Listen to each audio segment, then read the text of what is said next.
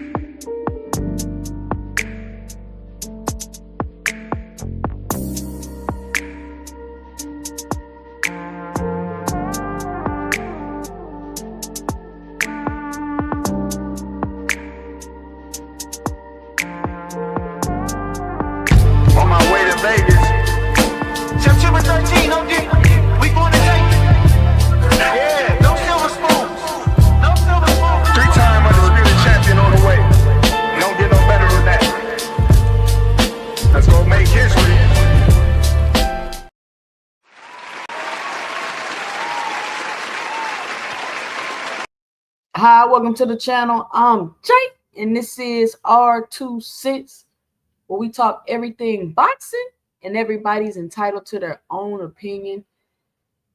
In today's live, we will be discussing whatever we want because it's 2 cents after dark, and y'all know how I go over here. Shout out to everybody in the building. I'm gonna let a couple people pull up in here. I know it's late, but this the late show. It's for all those people that's at the J, the people with insomnia that can't sleep, the people that just want to listen to some boxing talk until they fall asleep. You know what I'm saying? But interesting day in boxing. I was just over on the homie Dean channel, and we was talking about this tweet that Shakur Soft Touch Stevenson put out, and whether it was a shot or not, I'm just give my 2 cents about the situation, because I don't think it's like that serious, right? I don't think it's that serious to where, somebody should get cussed out or something. But I think it's conversation worthy. And I heard a lot of people, I ain't gonna hurt, but I heard a few people kind of copping some pleas for Shakur. Now, I'm not saying if he was taking a shot or not, but if I had to give my 2 cents about the situation, I would say, come on, bro. You taking what's the difference between a shot and sneak dissing, y'all? Is there a difference? Like, is there levels? Like, is a sneak diss below a shot? If we had to put it on like a scale, because a shot is direct. You know what I'm saying? So it's like a sneak diss below a shot.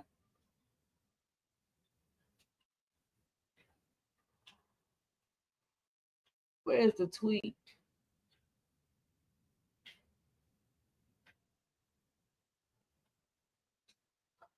I don't see the tweet, y'all. Hold on, let me share my screen. Y'all tell me if I'm tripping. Shout out Broken Dangerous coming through early with the support for the channel with the $1.99. He says salute 100. Shout out Broken Dangerous.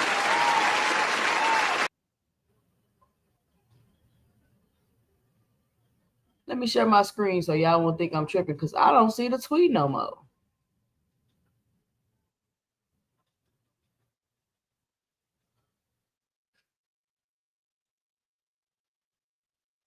He said he had a solid 3 out of 10. He should have took the fight more serious. Look, I'm a come back to that, right?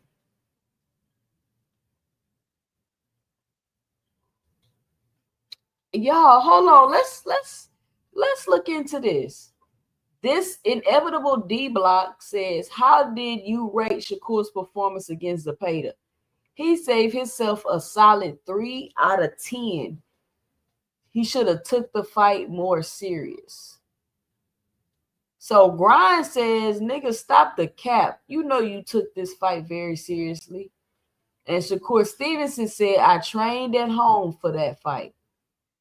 Crying, laughing. Because this is what I wanted to talk about, but hold on. You mean to tell me Shakur Stevenson didn't take the Zepeda fight serious? That's crazy. Or is he just trying to act like he ain't take it serious? I'm confused. Because I don't believe that Shakur Stevenson didn't take that fight serious, even though I did hear some whispers. Shout out Key with the T. I did hear some whispers that Shakur Stevenson was BSing around in camp. I did hear that. Now, of course, I didn't come on here with that because I don't repeat everything I hear on the internet. Because, you feel me? I don't do that. Shout out to Jay Henderson with the $1.99 in the super chat. Showing some love to my girl. Shout out Jay Henderson.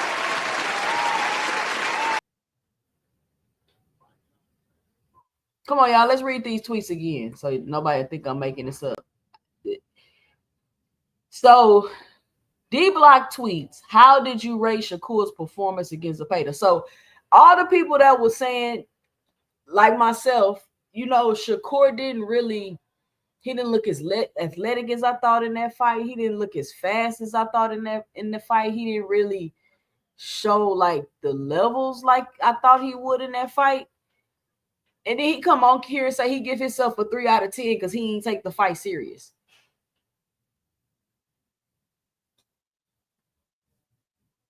So you didn't take your quote unquote toughest opponent serious? And why wouldn't you take the fight serious? I'm just curious. Then somebody told him, stop the cap. You know you took this fight very seriously. He said, I trained at home for that fight. What's up with these fighters training at home? I'm always seeing Ryan Garcia in his house training. Ryan Garcia always at the house hitting the mitts.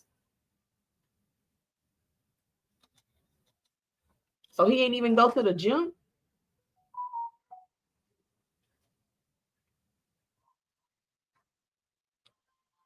What y'all 2 cents about this? What y'all think? Shakur tweeted this, y'all. I'm not making this up. He tweeted this.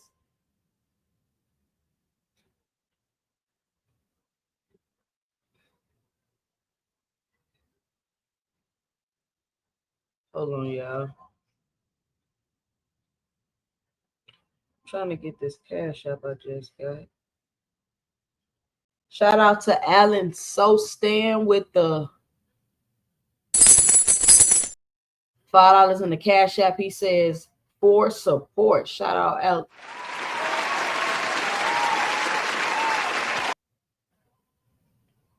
Let me see what y'all got to say about this.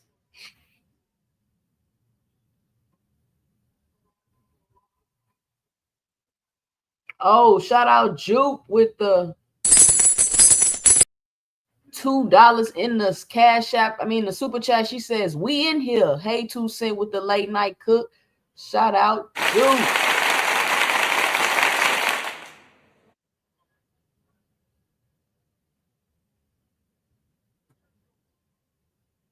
Y'all know I gotta see what y'all saying about this.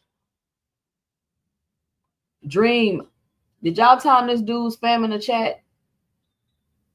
Dream 1226. Don't spam my chat, bro.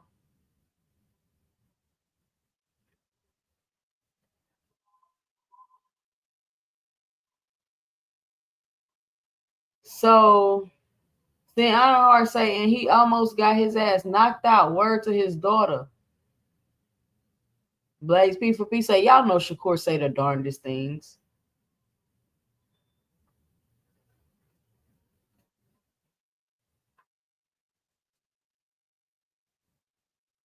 Had been calling him out for years too. That's crazy. Says that was his biggest payday and he didn't take it seriously. I'm calling cap. So y'all think he capping? COE film says Zapata is not like that really. He's a one-trick pony. So CeeLo Majid, he says the little one said it. He almost knocked you down. Almost knocked you down. That was so adorable. I don't know what to think, man. I can't tell if he lying or not. But why even say this?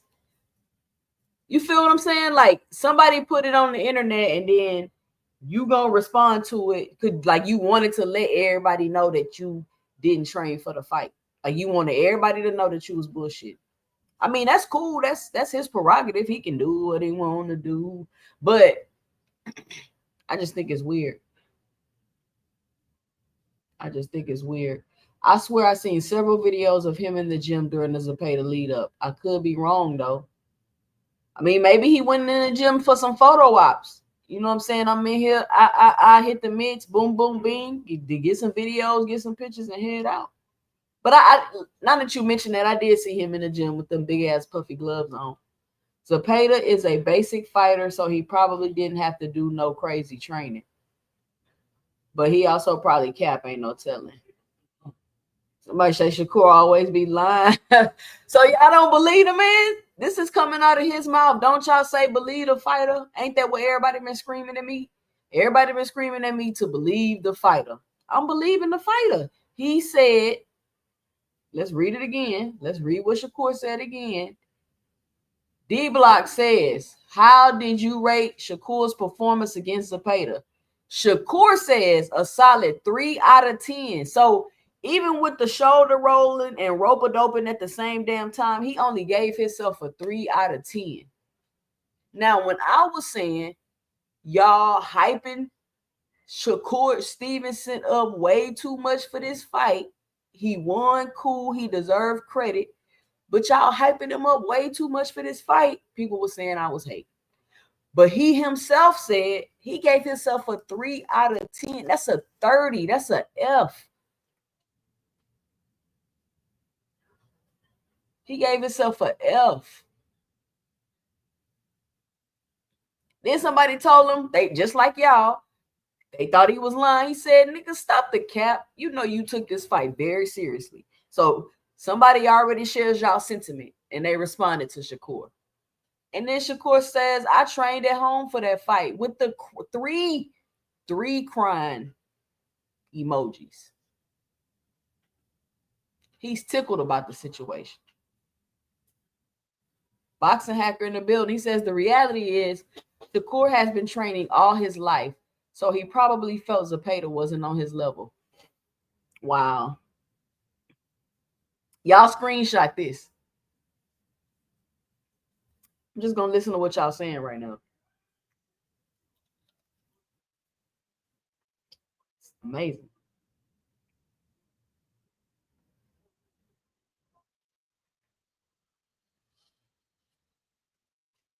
All right, Dream. Did y'all time out, Dream? Make sure y'all bring him back if y'all did. Y'all have to understand there is levels to this boxing game. Bud Crawford said himself that Shakur is the best at 135 and 140.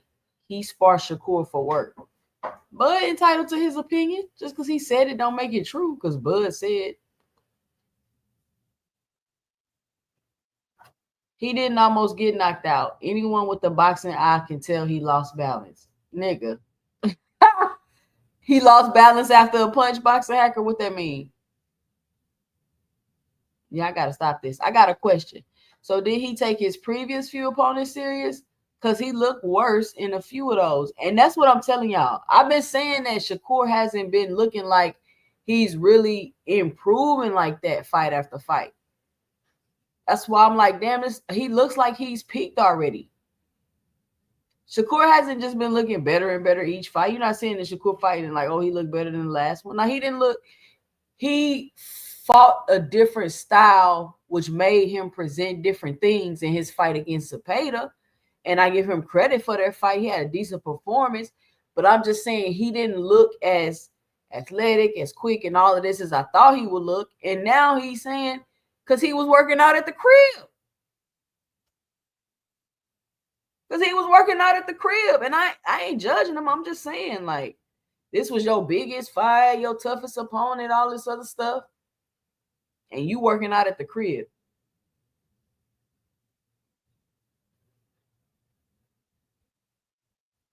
So now taking your opponent serious is a good thing.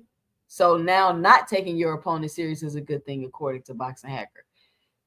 Night Rider, I just told y'all, screenshot it. I just we gonna shout out to him. Shout out to Boxing Hacker. You would think you would want to look amazing in your biggest fight, Mr. Bono.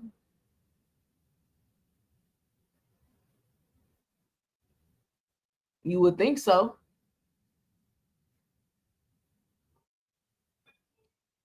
If you lose balance after a punch, that's called being staggered or buzzed, aka he almost knocked you out.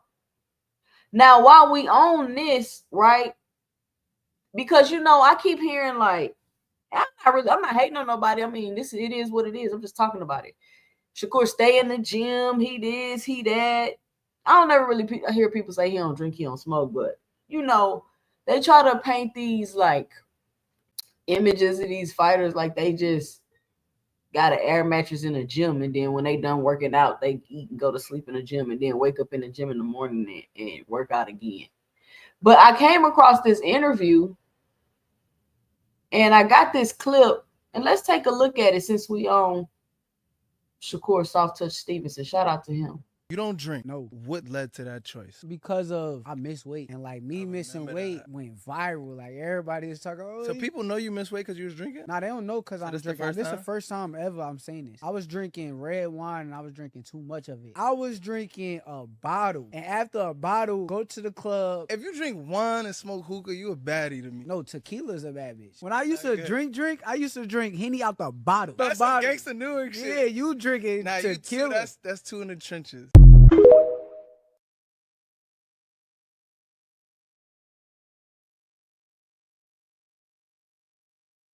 Y'all need me to play it again?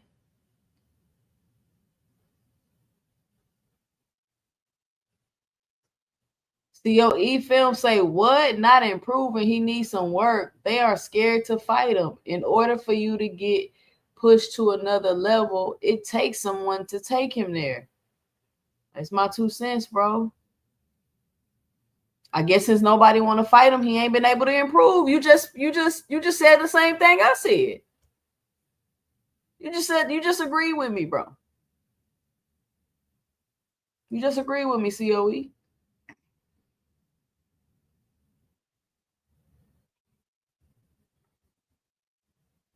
Let's run it back. You don't drink. No. What led to that choice? Because of I missed weight and like me missing weight that. went viral. Like everybody is talking. Oh, So people know you missed weight because you was drinking? nah, they don't know because So I'm this the drinking. first This the time? first time ever I'm saying this. I was drinking red wine and I was drinking too much of it. I was drinking a bottle, and after a bottle, go to the club. If you drink wine and smoke hookah, you a baddie to me. No, tequila's a bad bitch. When I used to drink, I used to drink Henny out the bottle. That's some gangsta Newark shit. Yeah, you drinking Now you two, tequila. that's two in the trenches.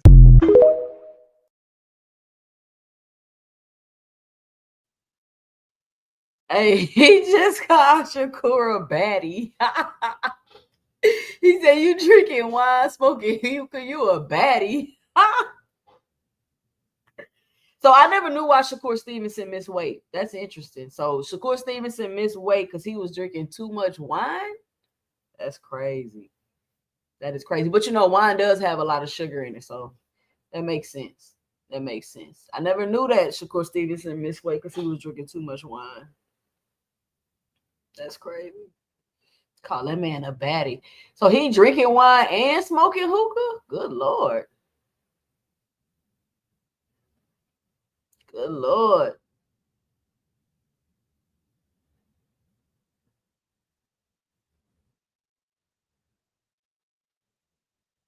Seeing Ironheart say wine. It was say he missed weight because he was drinking too much red wine, drinking a whole bottle, and smoking. Somebody said, Dream 1266 say Puerto Rican princess.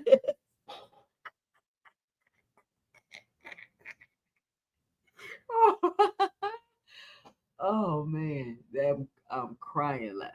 That is funny. Oh man, I'm about to drop the link. How long I've been talking?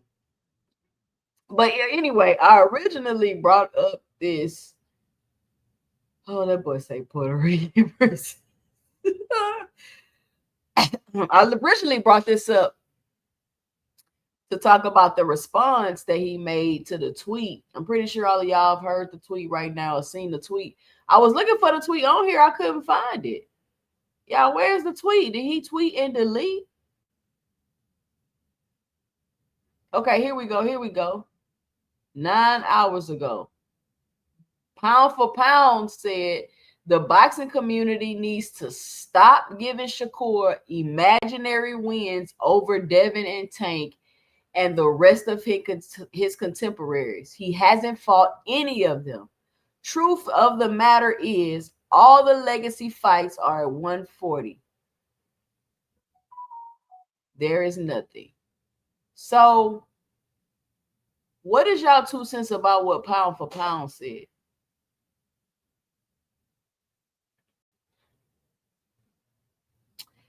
Practice is for you to stay sharp and work on some things. But for us to see him go to another level, it will take someone that has the IQ to let us see it. Who? COE? Who? Which fighters do you have the IQ that's gonna get in the ring and make Shakur better? Can you list them for me, please? Sexy Kendra say that's all facts. That's all facts. So then Shakur responds, right? He says, P for P, I'm gonna beat the man at 140. Get the ring magazine belt, and laugh at all who doubt it. Is anybody really doubting that Shakur Stevenson gonna beat T.O.? I mean, I think it'll be, listen, if we can get Lomachenko T.O., which I doubt, I think that'll be a really good fight. I can't even definitively say T.O. would beat Shakur, though. But I think it'll be a good fight if we can get T.O. back to that mental level and focus and prepare for a fight. How likely is it? I really don't know. So, me personally, my 2 cents, I'm not doubting Shakur in a T.O. fight. Y'all, what y'all, let me know, drop below what y'all think. Then he says, no tune-ups, no fights to get comfortable at the weight, just big balls and big dreams. So, tune-ups, getting comfortable at the weight, like seriously, what are people supposed to read that and think? Now, you can say, oh, well, he ain't mean that. He just saying he ain't doing no tune-up. He moving. But why? Why? Why is he even saying? Why is that even a topic of discussion? Since when, if you go up and get a tune-up, that's a negative on you? So now all of a sudden you got to go up and fight a champion. Not everybody can cherry pick a champion to move up and go fight.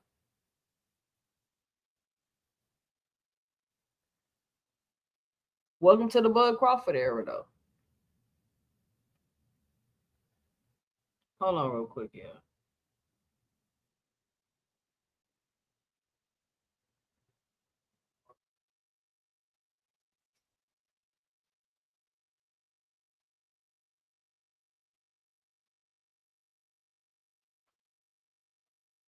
Let me see what y'all saying in the comment section. Hold on.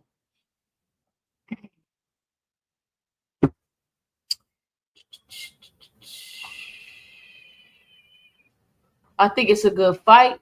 I got Shakur, but Shakur needs to stay focused. T.O. has skills to upset the apple cart.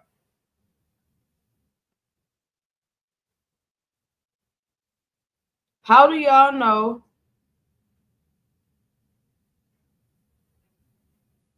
How do y'all know that Shakur Stevenson not gonna work out at the crib for this fight? If he didn't take his toughest opponent serious, what make y'all think he gonna take T.O. serious?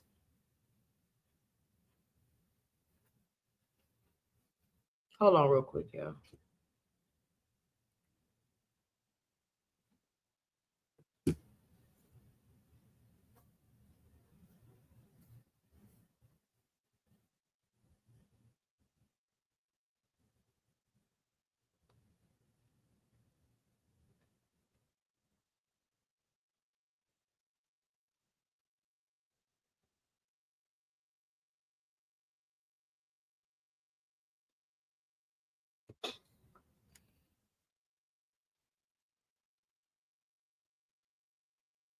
He acting like he doesn't easily make 140. Somebody said he had 3 warm-ups at 135. And we are going to hold Shakur accountable for that no tune-ups comment. He better fight a name, even if T.O. duck. Because Bud Crawford is his big brother. That's why he said no tune-ups. Listen, you don't get extra point or extra credit, or I don't care whether you take a tune up or not. Like, that doesn't, I mean, okay, you going up to fight a champion, cool, that's dope. That's what's up. That's what's up. But just because somebody else isn't doing it, what is it like? That doesn't make them any less or you any better. Like, it's like you just, if this is not a shot, like you just want attention. It's my 2 cents. That's what I got from it. Just like, why are you telling everybody you didn't work out for the Zepeda fight? Like, you just want attention. To me.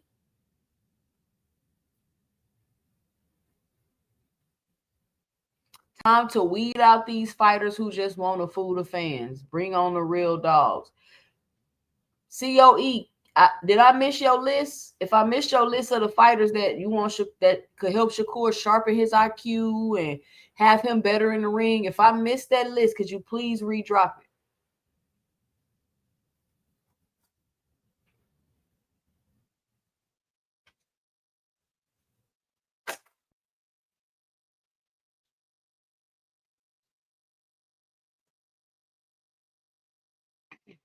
Nobody believes T.O. can beat Shakur except for the Mexicans that may support T.O. Shakur surely took Zepeda seriously. Same for T.O. if it happens. He can front all he wants. Preparation is key. I don't know if he fronting, Rick. Word on the street was he was BSing, bro. I'm telling you. And I heard that from, who I heard it from.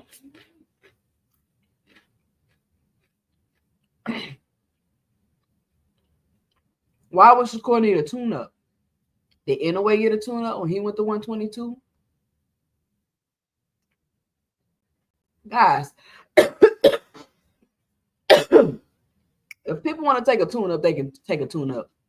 We're not fit to sit here and act like boxers can't take tune-ups. Y'all crucify Earl for not taking no tune-ups. Now y'all crying about people taking tune-ups. Y'all gotta make up y'all mind about what y'all be wanting.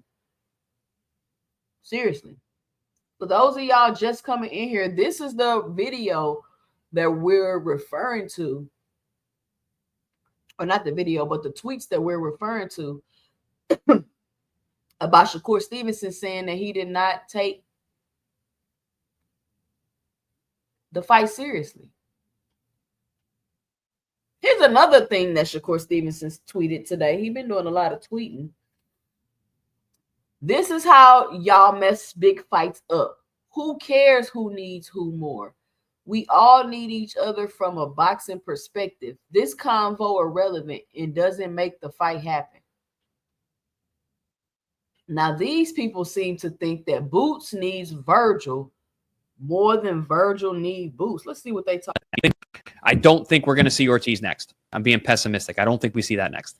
I don't know if the powers that be are going to let that happen yet without letting it marinate a little more before the money can be humongous. Virgil has been pretty clear that he wants to win a title. He's beat Madrimov, he's beat Boachuk, and he's looking at Boots like, what do you have for me besides money? Like, what do you offer me? Boots needs Virgil more than Virgil needs Boots. Would you agree with that? Yes, I do. I do agree with that. I don't think we're going to see Ortiz next. I'm being pessimistic. I don't think we see that next.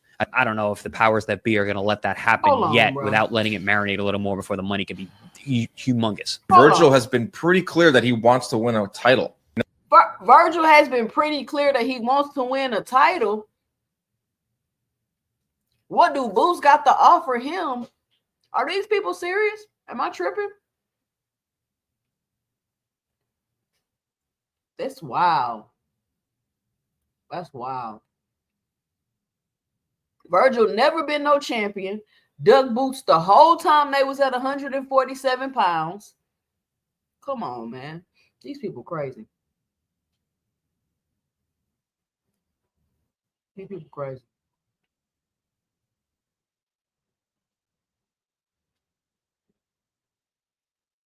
And for those of y'all just pulling in, we recently found out why Shakur Stevenson missed weight. You don't drink. No. What led to that choice? Because of I miss weight. And like me missing weight went viral. Like everybody is talking, oh, So people know you missed weight because you was drinking? Nah, they don't know because I'm this drinking. the This first is the first time ever I'm saying this. I was drinking red wine and I was drinking too much of it. I was drinking a bottle. And after a bottle, go to the club. If you drink wine and smoke hookah, you a baddie to me. No, tequila's a bad bitch. When I used to drink, I used to drink Henny out the bottle. That's some gangsta Newark shit. Yeah, you drinking Nah, tequila. that's two in the trenches.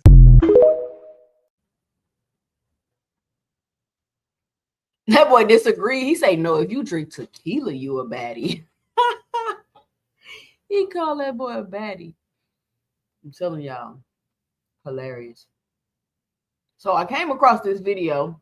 I woke up one day and stopped making excuses. I woke up one day and stopped playing the blame game. I woke up one day and looked at the man in the mirror and was like, yo, bro, what are you doing? Wake up. It's showtime. Let's go. Jake Paul about to get knocked out, y'all. If Tank can knock him out for real, and they not BSing,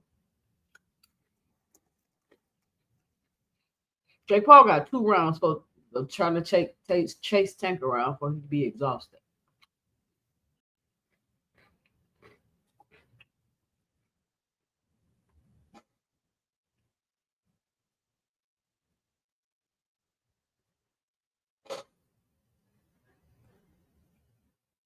See what y'all saying in the comments.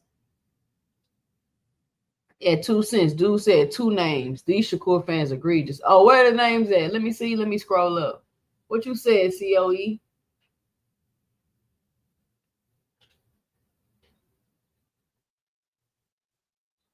Who he said? I don't see it.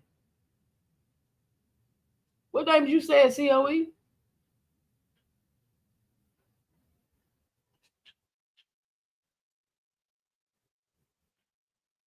What up, Blue Hustle Man in the building?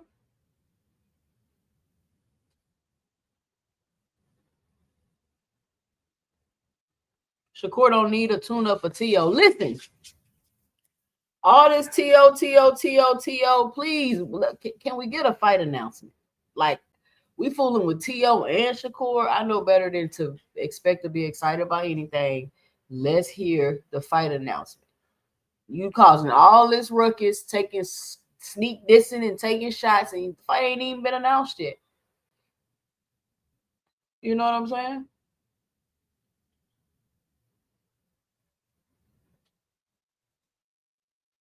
Let me drop this link. I'm about to drop the link. Y'all can come up on the panel. We doing panel etiquette. We not talking over each other. We not being super disrespectful. We not doing none of that. It's 2 cents after dark. So yes, we talking about boxing, but it is a open conversation. So it's not just restrictive boxing talk like my other shows are. And we're going to respect everybody's opinion, no matter what topics we talking about.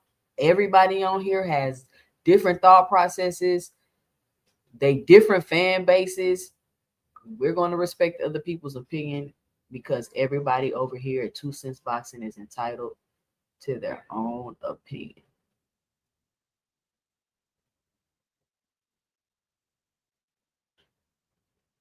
Jupe say, I'm a wine girl, so me and Shakur can did tastings at the wine club. Little bro will have a ball. I would say, no, tequila make you a baddie. Oh, man, that shit is funny. Shout out Blue Hustle Man. He say, 2 cents, I made it to your live. I told you I would. Shout out to Blue Hustle Man. All right, here we go, y'all. About to drop this link for y'all. No, Blaze P4P, I am not jinxing the fight. I'm just being for real. We dealing with T.O. Come on, T.O. And then you got Shakur. And then they got a deal done, but it's not finalized. They going back and forth on the internet. We still ain't got no announcement. Like, come on, what's taking so long?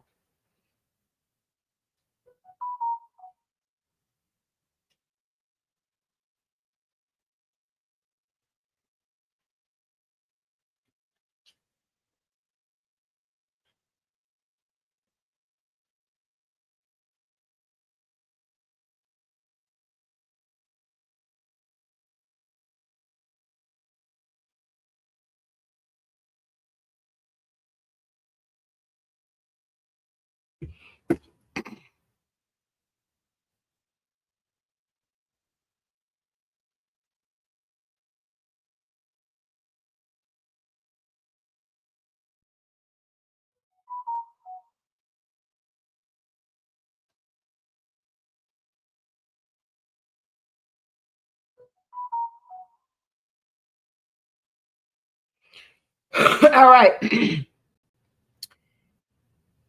Coming to the stage.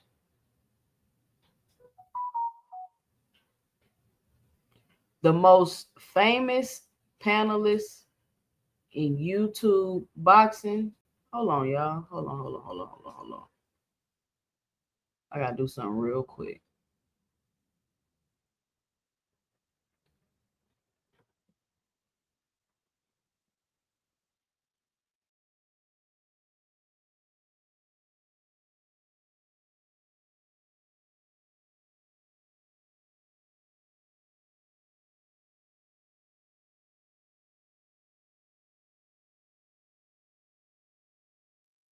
All right, can y'all hear me? All right, next, coming to the stage, the most famous panelist these YouTube streets have ever seen, the greatest contrarian in YouTube boxing history, and he will always find a way to jump through hoops to discredit your favorite fighter. Coming to the stage, boxing.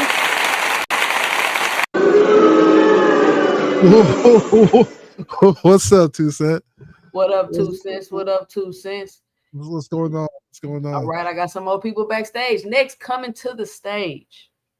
If it's about Tank, you better come correct, or he will check you, and he ain't playing no games. David Lynch. That's right. That's right. That's right. What up, Hacker? Next, Pastor coming David, up. what's going on, bro? What's up, too? What's up? What's up? Next, coming to the stage, the king of throwing rocks and hiding his hand. He gonna hop up off the panel when the pressure get too hot. Rich, can I talk? Hey, nah. Don't put me in that category. What up, Rich? What up? Don't put me in that category. Next, coming to the stage, he been MIA for a minute, but he's back. Hey, y'all gotta mute. I'm doing my intros. He been out for a minute, but he's back. But you better believe you say something crazy on this panel and he on your ass. Next, coming to the stage, Paid in Full. What up, Paid in Full? Now we got a special guest, first time on the panel. Shout out to him for making an appearance just like he told me he would. Blue Hustle Man. What up, What Floyd? up, What's Blue up, Hustle everybody? Man? What's going on? All right, Boxing Hacker, what's your 2 cents? What you got for the show? Well, salute to you, 2 Cent. Well, I'll start by talking about that thing about Shakur not training, right? You know, I'm personally not a fan of when fighters are like that. For instance, I think it was Khabib, an MMA fighter, once said that fighters who are skilled are normally lazy, you know. That he rather take a fighter that has is hardworking than skilled. You know, I think that's something that like a lot of fighters who have like talent, especially ones who like maybe like they've been training all their life, they sort of like run into this where it's like they just feel like they know it all, so they don't need to train as hard as somebody else. And for me, I always believe that you never know what that that's chasing greatness, Boxing Hacker. I mean, chasing greatness means that you're always going for you're always going for the best, you know. But I personally think that you should always train hard no matter what, you know, because you never know. I mean, Floyd did it. Floyd was talented, but he always people will always contribute him saying that he trained like he was like a homeless guy or something, you know. I think that's always important, you know. But as far as chasing greatness, Shakur is definitely doing that. I mean, he's about to fight Tio. You know, that whole thing where that guy was saying that people are giving Shakur wins that it doesn't have. That never happened. Nobody's saying that Shakur beat Devin or he beat Tank. We're just saying we want to see those fights. However, based on what Shakur has done and the fact that he's always looks like he's looking for the best competition out there, you have to say he's doing good. You know, to me, that's chasing greatness. A lot of people turn him down for fights, and he still tries his best to get like the best opponents. You know. But yeah, like I said, the only thing is that whole like not training issue. I think that's a little bit of an issue. But besides that, yeah, I think he's doing great. He tries to get the best opponents. To be more bully, what's your 2 cents? What you got for the show? David, you on mute. All right. Oh, I'm just trying to clear my head from all of that boxing actor just said for like got me like going in circles. Um, it's like kind of you hear something and it's like you're like whoa, what am I listening to? You trying to get your head straight, yeah. But man, your boy Twitterson at it again. He just trying to get some attention. You know what I mean? Mm-hmm. Mm-hmm. As soon as they get closer and closer to Tank fight, he shut up, go back down in the hole, get on his little phone and start tapping out a whole bunch of dribble on Twitter. That's why they call him Twitterson, right? So same old everyday bullshit, All basically. right. All right. Rich, what's your 2 cents? What you got for the show? Your boy Shakur say he ain't even take the fight serious. He gave himself a 3 out of 10. What you got to say about that, Rich? Oh yeah. Shakur just be talk. I mean, I feel like he let y'all know what y'all want. He let y'all believe what y'all want to believe. So I think he be saying stuff. How You know, he let us believe what he want us to believe when he's the one that came out because and told I us feel that. like I feel like when he said this like years ago, he said that maybe he gotta have a bad fight. So this before the De Los Santos fight. He said maybe I gotta have a bad fight so people could start fighting me because a lot of people don't want to fight me. Then he keep bringing up the time that basically he sparred all these guys, so they look at him like a lot of them don't want to fight him after he sparred them. And it's the same thing for I want to say Boots or so you probably hear sparring stories and shit like that. And he said that they don't want to fight him. So sometimes I think he just be talking. And like I think he was sneak this in Boots on some little tweet shit I just saw. I think he was sneak this in Boots. And I think he did the same thing with Keyshawn because when Keyshawn missed weight, he said something about it the next week or the couple days later. I don't know. Maybe he was getting high or something. I don't know. But that's him. All that stuff that people like. I don't. My understanding is I heard you saying stuff about him in the ring that he's going down or something about him in the ring. A lot of guys his age still ain't fighting nobody yet. That's what we really need to be talking about because he fought people and he got belts in different weight classes. He proved himself in my eyes. All right. Next, coming to the stage, Mr. I will beat Terrence Crawford as myself. Sin Ironheart. Damn, I think there's a little bit more depth to my character, but I'll accept that. I'll accept that. What up with everybody, man? Paid in full. What's your 2 cents? What you got in the show? I just got a question for Rich. Rich, what you mean by he proved himself? Proved himself how? That man's a three. He got belts in different weight classes. He been #1 in different weight classes. He a silver medalist. His amateur record good, and he better than a lot of niggas that's his age in any weight class. That's what I mean by he proved So himself. And if he so he go, proved and if he leave today, he's arguably a Hall of Famer. That's by what I mean fighting. by he proved himself. Oh, so not by the Yeah, competition that he fought. I'm naming accolades, buddy. Not by the. I'm saying not by the I'm competition though, naming right? accolades, buddy. I'm naming all accolades. Not by the competition though, right? I'm naming all accolades. That's why I just told you I'm naming all accolades. All right, bro. You knew why you didn't want to answer that question. I'm naming all accolades. And that nigga got 2 vacant titles. To be honest, What? but Hey, that's you all. done? That's all I got.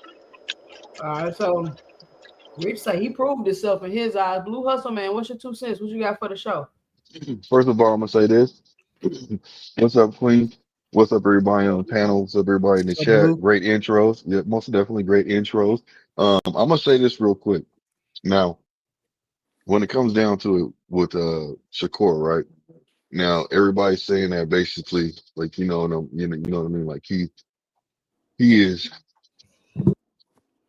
basically like he's I don't know. To me, people are they're putting too much out there. You know, Shakur is like just because he said he made that statement of basically saying that he did it out of the gym, out of his house. You got to look at it like this: when he fought De Los Santos, he went into that fight knowing he only had one hand. So Mhm. I ain't trying. There's not making no excuses, but it is what it is when it comes down to it. He knows what his worth is. He knows what he can do. And he proved, and he told his young people that look up to him, that it's in his gym. Look, I'm about to go out here and handle this man and do what I do. Watch me with one hand. He goes out there and does that. You see what I'm saying? So therefore, he has a confidence, no matter what, to do what he's doing and step in a ring with a person like a number one fighter, number one contender in all four divisions and basically go in there and just train out of his gym. Now, let's not get it fucked up. I'm pretty sure his coaches was there. Everybody's there. He probably has a high end, saying gym in his motherfucking house. So let's not sit there and make it look like he don't have the means to have a real gym in his house. He has the money to have a real gym in his house. But hold You on, see what I'm he's making saying? it seem like that. He's making it seem Well, I like mean, that. but you gotta, he can say that all he wants to, but you know what? I'm still like, he might not have took it so seriously. I'm gonna say that. But at the same time, because I'm gonna go off his words. I'm gonna go off his words. He might not have took it so seriously. That's why he was like, "Fuck it, I'm gonna just stay at the gym. Y'all meet me over here. We do what we do. I can still spend time with my family." That's what I'm thinking that he means. You see what I'm saying? He don't have to go out there and do no extensive shit because this is not the type of fighter that's gonna make him have to basically prove himself and take him to another level. That's what I believe. Now, that doesn't mean that's true. This is just my opinion. So that's all I wanted to say. You know what I mean? And just give y'all something else to think about. Something to look at. But other than that, I'm a I'm getting ready. I'm gonna stay on here for a little bit, and then I might have to hop off, and then but if the panel's still up and running, I'll hop back on. But other than that, Okay. yeah, All right, just all right. letting it be known. Damn, what's your 2 cents? What you got for the show? And maybe he couldn't get up for the fight. But we thinking this is toughest opponent and all this stuff. He like shit, ain't he the one that gave himself a 3 out of 10 for his performance? That's what he said. Yeah, you're right, Queen. But that's why I said that's why I'm saying what I'm saying. Like you got to look at it like he knows in his mind that the fighter that he's fighting, he ain't really stressed about. He went out there and fought De Los Santos with one hand. That's hard to do. You got a fighter with two hands. You go in there with one. I mean, even in a street fight, if you see somebody street fight with one hand, you would not be expecting them to go, what I'm saying, to go in there and beat up somebody with two hands. You see what I'm saying? I mean, I wouldn't say So he it beat just him is. up, but he did But beat him. he Well, when no, he I know fought him, what I'm saying. What I'm saying is just beat them. Period. You know what I'm Right. saying? In a fashion of basically where you could say, "Bam, he won that fight." You know what I mean? It ain't like, "Oh, that fight was close." It was none of that but shit. it That's all wasn't I'm that saying. Della Santos fight wasn't close. Nah, it was not. He pump Huh? faked the shit out of him. He made him do what he do. That's your, hold on, Paige. That's your opinion. I ain't getting too excited about it. You know what I'm saying? I'm just voicing my opinion. If you disagree, it's all good. That's what it No, is. it's good. It's all up, bro. I just said, huh? Yeah, yeah. You know what I'm doing. Go ahead, Sam. What you got for the show, Sam? All right, first and foremost, what up to everybody? What up? What Uh, up? Boston Hacker, go ahead and hide under the bed, cover your ears because you're not gonna like this. I just think that the idea. All right, when you say that tweet, what did he say? That he gave himself a 3 out of 10, right? Mm-hmm. I think the idea of Shakur Stevenson leaving some ass whooping at home that he could have brought into the ring with him is so hilarious to me. I can't even laugh. I think I'm gonna just wait till the stream is over so I could just laugh myself to sleep. That's hilarious to me. Like giving himself a 3 out of 10, trying to undermine his efforts and trying to make it look like he had more punishment or something. I just think it's just funny. I've never seen that type of wrath in Shakur. I think that So you I hold like on. You Hey, think this he's nigga trying to Sim say funny as hold on, Rich. So you think he's yo. trying to be like, Hey, I ain't work hard for that. Look what I did type of thing? Yeah, what's that's that? what I think. You think he's trying to be like, oh look, I didn't work hard for it. Look what I did type of thing? Yeah, he trying to downplay because what I remember leading up to the fight, he was saying that this was going to be like his marquee performance, like all the fans was hating on him. He was about to put on the show. He was on the show, motherfuckers, that, why he was who he was. And now for him to give that performance a 3 out of 10, like I said, I just find it hilarious in any situation that Shakur would leave some talent or ass whooping or wrath or anything like that at home. Like, dog, you need to bring all of that with you, because things like power and authority and might, that shit eludes Shakur in the ring. He don't have no talent to leave at home against motherfuckers. I don't feel. So I just find that very funny that he would make himself sound like he was some type of threat, to the level where, dog, I had more in the bag, but I just bought 3. I bought 3 out of 10 and left the other 7 underneath the bed. Man, fuck out of here, yo. Mhm. Fuck out of here. Okay, Hilarious. Kenny. Hilarious. Well, I mean, they say you shouldn't be taking no opponent lightly, but we know these boxers go through that, I guess. They just can't get up for certain opponents. They can't get up for certain opponents. But I felt like this fight would be interesting, not because I thought Shakur was going to lose or that Zepeda was going to beat Shakur. I just wanted to see how Shakur was going to fight against that style and overcome that style. But when I seen the fight, I did feel like, I felt like Shakur didn't look as athletic and as fast as I thought he would have looked in the fight. But, Hey, C-Sense, can I say something real quick? I just want to do like 20 to 30 seconds. What I'm going to say is this. Now, when Shakur rated himself as a 3 out of 10, I believe I can see why he did that. And the reason why is because, like he said at the end of the fight, I ain't doing this shit no more. You know what I'm saying? I'm not going to fight like this all the time. Not if somebody brings it out of him. You see what I'm saying? So he did it to prove a point. So in my opinion, it's not about like trying to say like this is not about saying like this and that. It's about basically saying like, look, I went out there and I tried to prove to y'all what I can do. I not prove, but show y'all what I can do. So I took some punches. You know what I'm saying? I stayed in the pocket. I didn't move. You know what I'm saying? I went blow for blow. I answered the questions that need to be answered. Checked off the box that need to checked off the box that need to be checked. That's what I'm thinking that he's saying that performance was, because in his opinion, if you don't got to hit me, I don't need to hit. I can just box and do what I got to do and make this a show to where people are mad at my performance, saying, "Oh, you're just a runner, you're a track star, or you're too defensive." But he took a chance and he said, "Look, I'm gonna go out there and do what I do." I don't even consider him taking a chance, to tell you the truth. He went out there and did what he wanted to do. He controlled the whole fight the whole time. That's why I'm saying what I'm saying when he gives himself a 3 out of 10, because he thinks highly of himself and he dumbed himself down to prove to everybody out there that I can still take a punch. I can do this. I can do that. That's what I believe. I ain't gonna lie. I think that's some bullshit. I think that nigga was made to fight in that style, bro. I ain't gonna lie. That's some bullshit. I think that nigga was made to fight like that, because if he was controlling the fight, then he wouldn't have let Zepeda keep pushing him to the ropes. And also in the corner. He would have kept the fight in the middle of the ring where he gets his shots off. But to say that he controlled the fight is crazy. I mean, he wasn't a million But listen, Faye. If you allow a person, like sometimes you allow a person to punch himself out, do what they do to get off that energy, to where you could take advantage of that and make your counters easier. You see what I'm saying? So I see where he's coming from when he's doing that, because I love boxers. You see what I'm saying? I don't think y'all noticed though, but towards the Hold end on, of the y'all. fight, Hold on. Let me get this. Shout out to Boxing Hacker with the $5 in the super chat. He says Shakur didn't almost get knocked out. He just lost balance on his left foot. Kerr probably thought Zepeda wasn't on his level, so he didn't train hard. Shout out to Boxing Hacker. So if them ropes wasn't there, bro, he would have got knocked down. Whether he was off balance or what, he would have got knocked out the damn ring. One more. Shout out Big Dog Willie with the $5 in the super chat. He says Tank fought the best competition ever.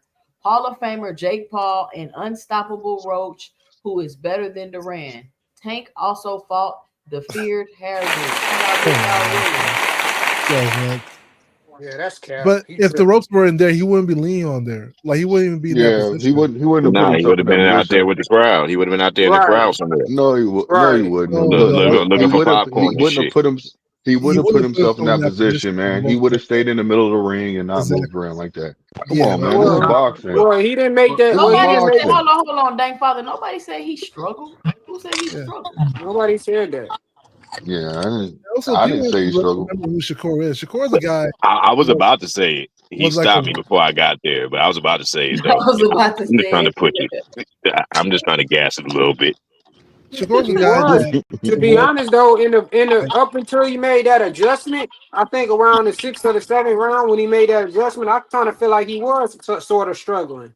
It was competitive, right? Yeah, he. That's what I'm saying. You ain't leave no ass whooping at home, fam. You Right. was looking for more to Nah, bring when your ass went to the corner every time. You was looking under stools and all that shit, looking in the Right. bucket, it didn't fishing look through that the hard. ice. I think he won easily. He just let Tapia punch himself. Then he would punch off his. hey, boss, you wrong. I think what I think Shakur did when he say 3 out of 10, I agree with you, Blue, a little bit.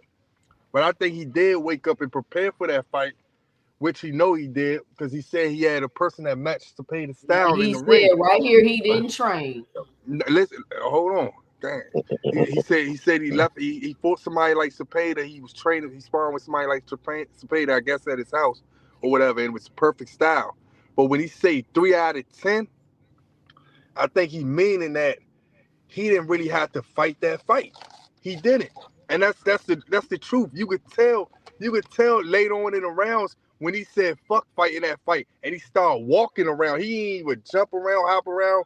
He was walking around the ring and just not staying too close to the ropes, and just catching them with stuff. So I don't think y'all understand where he Well, was I'm gonna coming from, believe but what the fighter say out his mouth. that's Like what I'm y'all saying. say. That's what I'm saying. He rated himself a 3 out of 10 for the fight that he was fighting, and that's what he was fighting to pay the fight.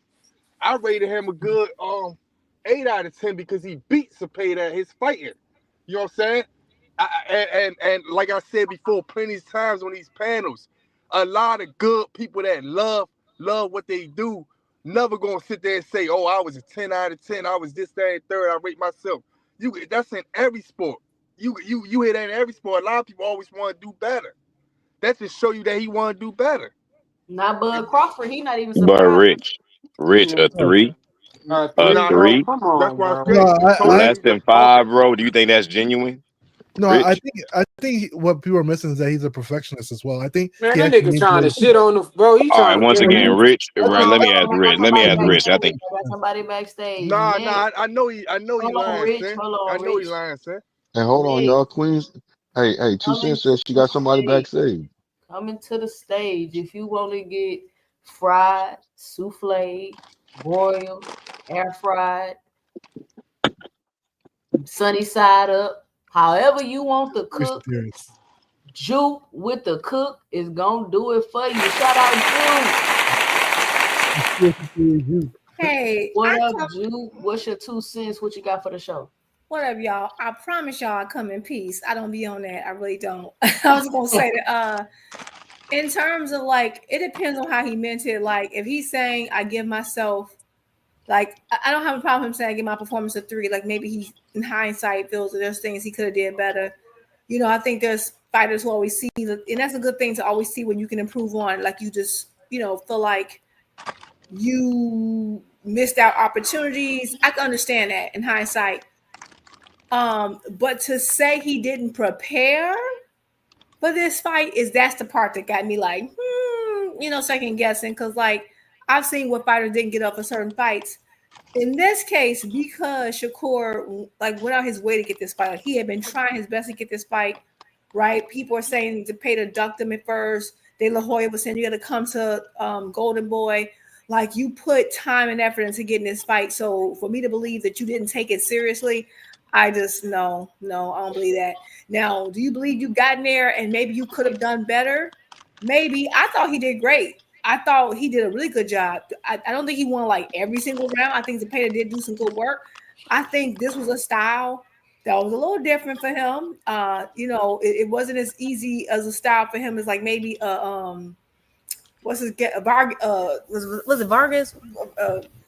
Valdez. Thank you, Valdez.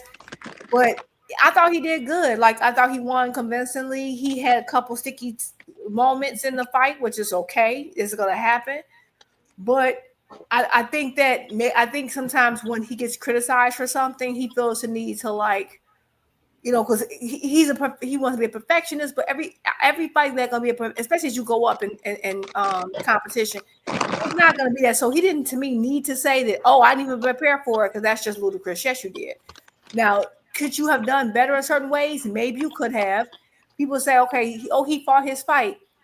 That's not what Shakur does. So if he fought that man's fight, it's because he had to prepare for a situation where he had to, because Zepeda just throws too many punches. Everyone has fought Zepeda's fight. Like I guess like everybody who Zepeda has fought, and even though Zepeda is not technically like the best in the world, I can't think of a person Zepeda fought that didn't fight at least a couple rounds Zepeda's fight. And it proved that Shakur had his moments where he kind of, got Zepeda to kind of stop coming forward as much, but that he showed that even in that fight, I can deal with it. And I think that's a good thing. So it's nothing to be like ashamed about and pretend like you didn't get up for the fight, because I think you did. You went too hard to get the fight. That's just what Zepeda does. He's the most active fighter, I think, in 135 so far as like output. And that's what happens. I saw it with when Tank fought like Leo Santa Cruz, right? I understand, like people talk about Leo, but Leo, I think is like he has broke records with how active he is, and that's what made it difficult for Tank. Because Tank normally has low output, so Tank had to change it up a little bit. And when you fight fighters like that, they're gonna give you difficulty. It doesn't mean you suck. It doesn't mean that you. So I just like he just needs to like come up with something, and maybe he sees a better route in hindsight, but no, he got up for that fight. He did a good job. It's nothing to like shy away from now, in my opinion. Well, I mean, and it's clearly was people on X that shared the same sentiment. Somebody said, "Nigga, stop the cap. You took this fight very seriously." And he responded with, "I trained at home for the fight," with the laughing emojis. As if training at home mean you was bullshit. That's what. He Sure, That's sure it does, the though. why I same say. nigga at the press conference that I said that I mean, trained my but ass off for this fight. But you said That's why. I think people forget. That's why I say boxing. You about to laugh with Shakur. He's lying. He lying, man. So because he said it out of his mouth that's why I Right. don't know why we still talking about. He said it out of his mouth that he had the perfect guy that emulate on Zepeda's style for this fight. He said the perfect guy. He said so when he went in there, it felt like it was the same guy he was fighting. He said he already brought somebody in for sparring the whole time. So it's there that he lying about that. I mean, I'm just going off what the fighter say. Believe the fighter. That's the new. Yeah. hold on, Rick. I'll say this. Hold on. Let me wait, hold on. Blue. One second, Excuse, Blue. hold on, Hacker. Let me respond to Rich real quick. Rich, that does not mean that he's lying, bro. He can still have the perfect fighter at his house, bro. That's true. What? So come on, fam. Like you Nigga saying had me something going. that like don't like Blue. That's true. Hey, Blue. Nigga had me that's all going. I'm Hey, Blue. saying. Like, come If on. you What? say What's if you up? say if you say you didn't wake up for the fight, did he say that he didn't wake up for the fight? I mean, but hold on. No, what he said is he trained at his house. That does not mean Oh, so he that he didn't say didn't train nothing else. hard. Oh, if he didn't Hold say on, nothing else. hold on now. That doesn't mean he didn't train hard. I mean, that means that he didn't take. That means that he took his time to basically spend time with his family Rich, you and got a lot of box. feedback, Rich. I Somebody gotta got mute you. feedback. Now, yes, that is not taking things seriously to a certain extent because now you're allowing your family to dictate what goes on with you because you're at the house. So they might need your attention to do certain things. I'm a father my goddamn self. It doesn't matter. I could assume that I'm about to have 30 minutes of quality time to my motherfucking self. But do believe this. 5 minutes within that 30 minutes, my kids is banging at the door or doing something where I got to stop what I'm doing from my quality time to myself that I thought I had to go correct that. So yes, he's being a father too. Like we gotta hold on, man. This shit is too much, you guys. Like Boots said the same shit when it comes down to it. Boots said, what did Boots say? He said the same shit that fucking Shakur said. I didn't want to get out the bed for this motherfucker fight. When it come to Karen, am I right or wrong? But Boots a liar. I couldn't get up. Well, but hold on. That doesn't listen. That doesn't mean he was lying at that time. But Boots He didn't could give have his been stuff telling a the 3 out truth. of 10, Blue Hustle Man. I Well, think also the difference is that you said Boots hold said on. that about Karen, right? Yeah, he did. Right. Okay, so this is just a stark difference. Karen is someone that Boots did not want to fight the first time, let alone the second time. When we Right. talk about Well, doesn't Shakur versus hold on. Zepeda, I hold on, let understand me that. finish. Yeah, No, go ahead. right. So this is a like Zepeda is even now considered Shakur's best win. This is a fight Shakur's been like had to tussle to get. This fight, he has had to put a lot of attention to getting. Like he tussled with Eddie Hearn, he had to tussle with, and this is after being pressured by Turkey Al-Sheikh, right? So like to tell me that you didn't get up for this fight versus like Karen was just a fight that a filler fight because they couldn't get the fight they wanted and then became a mandatory fight. This guy was a mandatory fight that you tried to get before he was your mandatory.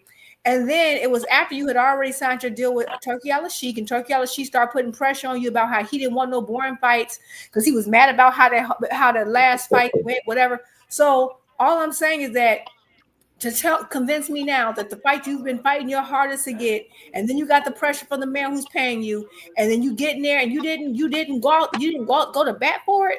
I'm sorry, like that's unbelievable. It's no. No, Juke. He did go back. He did go to bat for it because look at his performance. He dominated. He did what he wanted to do. He showed off. And sometimes you got fighters that are at the top of the upper echelon versus other fighters, the average fighters. If I'm at the top of the game, I don't got to do what the average fighter has to do. So I can one take a thing I'll break. give, I can do. Right, but you Hold on, compared it Hacker. to Hold on. Boots versus Karen, Because the which is a comparison fight was he because never wanted in the first place versus a it fight doesn't that matter that he been didn't fight. want it. It Hold on, does Queen. matter because you're No, saying Hey, you it Blue. does getting up for a not. fight. Hey, let me That's your say, hey, Blue. Hey, opinion. Blue. It's But not it Hey, my Blue. doesn't opinion. Hold That's on, matter. the one whole mic, one mic, Nah, definition one Blue of was mic, getting talking up to one me for mic, a though. one Let fight. me mic. let me say Hold Hold something to on, on, Blue Queen. Rich. real That quick. Hold still on, is your Rich. Hold on. opinion. Time out. You're Yeah. saying it doesn't matter. Somebody else to somebody else, it does matter. That's what I'm saying. That's It's just the your definition of opinion. getting up for a fight. You said getting up for a fight. That's the whole definition. The definition of getting up for a I fight. know. I was showing So reference that's to not an what opinion then. Shakur That's a said to Booth definition. said. It's not an opinion. It's a definition. Go Well, I'm ahead, not Rich. talking about what I said. Go ahead, Rich. I'm talking about what you said. I'm What not I talking want about to what say to I said. Blue I'm is, talking about what you hey, said. what I want to say to Blue is, man, I some said a shit, definition. That's not an opinion. some shit we just can't defend, man. I can't defend that. I feel wrong at defending some shit like that. That man sat there and told me on a podcast that he prepared for this fight and he had the perfect guy to prepare for it. I'm not gonna sit there and disagree with what he said. I don't know if he wanted to be cool or sound however he wanted to sound in front of the people on Twitter. That's what they was on, right? Yeah. Yeah, it's right Yeah, there I on don't know the if he screen. want to be cool. I don't know, but I'm not going for that. And another thing, Boots a liar. Boots said out of his mouth that he made weight easy, but this sat there and I say know. that I know. I know. You're right. I this know. sat there I and know. say that he had medical problems. I mean, Eddie Hearn said it could have been medical problems. Oh, I've been at 140 something since I was 16 years old. I was getting too big for that weight class. Now I could feel. So all that stuff, man. I'm not trying. Then he say he ain't look at Terrence Crawford fight. That shit the funniest right there. But I know, other, bro. Look. I gotta other than fall that, off, man. Keep doing what y'all doing. I'll be back. they All right, both, Blue Hustle, man. Yeah. they both be just talking, man. Some people get in front of these mics and just say shit just to say shit, man. But but Fritz though, for that How did Boots particular fight lie? though, How did Eddie Hearn that's say what I something was. to make Boots lie? Huh? Well, damn. I don't Eddie Hearn said. understand. Eddie Hearn said Right, that. that don't mean Boots Eddie lie. Hearn You said said he didn't want to risk when they was talking about the Tos and the Tos fight and all that stuff that he could have went down, but they didn't want to risk their I get health all that, but that don't mean Boots lie. for a You told fight me like what that. Eddie Hearn said. And then Boots said that he been making weight easy. Then he claimed that he struggled and it was hard to make weight. And he No, he happy But that didn't. he it No, he could happy have that didn't. he been That's for not won what he this those fight. said. particular fights though. That's not what he said. He did say that. That's not what he said. Okay, he ain't say that, man. You're misquoting, and you're trying to use Eddie Hearn's words. I'm not using Eddie Hearn's words. You I know just what I mentioned heard Eddie Boots say. Hearn, bro. Eddie Hearn said that out of his mouth. I mean, not Eddie Hearn. Boots said that out of his mouth. That's that not Eddie. he That's feels not what he comfortable said. at He 154. said, He said, I've been at 147 since I was 16 years old. I'm not disagreeing with that portion of it. You're not I remember listening. that.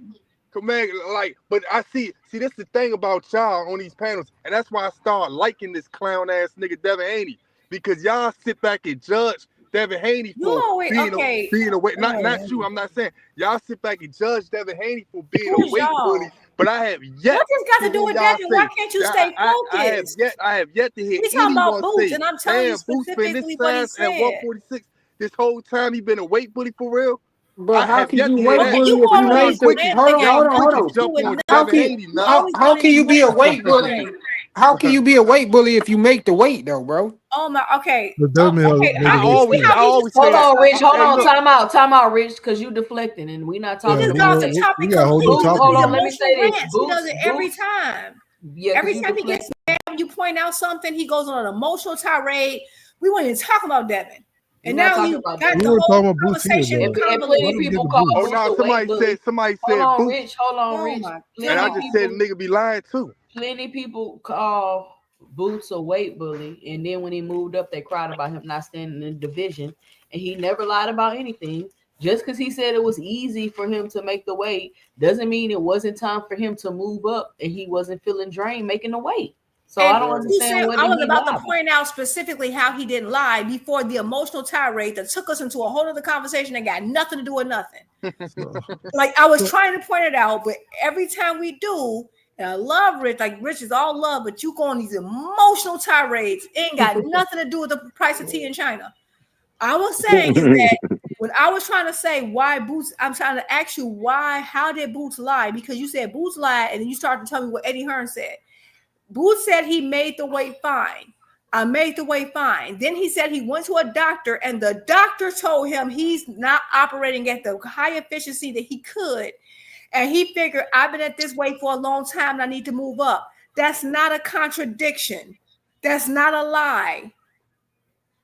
That's all I was trying to point out before the whole, the reason y'all said about Devin Haney. What the heck this got to do with Devin Haney? I said Boot. I know what you talking Oh about. my God! Did you hear anything I just said though? Did you see Yes. I know what interview that you talk about with Boots. But I said recently, I think this was like before the Lima fight, like a couple days before the Lima fight.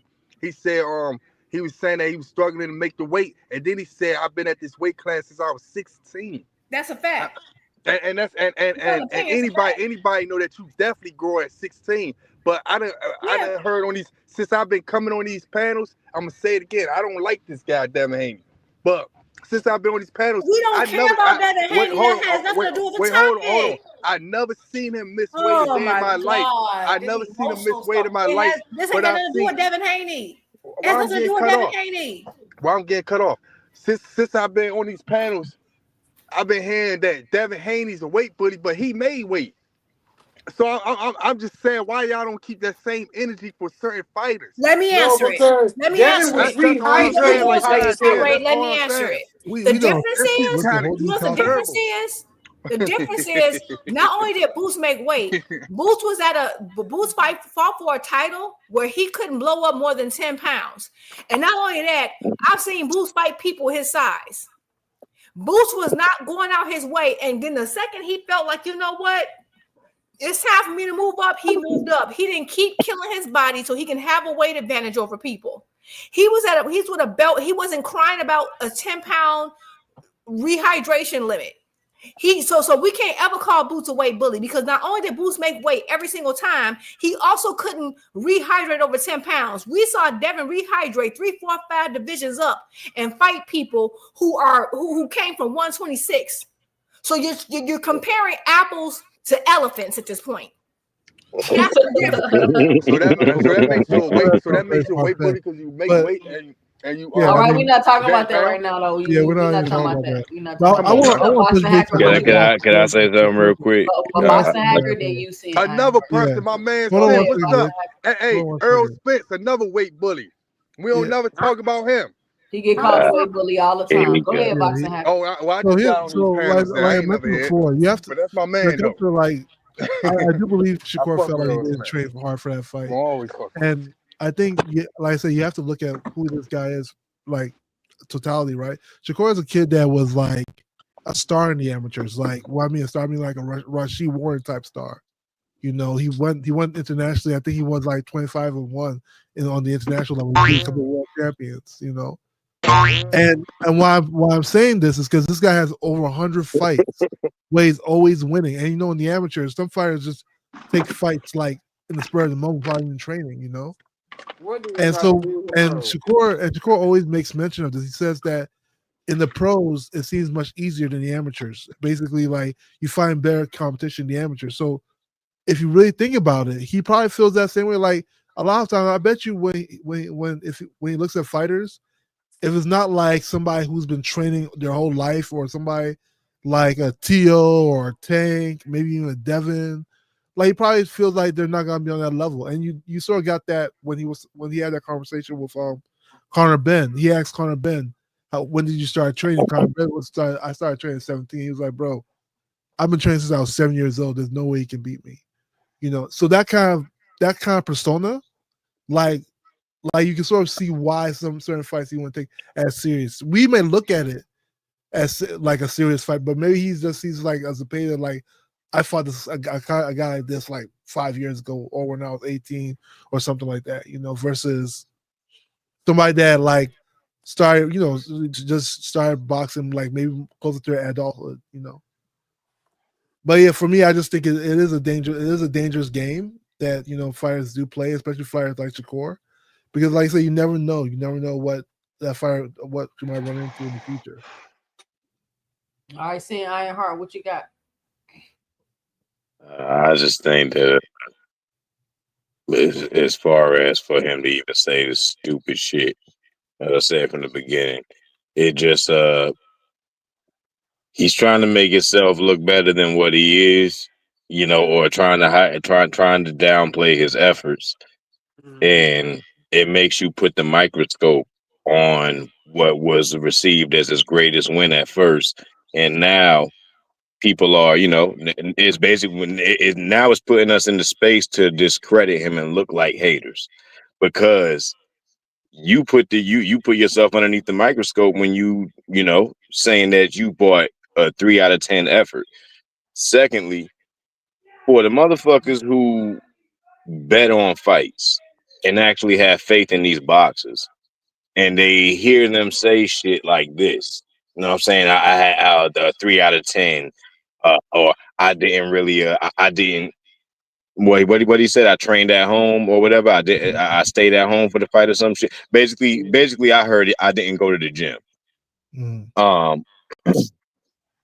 Ryan Garcia with the whole he didn't care about the Rolly fight, so on and so forth. Like people be betting money on these fighters, and you hear it, I just never heard until this generation in this class where these people get in these fights, and then they have.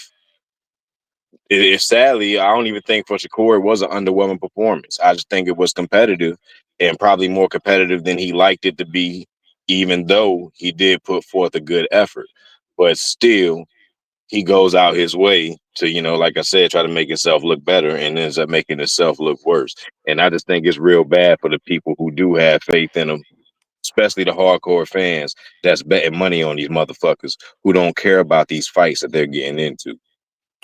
But Hey, you I'm gonna said say this in I this real don't quick. think generation, that. but Hold on, James let me Toney say didn't this. even train I I'm at gonna don't say all. think this. that. Hold on, hold on. James Toney didn't I even don't train at think all. that. Like, I don't think that it discredit him in any way. I mean, we're basically just talking about it because I just seen it when I was trying to pull up this right here what Pound for Pound wrote about him sneak this in boots, and I seen that. So I was scrolling down the timeline and I seen that. I don't think it discredit him or anything in any way. I just think it's an interesting conversation because me Mm, personally, even though I had heard already that Shakur Stevenson wasn't taking the camp serious before the fight, I just kind of brushed it off to like a rumor. But for him to come out and actually say he didn't take the camp serious, I'm like, wow. And then you give yourself a 3 out of 10 performance, and it's like Like yo, like he almost knocked you out, bro. Like for real. Hey, let me I say, He mean, almost Nah, knocked he you don't out. stop. Hold he on, was I'm getting not done. I'm tremendous not praise. done. let me say My Hey, what something fault. did to he Sam. say Hold about? on. And I'm not, and I just want to be clear. Like, remember, it was a whole big thing because I came on KO channel because the Shakur fans was so like, oh, bumping their chests, and he's the best #1 lightweight and the greatest ever. And it's like, okay, he had a decent performance, y'all, but y'all doing too much. Yeah. Y'all Right. doing too Let me say I mean, something to that's a Sam. 3 out of 10. That Hey, brother's Sam. really Who good, man. said? What did he Hey, say Sam. about Boots? Hey, Sam. Nothing. Yeah. I'm gonna pull it. Hey. Look on the screen. I'm about to pull it up. All One right. thing I can say about you definitely right. But I really think that Ryan Garcia didn't wake up because he had faith. He didn't have his favorite drug of choice. So that's the reason why he didn't wake up, Oh my man. goodness. Here we go, He didn't Rich. have his Come favorite drug on, of Rich. choice. So Come he was on, like, Rich. man, fuck it, man. I'm about to There go you in, go, man. Paige. He For real. said, hold on, let me read Yeah. this for But nah, you Paige. right though, man. You Hold right. on, Rich. Let me read this for Paige. He says, P for P. I'm gonna beat the man at 140, get the ring magazine belt, and laugh at all who doubt it. No tune-ups, no fights to get it comfortable at the weight. Just big balls and big dreams. And then y'all remember Tim Bradley just said that Boots ain't got no balls. Y'all remember that? Tim Bradley just Yeah. said that. And Yeah. then Pound for Pound made a good point when he said he sneaked this Boots. It's cool. Ha ha ha. He be over there with Andre Ward, Bud, Bernie, Bomac, and they whole team. And they all probably be talking mad shit about Boots.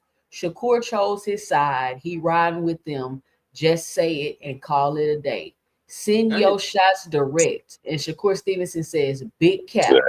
Okay, whatever you say. yeah. That nigga definitely was talking about Boots. Yeah, Cause exactly. And right they then and called his there, he could ass have just out.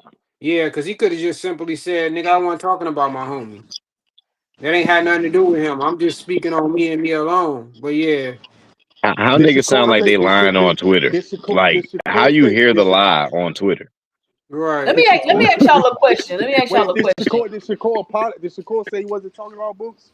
No, He he never said, said that. he All right, then said, so fuck Boots then. He was talking about him. Exactly. No, he said he Yeah. wasn't. He said big cap. He said big cap Okay, means then he he wasn't wasn't talking then. about boot. He Yeah, wasn't talking. yeah, He like he wasn't was talking saying about he Boots. wasn't. Him and Boots are good. They're all close. You know. Man, that big cap shit, that's not no genuine response, man. Right. I That's just mean, some if he sucker talking shit. shit, he talking shit. It's not like they gonna get in a fight over it. It is what it is. Exactly. On It's top just of it. it's just a On top of it. conversation. I It's mean, he tweeted it for attention and for people to talk about it. So that's exactly what we're doing. I done heard Boots out of his mouth say some shit about Shakur that was all good, and I don't think Shakur was disrespected. Boots said, "Man, y'all don't like the way he fight. That's the way he fight. He shouldn't have to change up for nobody." And I respect when Boots said that shit, man. Yeah. So I don't think he said Yeah. I anything. don't think Shakur should trade it for anybody either. I don't think he should fight that way that he flies the pit ever again. But let me ask y'all a His question ass though. gonna get Okay, knocked out. I heard Earl getting crucified for not tune-ups. Even now they talking about, oh, Earl come back, he need a tune-up. So what is up with this whole new craze of like, oh, I don't take no tune-up. I don't take no tune-up. Like, Who since crucified when? Earl up with that? No. He got praised for that. Nah, they crucified Earl for not taking no tune-ups, No, taking I all never heard those that hard before. fights throughout his whole career. The only time they crucified him because he lost, but he was winning. He was winning, but people He were came still out. saying Man, he you came need out tune-ups. a He car was coming accident off and beat all the hell those out of Williams. long layoffs, and plenty of people were saying they was always saying he need a tune-up. No, I feel like when you don't take tune-ups, people just look at you like a dog. Like you're always about the action, you know. It's sort of like a good look, you know. I only hear them talking about black fighters and no tune-ups. I don't never hear them saying about no other fighter but the black fighters. Oh, definitely. I That's a agree. And I fact. That's one thing. Yeah, I just realized that. That's a fact. that's a And fact. tune-ups ain't never been a fucking thing until. Yep, nobody had a problem with them. And as a matter of fact, the person who I heard like talk about not having the tune-ups as like a detriment was, which of course he's kind of like a troll, even though I do like him, was Bernie the Boxer. I remember when Earl was like fighting all these different people, he was like, yeah, he gonna get all that wear and tear on him. I promise you, he said this. It's probably still on his page. He was talking about how like Earl is having all these hardcore fights and that wear and tear on. This is like before he fought Bud. Of And course, he 'cause was they saying wait. like, "Oh yeah, he gonna get out wear and tear, and we gonna." And I remember it was like right before he said the whole we left him in the dust. Remember that whole Yeah, thing? yeah. And he was like, "Ha ha, yeah, we want you to do all that. You taking all the hard fights, and then you're gonna get wear and tear." And then so I've heard it negative in that result. I mean, people praise you while you're doing, like, of course, but I think a lot of fans like that he was taking these hard fights, hard at the hard fight. But sometimes we're fans, we don't understand the other side of it, like the physical side of boxing. So it's because we might like it, don't mean it's good for you. But people who in the industry understand why it isn't good for you in long term, right? And we saw that play out with Earl. So that's why people who are having these fights, they'll tell you, "Oh yeah, I ain't take no tuna." Like even though, like Shakur, his little comment, I don't have a problem with him talking his mess. I don't care if it's the boots, whoever. Talk your mess. Say what you want to say. But people will say something and like make gas you up and then do the opposite. Because let's be real, Shakur has, when he moved to 135, he had a fight that wasn't like a fight that everybody thought he was gonna lose. Like he didn't. Like and Bud had neither in his career for the most part, except for until like no one had their first fight step up, be like the man, the hardest fight. The only time Bud did it was just recently with Canelo, and Canelo's supposed to end his career. Like, this is be real. Like, that's not something that people do regularly. Earl tested that theory, and it's a reason why you don't test that theory often, right? So it whatever. That's how, and you Bud did see that. how they're pushing. Bud did do They're that trying to for act like every that's what No, they he want to didn't. fight. Bud did But- not do that. But that's why I said if Earl would have champion. Bud did not do that. His No, team Bud was did that. literally Bud- bragging Bud that champion Earl's every- taking every all the time he went to a new punishment weight while class. they're sitting back, getting the easier fights, and they're gonna wait till he has all the wear and tear, and then strike when they struck. And he got it right. It worked. That's just an excuse. But He said it. Well, you argue with me, go argue Bernie. And another thing would have been though. EJ wanted it that way too. Another thing though, EJ wanted it that way. I EJ think if wanted to Earl- flip his Bernie title. said that. Bernie said that like a year, like this was way before Spence and Bud happened. So don't argue with me. Go argue with Bud's team. They the one who said it. To what I'm saying, They planned it. They the one who said Bud it. fought champion every weight class. You're arguing. Go He tell never fought a tune-up. Bernie. Go tell Bernie. His first fight. Go tell Bernie. No, this is different than that. Go tell Bernie. Bernie one who said it. Yeah, okay, but this is different. I'm saying It's Bud all fought okay. champion. I feel like Bud fought champion every weight class he went to. One mic, y'all. One mic, y'all. I feel like we going in the past right now, man. And respectfully We're spin on arguing the, against what Bud's own team said. Okay. yeah, I think we're going in the past right now, man. The fight's over with, Yeah, man. right. Earl I was using as an example. I know the fight's over. I'm Earl using as an Spencer example gangster turns about. Crawford a gangster, man. Man, wow, what the They fuck? both made it Why happen. The fuck you talking about? You going too far, bro. One mic, Huh? one mic. But I mean, but listen, you move up, you fight a champion like whoop-de-doo. It's like y'all take everything somebody do, and then y'all want to be like, oh, he did this, and make it like a standard, like everybody got to do it, or not this. Right, like, it's oh, not a this shows you're a standard. One dog, that's person it, did you it, know? and that's it. Like, it's rare. It shows you're a dog, you know. It don't That's show what it you a dog. It show It you. does. No, You it go to doesn't. fight the I mean, best I person in think another it weight can class. show That shows you're you're a dog, but it also shows that people use it against you and plot against you for it, and they said And you it. still and those guys who did are still winning though. So And it also shows and also you you sit around and listen- plot and plan and wait to go fight people at higher weight classes, like Jupe was explaining the other day. also keep in mind, like when you take tune-ups, you still put wear and tear on your body. You still gotta go through a whole training camp. You still gotta go through a whole bunch of Hey, sparring. go You tell gotta that lose to a whole bunch Bernie. of weight. You're arguing with Bernie's point. You're Yeah. you're arguing with Bud's Even own Bernie team. saying that, I'm Bud just saying- team said that, not me. Yeah, even if this team Red said said that, I'm that. saying Red said that. yeah, even if they And, said right. that, I'm So saying you there's still no point. take You're wear trying to and prove a tear. point to me. That's not my argument. There's no point Yeah. you arguing with us about it. I'm not arguing. I'm just making a statement. So Okay, well, make that statement to them. Jude, Make that hold statement on. to them. One mic, hold on, Jupe. Jude. Let him finish. Yeah, Go ahead, Jude, boxing. who's rapping. Yeah, like wear and tear like happens even when you're taking tune-ups because you go through training camps, you go through like 8-week training camp, you go through sparring, go through making weight. All that's wear and tear your body. And then the But fight not might if you training at the house like Shakur.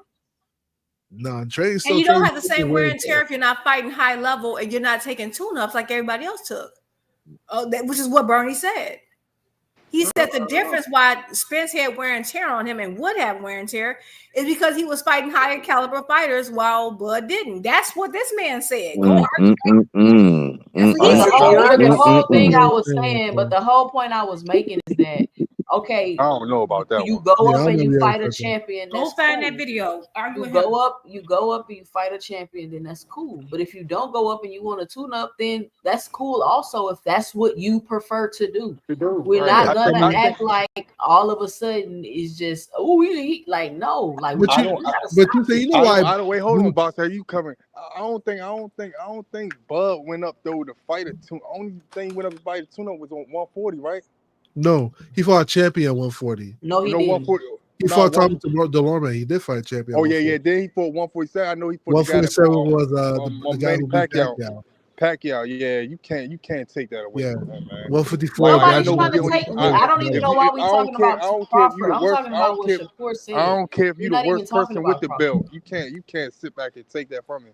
He did what he had to do. That was the only How guy did that I he could've take fought. anything from him by repeating what Bud's own team said? I mean, that wasn't no tune-up getting a belt. You need Again, that belt. Give me okay, that shit. You ain't again, supposed to have Bud's it. Give me own that shit. team said it. You're mad at me for what Bud me No, I'm repeating. not. I'm not mad, but I don't think that was a tune-up. You taking a belt from somebody. Who's If not you a don't just tune-up? Well, Jeff Horn Yes, the was a fuck it fucking was. tuna. That's no Nah, different than who Jeff Keyshawn Horn's just a fought, fucking man. tuna. You can't call him a tune-up when he's a that's champion. not no. According That's to not. Bernie, he that- felt like Spence not was no- taking the harder fights. He said that. Okay, let me ask y'all a question. Hold on. Let me ask y'all a Take it up question. with Bud's team. If Keyshawn fought Barinchik and it wasn't for a belt, would that have been I a was just tune-up? finna say That that. if Keyshawn fought Baranchik, if it wasn't for a belt, that would be a tune-up. If Yeah. you What fight, the if you fuck take, is the difference? Right, the belt don't change. One is champion, one is let me not. talk. The difference between that is that you taking something from somebody, nigga. You don't need that. You the weakest Oh link. my, I'm gonna take that from you. That's not a tune-up. You need oh that my, belt. But Whoever without the nigga. belt, it would have been a tune-up though. without the belt, it probably would have been a tune-up. But he beat That's the Pacquiao. most dumbest shit I He beat man. So Pacquiao. you Y'all just niggas is proved bugging, bro. your whole point. So that just so basically you're No, saying because because that's he's not a taking tune-up. something. You taking a belt from somebody. So what? You not supposed to take that fight at all? Okay, You supposed to listen, wait that's till somebody not. else. Hold You on, supposed to wait till somebody else take Oh the my belt from you. God, Rich. Let me ask Rich you a don't question, listen Rich. to. He Let me doesn't ask you a listen. question, Rich. Let me ask you a question, Rich. What? Let me ask you a question. Listen. If you a lame ass nigga, right? And then you hit the lottery for $1 million, are you still a lame ass nigga? Nah, you're rich. Perfect. Fire Yeah, point. Hey, look, Fire ass point. it Thank depends. you. It depends. I ain't gonna lie. It depends. No, it don't depend. It does not Matter of fact, depend. you're It gonna does even not be depend. even more lame. You're gonna It be depends even on who more you. lame now that you have $1 million. Thank you. Yeah, It you gotta be changes lame with a lot of nothing. goddamn money. So It changes if nothing. you're a tune-up without the belt, Rich, you're gonna be a tune-up with what? With the belt. Nah, The belt don't make you not a tune-up. I don't. nah, If that's not if that's the case, so if anybody would have fought, what's that nigga name that beat Pacquiao? They was outside when they was fighting too. I remember that fight. I feel like Oh, Jeff Horn? Jeff Horn. That's what we just said. Okay, so you saying that he's a tune-up because he beat Pacquiao and he took his belt, so he's a tune-up. Yes, That's what y'all trying to say. he's a No. The doorstep question bumper. is, When people is, still trying no, to get listen, Pacquiao Rich, on their the resume today. question is, would he have been a tune-up without the belt? Would he be a tune-up without the belt? If he had went up for Pacquiao, yes, but he fought Pacquiao, so no. Even without the belt, if he beat Pacquiao, no, he beat someone that was a great and still is a great, and people still trying to get a fight with Pacquiao. No, that's not a tune-up. Yeah, I agree. That's not. And fuck without the belt. The guy have a belt. So if that's the case, if Terrence Crawford would have been a dog, he would just let Jeff Horn keep fighting other bum ass people, and they would just held the belt because nobody don't want to take that fight because they so-called call him a tune-up. They take the belt from him. Come People on, man. will He fight has anyone The if you competition is what makes the competition level is what makes you a tune-up, bro. Exactly. It has nothing to do with the belt. Man, Hey, listen, hold on, time out. Let's talk about this because this is the logic right here where I think the disconnect be with the quote unquote exactly. modern. Jeff Horn was Hold undefeated. on, bro. I'm about to kick you off of here, bro. Listen, let me talk. This is where the disconnect is from the modern day hardcore fans and a person like myself that's just a fan of boxing, right? because like Aircraft Courier say, y'all calling champions tune-ups. If you're a tune-up without the belt, right? If your level of competition is tune-up and somehow you have a belt, how does that change you from a tune-up? How? That doesn't change you from tune-up level I can explain competition that. just This is the, because you have a I can belt. explain that real nah. quick. This is the It thing about it. doesn't. This the thing about It it. If does. Terrence Crawford would have beat Rolly, guess what they would have been calling Rolly bitch ass? A tune-up. If Who would have anybody beat him? beat anybody beat Rolly is like never. I'm Rolly talking about will at never be a 146. tune-up, bro. That nigga's a tune-up. He ain't He no would Jeff never be a Horn. tune-up. He ain't no Jeff Horn. Rolly will never be a tune-up. You know That why nigga ain't Rolly no will Yo, never Jeff. be He a ain't got I tune-up? nobody can like explain he though. ain't got Can knock nobody your like ass out. Pacquiao on his record. He ain't got I nobody can like Pacquiao on his record. He's still I can not a explain. tune-up. Be careful. He ain't He no Jeff might. Horn. He ain't Well, no I can Jeff explain Horn. that real quick though, right? The reason why you're not a tune-up when you're a champion is because you have obligations to fight champions. Like one of the main Boxing premises hacker, of stop. no, Not the one of the rules. main That's No, false. premises You is listen, to always fight told a lie. You champions, do not right? have the obligation to fight champions. Listen. That's a lie. No, The one of the level. main no, again. You gonna let me talk, boxing hacker? Just because you have obligation and all these rules and hoops you about to jump through, we're not talking about that. We're talking about your level of competition, your competition level. If somebody says, man, I ain't gonna debate boxing hacker, he'll tune up. And then you go on somebody else's channel with some weak debaters and then you win and become a champion, you still tune up level competition regardless It's if relative. you have All a relative. belt. And that's the problem y'all have, because y'all will tell me Barinchek is a tune-up, but since he got a belt, he wasn't a tune-up, and then discredit other people with belts. Like, it don't make any sense what y'all saying. I don't care if you got obligations, mandatories, none of that shit matters. And that is the biggest disconnect we are all having, y'all. That is the biggest disconnect. Just because you are champion is levels to it. You could be a belt holder. You could be somebody that they let you fight somebody to get the belt just so they can set you up for another person to fight you to get the belt. Like, we gotta be for real, y'all. Stop Hey, this. Just because you got a belt and you a champion, oh, you get to be something. No, it doesn't work like that. It's on Boxing Hacker. Go ahead, Yeah, Boxing Hacker. so what I'm saying is this, right? Once you become a champion, you're recognized as a champion in that division. That means, like, regardless if I think that champion is weak or not, he's still a champion. He's at the top of the food chain at that division. You know, that is just undeniable truth. When But that don't. Cambosis won unified titles at 135, regardless if people thought he was a weak champion or not that good, he's at the top of the division. And no shape or form can you call him a tune-up. Because Oh my as God. fighters, our main goal is to become champions. So I My, have to fight the somebody who's to become a champion. A tune-up is somebody maybe like a 10-1 underdog towards me, right? However, if that person holds a title, it's different, because right now, if you hold a title, even if I'm a great contender, like number one contender or whatever, and I don't have a title, you're ranked above me in that division, that don't make you regardless of good what anybody says. competition though. Huh? Dang That father, don't you mean let me you know. good Hold on. competition. Let me But say this. he's ranked above me. Hold on. So Dang Shark father Fight's gonna say rank below him. Barrios and Rolly are tune-ups, correct? So you tell me, dang father, which fighter at 147 pounds is gonna fight Rolly for a tune-up? Let me know.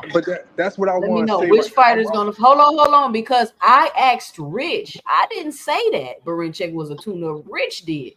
I I asked ain't say he's a Rich. tune-up. I never I asked said that. Rich. I never said he was a tune-up. Rich. Do I need to put you in timeout?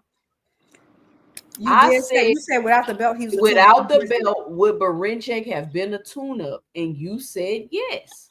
And so I said, Yep, if sure did. if he's a tune-up without the belt, then he's still tune-up level competition with the belt. Y'all just don't want to be honest right now. Right.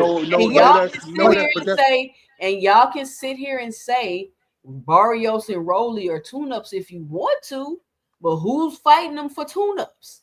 Let me know.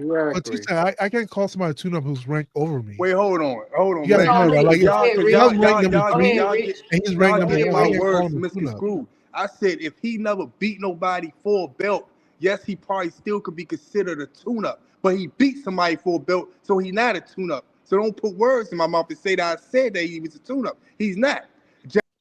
Bro, I don't know what you got going on, but that's exactly what you said. Right. But no, too saying like if I can I roll can't the call tape somebody on you. who's ranked over me though.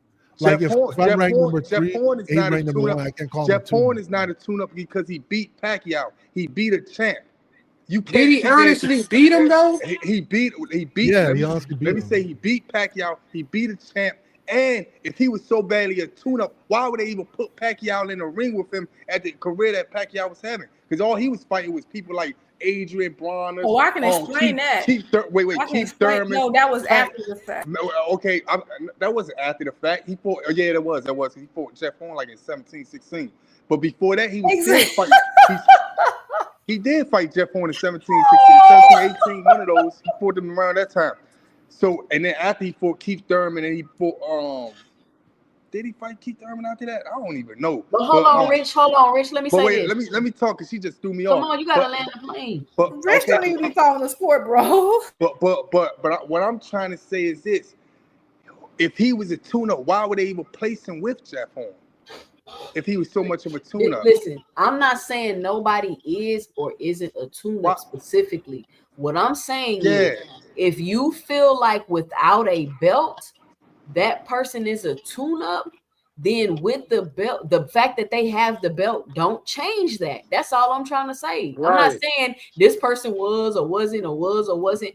I'm just saying, and then I gave the example of matter of fact, Cambosis. Is Cambosis a tune-up? Not when he was unified. No, he can't be. Man, that don't change that man competition level, bro. That don't make him good. If I'm a fighter, right, I'm ranked number 5, right? I can't call somebody who's ranked number 4 a tune-up. Oh my That doesn't God, make sense. bro. Okay. Yeah, like that's why you have rankings. I mean, I can believe I can beat Bro, that guy. the sanctioning, this is what you fucking up at, bro. We all know the sanctioning. Bro, the sanctioning bodies can be brought, bro. That don't make you no good fighter just because you in the rankings, bro. Hey, listen, y'all. I see the play that y'all try to do, y'all. Shout out to Curtis Robinson with the $5 in the super chat. He says, "Cook Queen support." Shout out to Curtis. I see the play that y'all trying to do, man. This is a dumb conversation, man. People fighting. It's not a dumb conversation. And all that actually, stuff. it's a good and then conversation. Y'all trying to basically place and say, "Oh, he did the same thing," which is not the same thing. It could never be the same thing. When you move up the weight class and fight somebody for a belt, it could never be the same thing. Instead of you moving up a weight class and fighting no one for a belt and fighting an unnamed fight and all that stuff, it's not the same thing. Just because you got a belt, that makes I see the whole play. Sorry, buddy. I have a question. Hold on. Let me. I see the whole play. Time out. Emotional stuff. He never can follow. Let me say this, Rich, the king of deflection. Cut it out, bro. Nobody said nothing that you said. Go ahead, Payton Fool. What I'm trying to say is, I agree with you wholeheartedly, 2 Cent. Just because you have a belt doesn't make you a top level fighter or anything like that. That don't mean you're a good fighter. Just because you got in position to get a belt doesn't make you a good fighter, bro. So we can say that all the time. We all know that sanctioning bodies can be bought. People get put in place for certain situations depending on who you tied to. So let's go back to that question you asked to say about Baranchek. Well, if he's not, would he be a tune-up if he wasn't a champion? What will he be ranked? If he's not a tune-up, would you say he's ranked number 1? Also, rankings matter now. We're not talking about boxing hacker. This rankings is always matter boxing hacker. Listen, this is where me and the hardcore fans have a problem. I'm not talking about rankings or none of that. I'm talking. You gonna talk over me? Do I need to put you in timeout? Go ahead. I'm talking about the level at which a fighter fights at. I don't care what their rank, bro. I looked at that Baranchek fight. He didn't even put up a fight. Exactly. Y'all always talking about Tank ain't fought nobody. I've never seen him fight an opponent that didn't put up a fight. So yeah, I mean, at this caliber or level that Keyshawn is at and that he is at. I've never seen that. So the point that I'm trying to make in a simple question that I asked, I'm not saying they are or isn't. This is just a regular conversation and I'm giving examples. Would you say a lot of people would consider Cambosis a fucking tune-up? A lot of people, some Rich just said that Baranchek without the belt will be a tune-up. So I'm just asking, if a fighter has a belt They had one fight before they won the belt. The next fight, they put him in the ring with Shakur Stevenson to get the belt. Like, what are we talking about? Not every fighter is necessarily the best, the champion. Y'all know that shit don't work like that. Right. And the fact that y'all trying to act like it does is where the disconnect is happening. You act like people ain't just belt holders where they just got the belt and then they next fight somebody take it. Because they was never intended to even really keep that belt. The right. people that's doing the matchmaking and doing this shit, they're aware of that and they know that. So Yeah. stop acting like it don't work like that. So That's here's what I'm saying again, right? Objectively, going, I'm speaking objectively. I'm not trying to be, because at the end of the day, like, you can always look at a fighter and say, "Oh, this fighter sucks," or "This fighter is good." But objectively speaking, when we talk about tune-ups, right? We normally look at champions, and champions are gonna fight some contender that's ranked number 6, number 7, number 8. Like, you might say Yoshino was a tune-up. Yoshino's That's ranked not number 6. necessarily true. Wait. Yes, it is. Yes, no, it it's is. not. And I'm gonna preface it by saying this: at no time, and you can look throughout history, that you will have one fighter A fight somebody who's ranked above him, and people call it a tune-up, because it's not possible. Oh my God! Because if I'm ranked number 5, I don't have the right to say the person who's ranked number 3. I gotta. Well, I'm shut up. let me say this. I'm gonna let you go, Drew. Let me and say that's this. why I said, if you're gonna say, so why is Boots getting so much criticism then, Boxing Hacker? Exactly. What was the person ranked that he I just knew it was going to come there. Okay, I knew so here's the thing about Boots. Here's the thing about Boots Ennis, right? Boots Ennis was a champion at 147. He has the right to petition and actually request to fight a champion at 154 as well. You guys realize that, just like Shakur had the right to try and challenge Devin for his title. Same thing happened. The same thing Boots could do. And Shakur lost his title on the scale. Boots had his title and he dropped it. So he has the right to actually go to 154 and not even take a secondary fight and actually challenge the champions up there, because he's a champion at previous division. So that's why people call him that. And the reason else, another thing about Boots is that people labeled him as the boogeyman. So when you get labeled as the boogeyman, people add the standard, like, you're always gonna look for the biggest competition because you're the guy who supposedly everybody should be fearing. So those two things are why people say that, hey, Boots fought somebody that wasn't somebody who wasn't a tune-up. I still don't see no difference. What was he ranked, Boxing Hacker? Like I said, no matter what, he's a contender. Boots is a champion for. What was Limo's rank? You said you talking about ranking? You Johnson Bounce rankings all day. Now you're talking about Boots has the right to fight a champion. What was that's he not the ranked? question? They weren't available. I don't know, what was he ranked, like number 6? I can't remember. But you can't remember his ranking, Boxing Hacker? Yeah, I don't remember his ranking. No. So you do Boxing Hacker. No, I don't rank, but he's not a champion. You don't know what people Lemos is not a champion. I don't understand. Like, what I'm saying is that Boots has the right to challenge a champion because he's a champion from a previous division. He has that right. That's not just true. like Shakur had the right to challenge Devin. That's not. Oh no, that's also not 100% true. Okay. Go ahead, Jupe. It's on you. Okay, so like it's so much, I don't even know what to cover first. So first, I just want to start off by saying I think the problem is that there is no unilateral rule. Like, 1 minute you're saying, oh, the belts make all the difference, and long as the person had the belt doesn't matter. And I think Boxing Hacker said something to the effect of, you never seen like someone fight someone high ranking. People trash Tank to this day for the 135. So by the way, Tank has had the same 135 belt. He fought and won back in 2019. He's had the same belt and has defended it since. It was number one ranked fighting the number 2 ranked. That was Gamboa at the time. Do people give it respect? No. But it was literally the number 1 and number 2 ranked fighting each other. Go back, that's where they were ranked. Number 1 and number 2. Gamboa had just knocked someone out. Tank was the last person to fight that man when he still had a winning record, right? Do people respect it as such? No. Now, fast forward, they're saying, "Oh, it's all about if ranked." But if that was true, then no one would be criticizing Boots on his last performance because his opponent was ranked top 10 and 3 of the 4 sanctioning bodies. Pitbull was ranked top 10 in all of the sanctioning bodies when Tank fought him. So we're saying we respect the belts on one end, but that's not true because that's the case. Oh, Tank ain't fought nobody, but literally he's never fought anyone who was not ranked like top 10 above. Never. Literally never, except for the situation with Jake Paul. Literally never. So all I'm saying is that that's just some BS. And then when we so far as Pacquiao, oh, well, why would they set him up like that? Pacquiao's contract with Top Rank was ending, and they want that belt up out of them. Because one thing we know about Top Rank, if you have any experience in boxing, is that you know when you don't extend that contract, they're trying to get that belt up out of you if they can. Mm-hmm. It's the same reason why, as much as Bud wanted all these fights, they didn't get him the fight he really wanted until his last fight with Top Rank, which was who? Sean Porter, which was his most competitive fight to date, right? Then they did it because they don't care if you lose the belt, because at this point they're mad that you're not re-signing.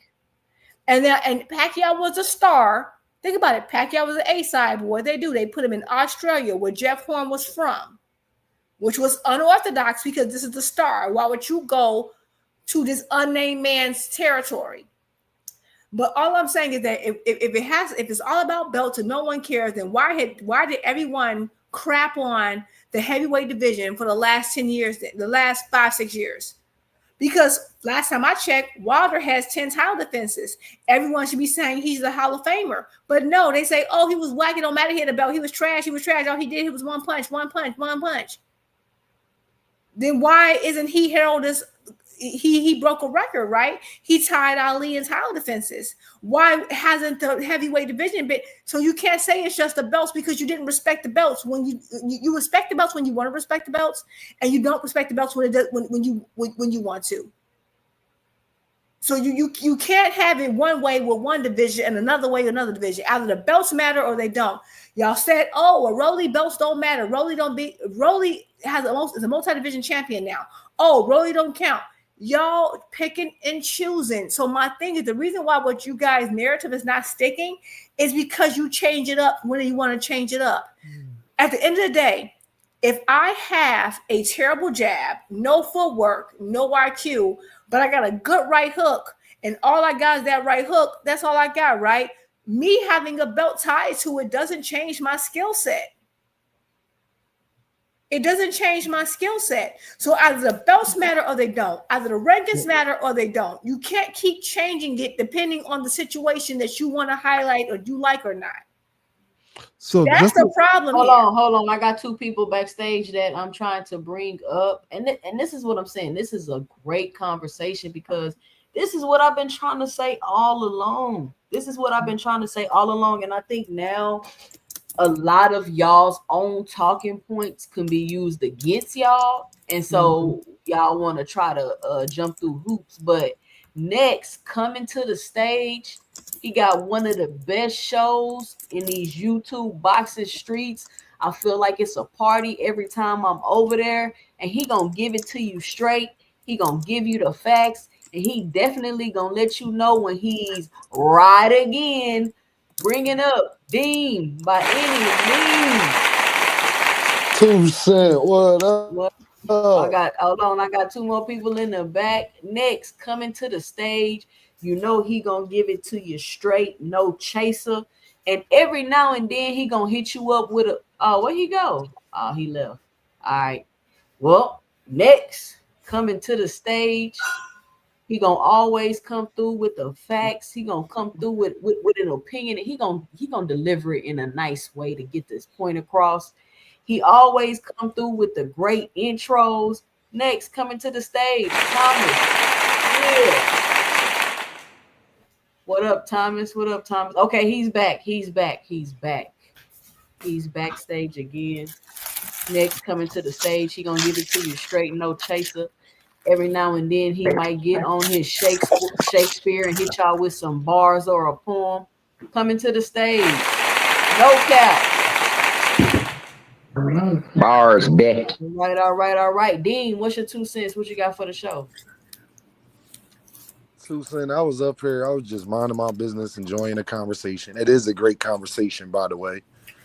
And then Boxing Hacker got to do what he do.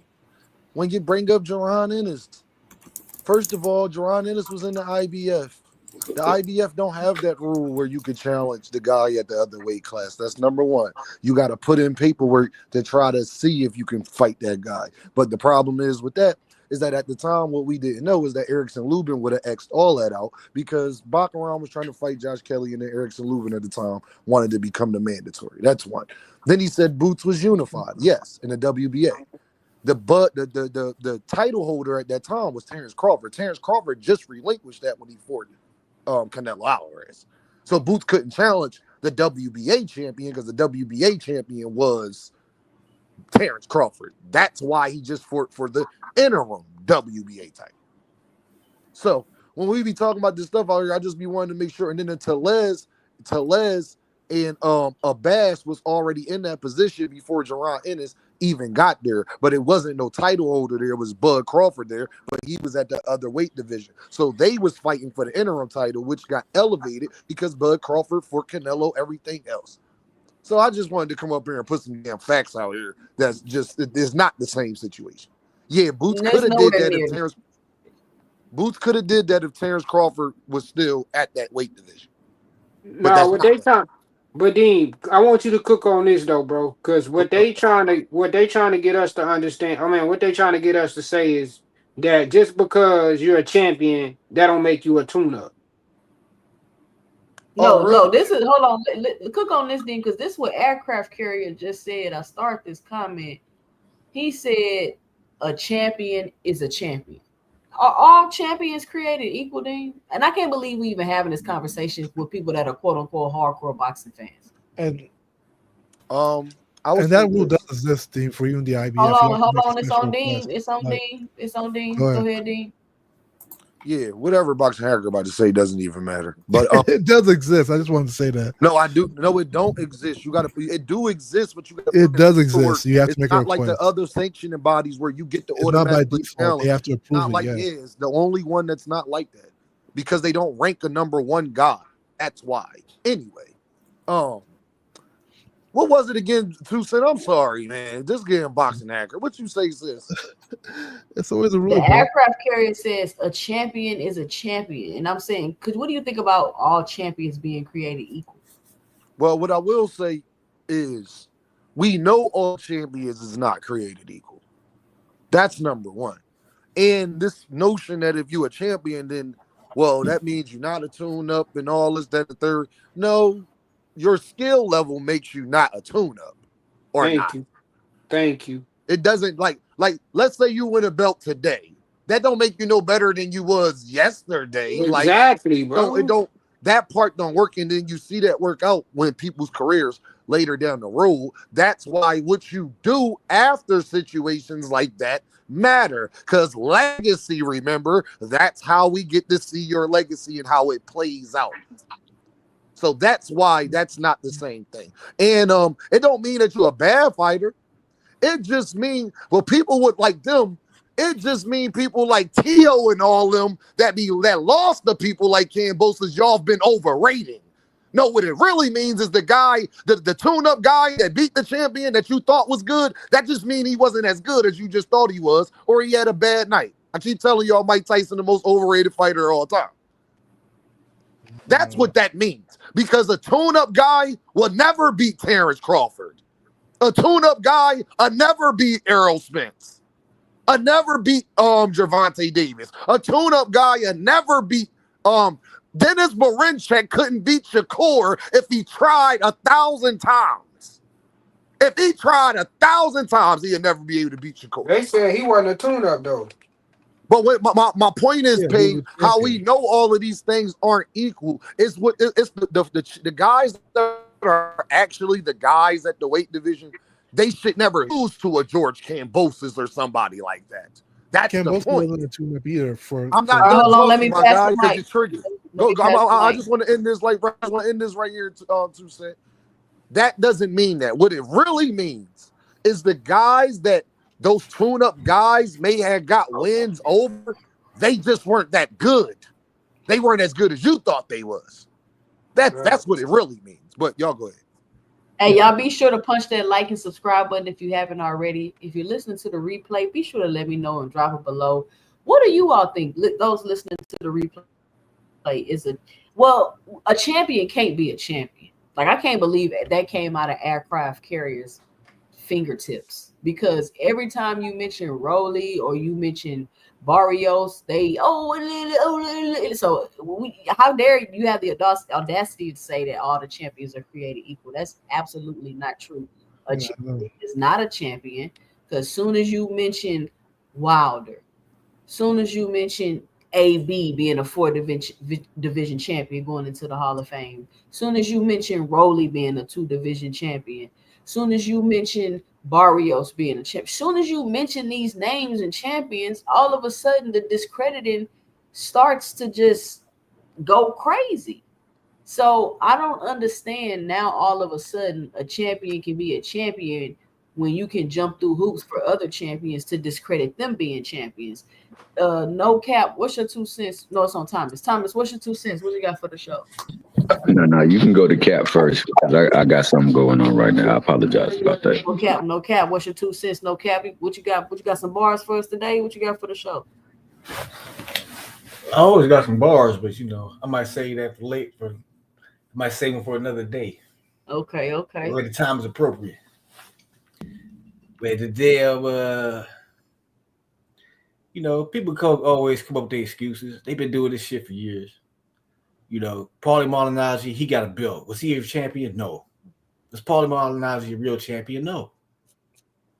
He was just a guy that they gave a vacant belt to so Adrian Broner could fight him and take the belt. You know what I'm saying? Was Billy Joe Saunders a real 168 champion? No. He's just another hype job for Canelo to get a belt off of, to prop up Canelo so he could have something great under his fake undisputed was a way to build up his legacy. And now that's burned in the trash thanks to Terrence Bud Crawford. All the shit get put in place in time. You know what I'm saying? They can say whatever they want. They can come up with narratives. But the truth always gonna come out. The shit is always gonna set it right. It's always gonna be a correction. And the truth is gonna come out. You know what I'm saying? The real champion is always gonna show up. The fake champion is always gonna get exposed. And there's nothing they can do about it. And they need to embrace that. Until the boxing media embrace that, until the motherfucking sanctioned body stop playing musical chairs with them goddamn belts, trying to hype up people like Canelo, people like Lomachenko, who got 2 title shots after losing and shit. You know what I'm saying? It's always gonna be these narratives. But I digress. But no, this is the question though. It wasn't really no narratives. It was like people are saying, like, let's say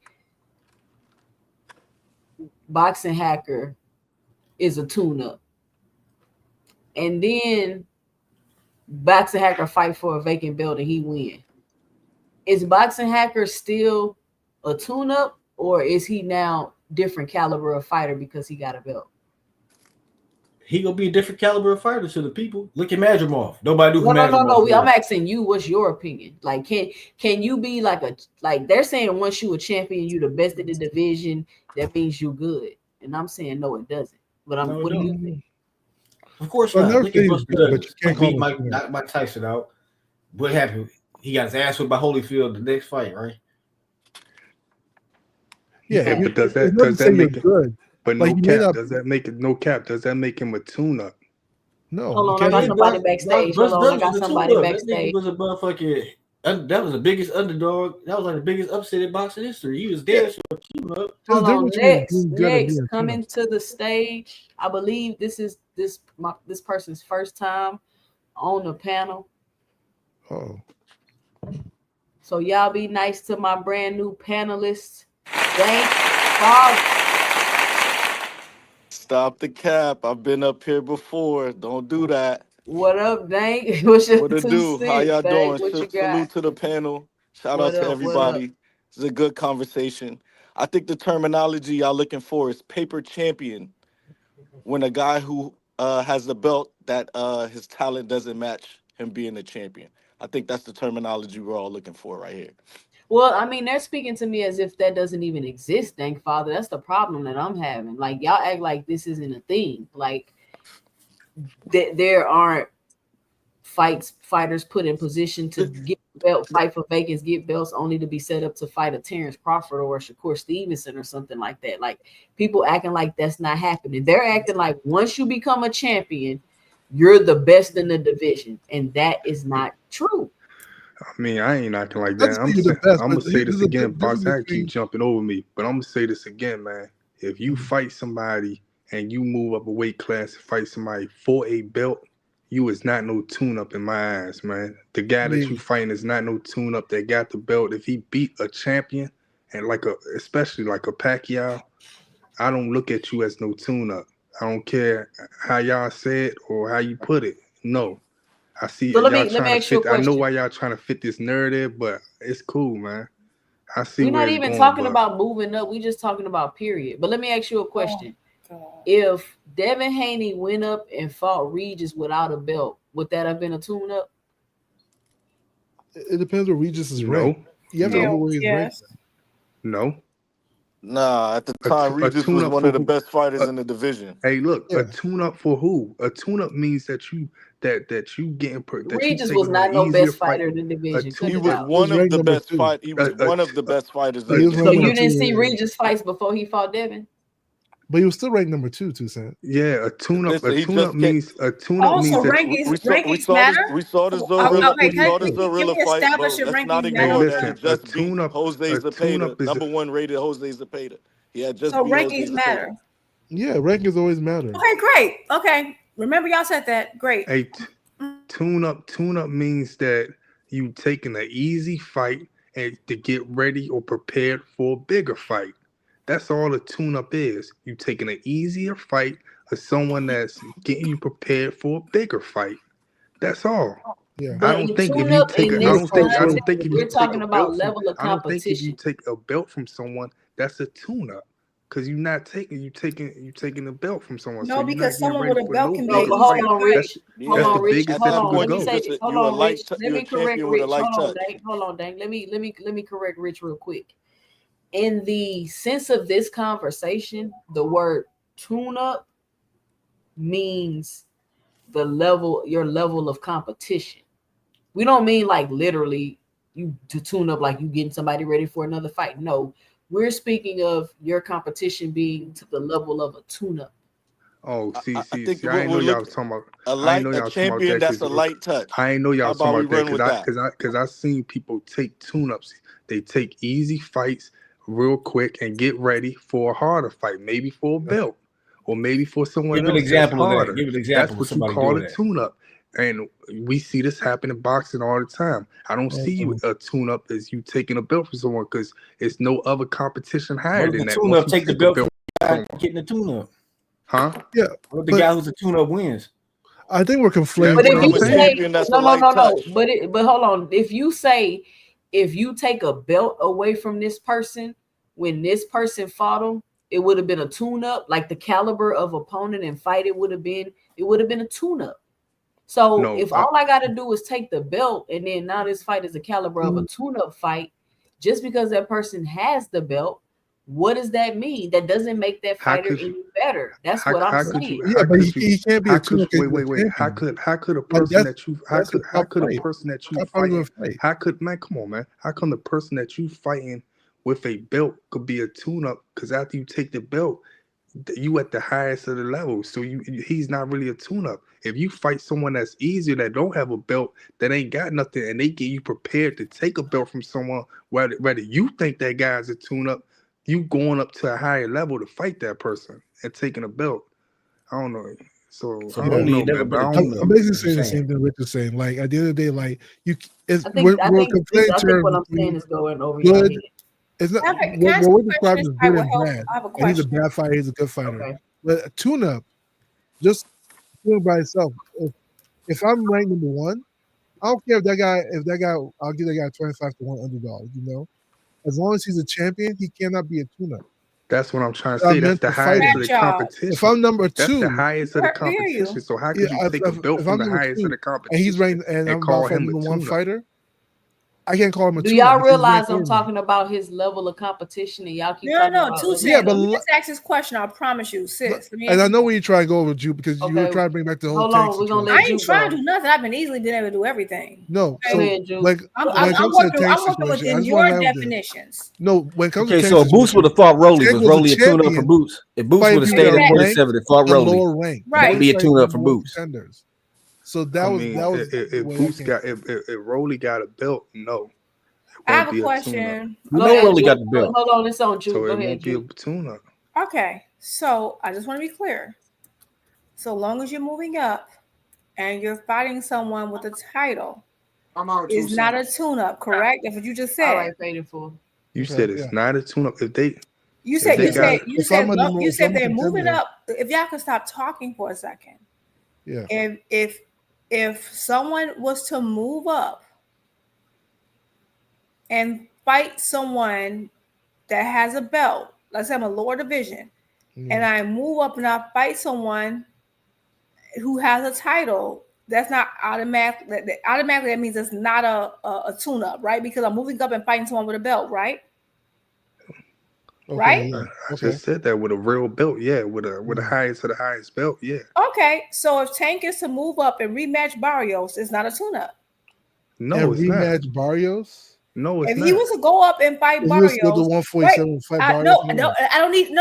I don't need no extra additives. Yes or no? No, it's not a tune-up. He's fighting. It's not a tune-up. Okay, so if he goes up, so if Tank goes up and fights Pacquiao, and so let's say Pacquiao fights Rolly, and he beats Rolly, and then Tank moves up and fights Pacquiao. That's not a tune-up, and we're gonna give him full credit, right?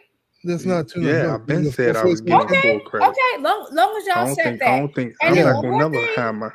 Yeah, I mean, I understand you a Tank fan, but I've Once been you're a said that. champion, They gotta do the fandom. Don't forget the I fandom. understand that. I asked you a question, yes or no. It has Yeah, nothing I've to do been with said Tank fan. that I'm though. I just said trying that to on D clarify. channel, Knockout channel. I But said get that off. over here too. Okay.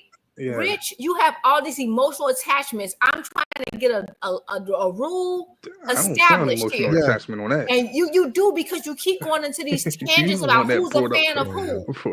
brought You up keep Tank going fighting into Don't let him Pacquiao. distract you, question Juke. He directly just without going into deflected. an emotional no, tangent. you answer He your just question. You deflected. can't Don't say let yes him or distract you, no. Juke. You Don't to let answer him your distract question, you. no, it You wouldn't be a can't. tune-up. No, I Tank done said decides this. champion Hey, at look. 147. Hey, look. Yes or Tank. no? I didn't need no Champion. extra. Nobody Hey, asked boxing you about hacker. that. Hey, 2 cents. Hold 2 on, cents. Thomas Hill. You ready to get your 2 cents off? Thank you. They want to give it answer the question and move on. Thomas, you back? Okay, Thomas. Hey, 2 cents. You done heard me on your channel plenty of times that say I will respect Tank if he go up there to fight Pacquiao, and I will want to see the fight. So you probably talking to boxing hacker. No, with that y'all one. agreeing to this right now. What Jupe is saying, because she know you. She just souffled y'all, but y'all know good and well. I just did because they discredited him. He did it up there earlier. and fought Barrios. Y'all will be crying. Barrios. They No, it discredited doesn't him matter. when he beat him the first He's a time. 147 champion. You can't call him a man, tune-up. yeah, you talking They to somebody else on discredited there, man. him when he beat him the 147. first time. Don't fight Yeah, she's talking to you, 147 He boxing champion. moved up to fight Barrios the first time they discredited it. They discredited all the time. He moved up and fought. He moved up, and it was one versus.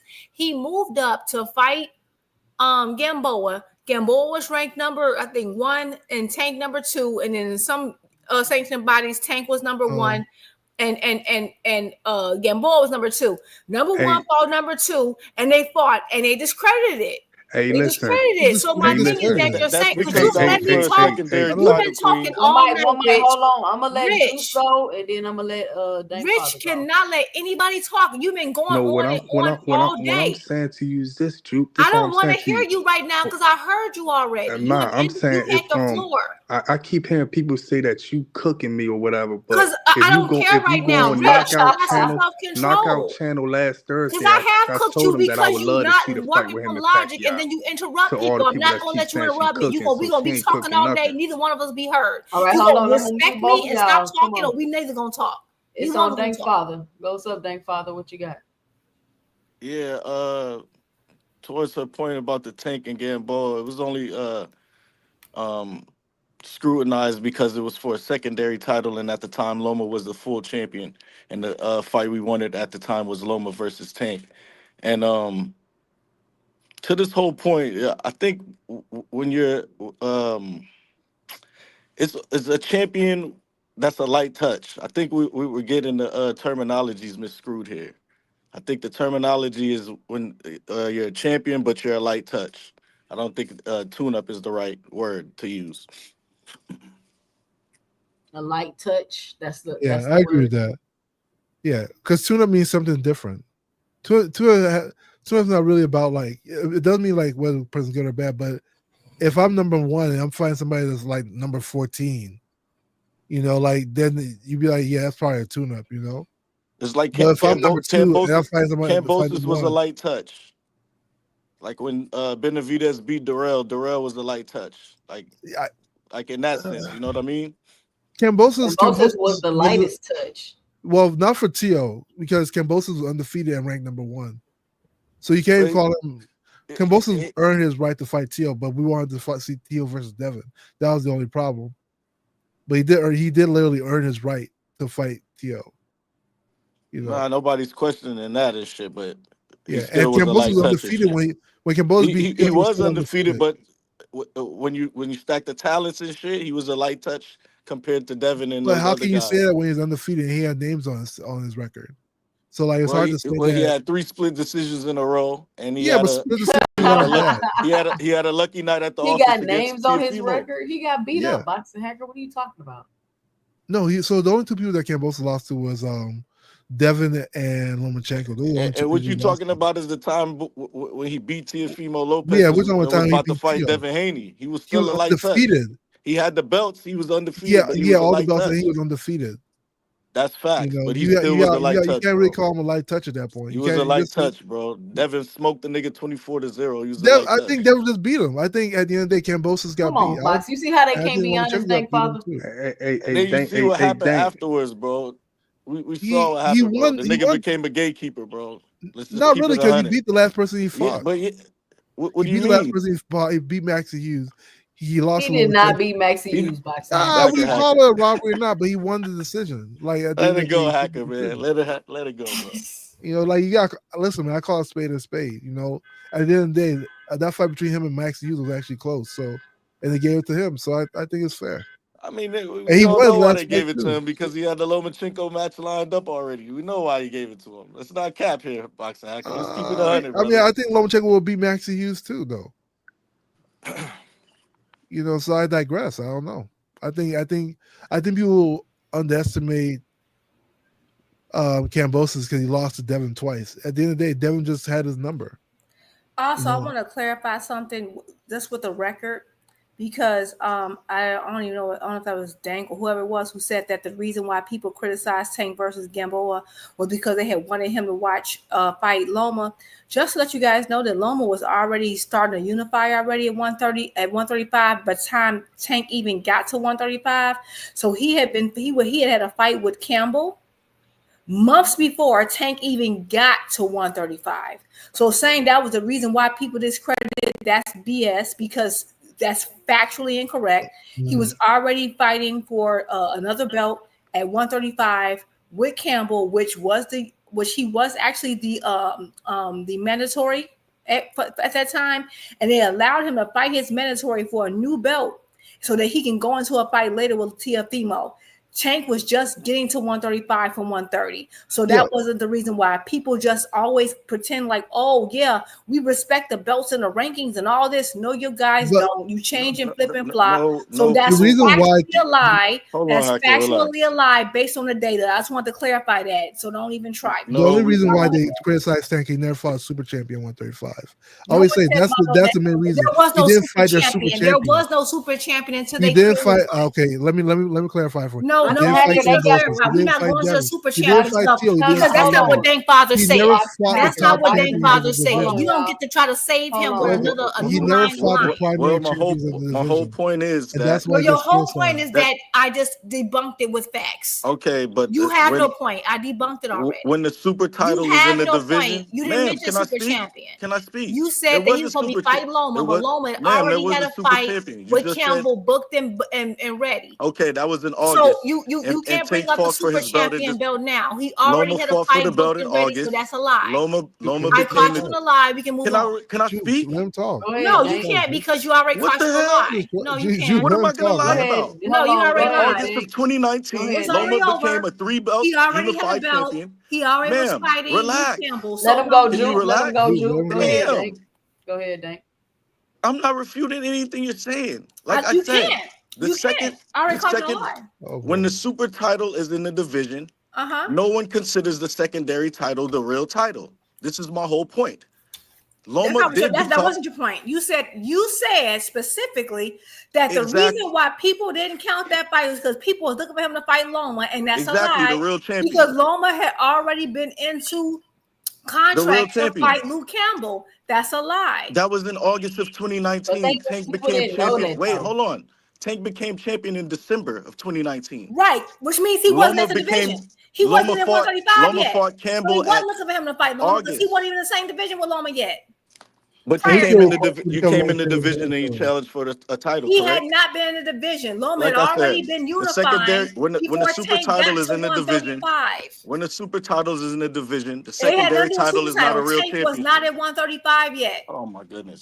Let him when the super title is in the division, the secondary title is not considered the real title. Ain't got nothing to do with what you That's said. my whole point. My point. You did not make that point. People wanted him to fight Loma, the real champion. That's not the point you made. That's not what you said. Rewind the tape. That's not what you said. Let him talk. The whole point is people wanted him to fight the real champion. People wanted him to fight the real champion. No, because Tank had not even gotten there. Let him talk. Let him land this plane. You be quiet, Boxing Hacker. Go ahead, Dank Father. People wanted him to fight Lomachenko, the real champion, and he came into the division and fought for a secondary title. That's my whole point. Hold on, how's Lomachenko the real champion? No. Let me get at him because I'm about to cook him. You said that they wanted him to fight the super titleist, although the super titleist was new. Because again, no, it was not new. No, because that's not what you said. You said your whole point is that they wanted him to fight the super title. First of all, the super title is the same equivalent to the franchise title. It's a fake belt that has no lineage. That's number one. Do this. Number two, how could they have wanted him to fight someone at 135 when he had not even been introduced into 135 yet? Lomachenko was already unifying at 135 by the time Tank got there. Tank was at 130. He was at 130. Loma had already fought Campbell for the WBA belt before Tank even got there. So you're lying by saying people wanted him to fight. He couldn't have fought that fight because Loma already had his whole entire schedule stretched out already. He already had it. So you're lying. The timeline does not check what you're saying. Like I said, Loma fought Campbell in 2019, August of 2019. Tank fought Gamboa December of 2019. He could have came in and challenged so they did. How can they want him to fight someone when he hadn't even? How could they have wanted him to fight the super champion when it wasn't even available yet? People don't rate the Gamboa fight is because he fought for the secondary title, and because he couldn't have fought for another title because Loma had just fought. That's cool. That's the only reason people don't have. Cool. That's a fact. How could he have fought Loma when Loma had just fought? Loma did not just. Yes or no? Did you not just hear what I said? Loma fought in the summer, Drew. He didn't fight in the winter. Loma fought in August and Tank fought in December. What's the problem? Because Tank, right? Because he had already, which means that before Tank even moved up, Loma fight schedule was set. How was it set? He can request it from the mandatory. How was it set? It was set already. He was free. Who was free? Loma. He already fought twice that year. Okay, Top Rankings only letting him fight twice a year. And he was looking to fight. He was looking to fight Teofimo Lopez next. He was looking to fight. He fought Teofimo Lopez a year later in October. In October 2020. Because he had just he's not going to get the fight over Teofimo. He would. Yeah, he definitely would. Okay, no, he wouldn't. Because that was for undisputed. That was for undisputed. Why would he fight Tank so he can fight Teo for undisputed? How's it right? And then like, what are you talking about? But Tank will request Lomachenko never called out Tank ever, dog. So stop this Lomachenko shit. That win because it was for a secondary title. And when the secondary title is in the super title's in the division, the secondary title is not the real title. Hold on, let me say this. Listen, I'm about to cut this whole argument because they couldn't even fight each other because they was under exclusive contracts with the networks they were with. So this whole conversation is done. The whole conversation. No, you can mandate a fight though. You can request a mandatory. The criticism for that fight is Lomachenko retired when it was time to fight Tank. In the story, was the real champion in the division. That was my whole point. Lomachenko ran from Tank when it was time to fight. When the dust cleared, it was just them two. Lomachenko ran. That's the legacy of that situation. The real belt, huh? He ran. That nigga took his ball and went home. That was years after. What's your point? There wasn't no years after. That was years after. Yeah. That was last year. What does that matter if it? Hold on. What does it matter if it was? He years just after? knocked out Cambosis, dog. What are you talking about? I would like to Cambosis, the great undisputed champion that Devin Haney got his belt Disputing from. that Loma didn't leave the table, bro. I don't know what y'all He trying did. to say. He just knocked out Cambosis. He wasn't washed up. Okay, whoop-de-doo. He ducked. Okay. Yeah, okay. What That's are you it. trying to prove? Nothing. That's Just not my Lomachenko point. was always a My hype whole job. point He is- never beat nobody my whole good. point is, And the shit is criticism from the ridiculous. Gamboa fight was it was for No, a Lomachenko secondary is title retired when now. the He real out the champion game. was in the division. That's my whole Lomachenko's out the game with 0 accomplishments. He That's got a bunch of crazy, vacant bro. belts. Beat Rigondeaux, who looked like Smeagol from Lord of the Rings. So you telling me Motherfucker Loma was got no swole. is that Loma legacy? What's Loma? That's got Loma legacy. Loma legacy is Loma getting beat good. up by old man Salido. And motherfucker being scared to throw punches against T.O.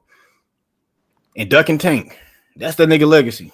People never give him Duggan Tank because Tank fought him earlier. So what? No, it's always that's gonna not be how it's that always work, gonna be an Bobby. argument, y'all.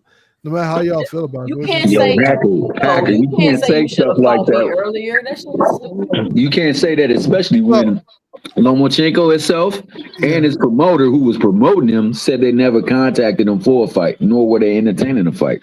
Use it at because you heard Mayweather say, "I will threaten you with Lomachenko." We talking about Mayweather, who you don't pay no mind until he says something about Tank.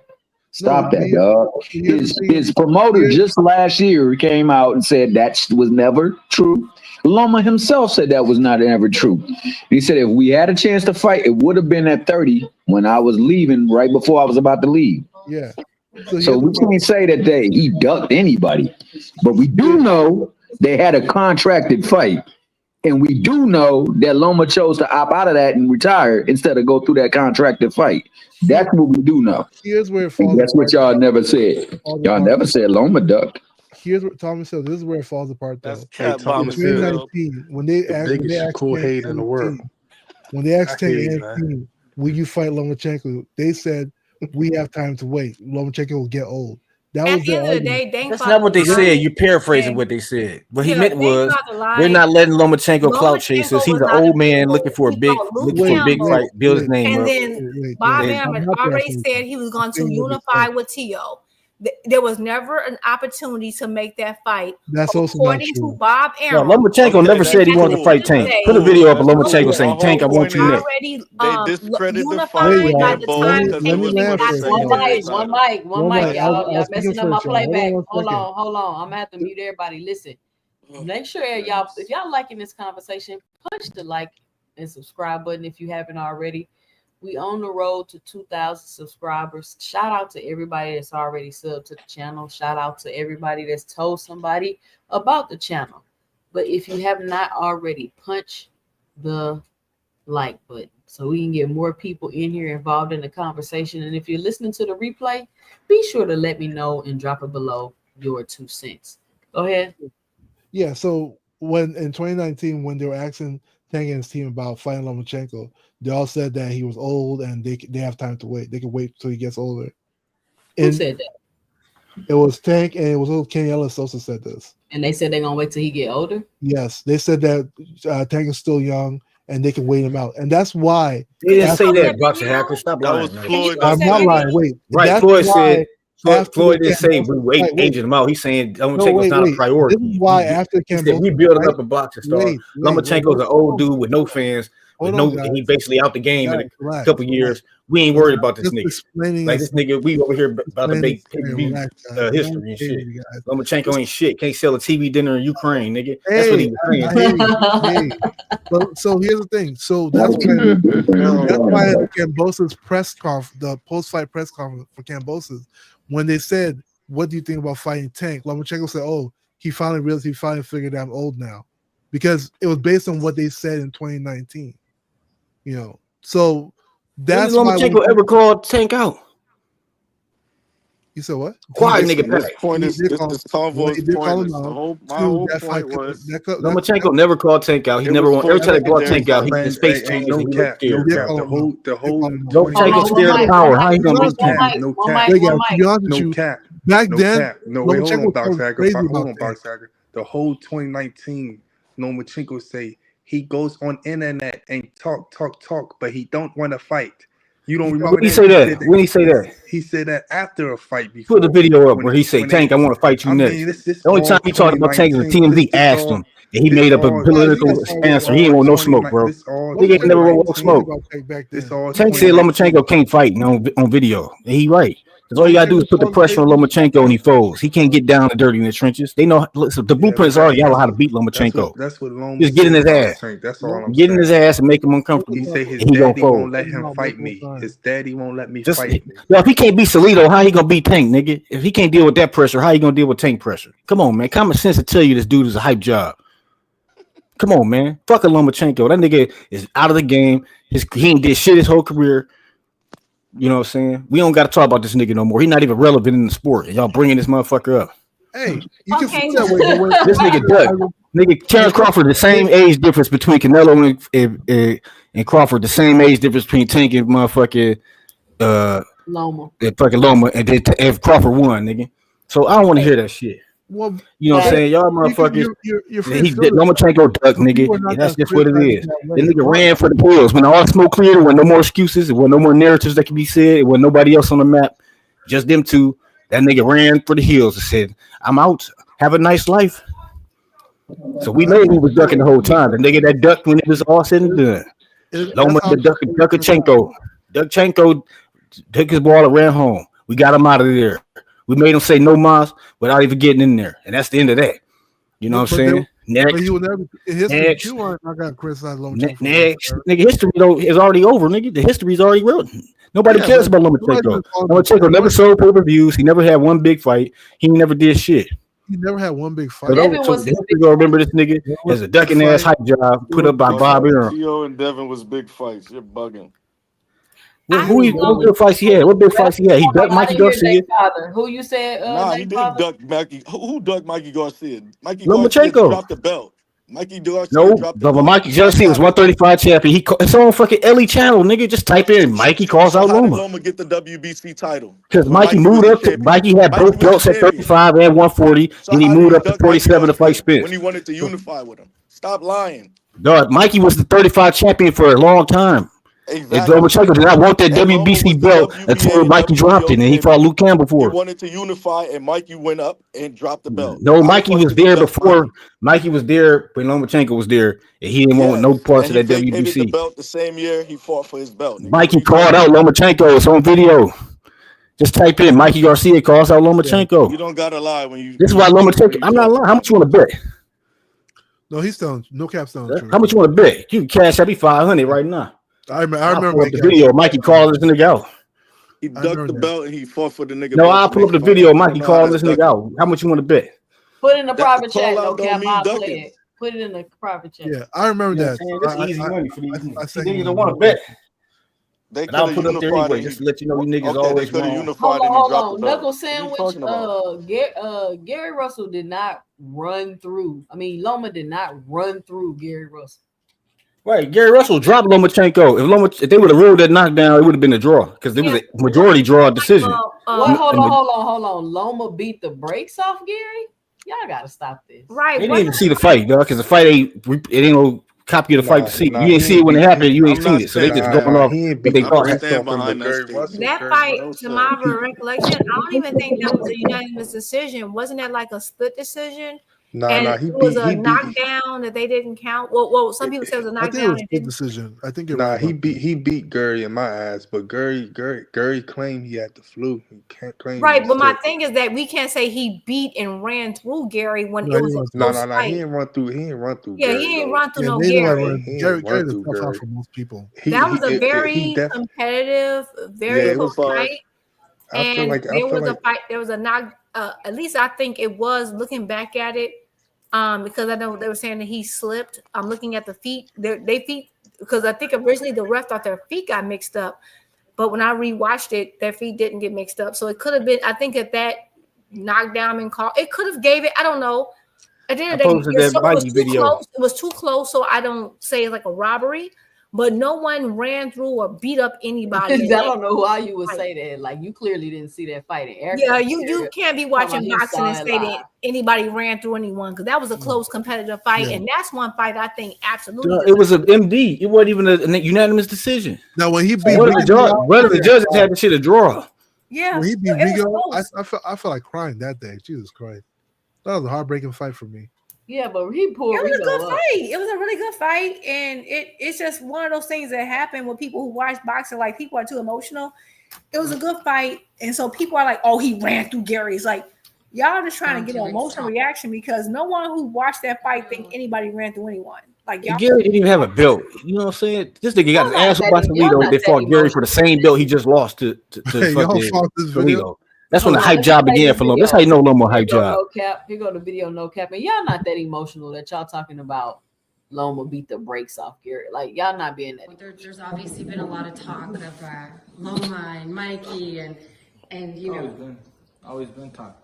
So that's really what it comes down to. It's talk. Just talk.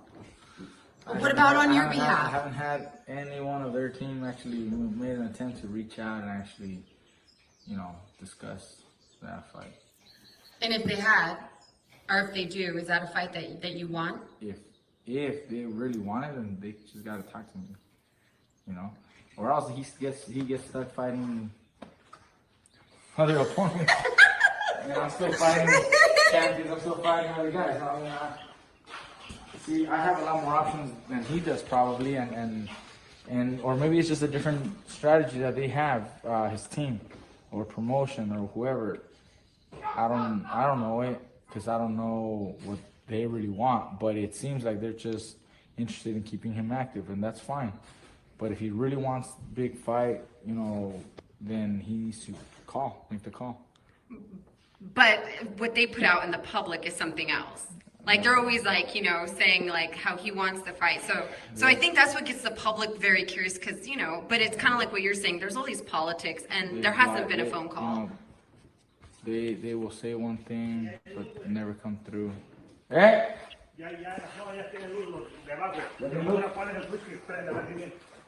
¿Está dentro? So you telling me he was capping with Mikey Garcia too?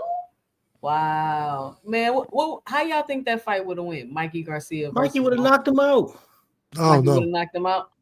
Mikey knocked out everybody Lomachenko fought. They gave him a hard time. Like who? Mikey beat Salido. Loma got beat up by Salido. But Mikey fought the prime Salido. Lomachenko is really good, man. It's really hard to say. When Salido beat the brakes off of Loma, dog. And then fucking I think that fight might be 50-50. That video old ass Mikey was the first one to knock out Linares, bro. Super chats real quick. Shout out to Curtis Robinson in the super chat with the $2. He says 2 cents boxing queen, great food being cooked. Shout out to Curtis Robinson.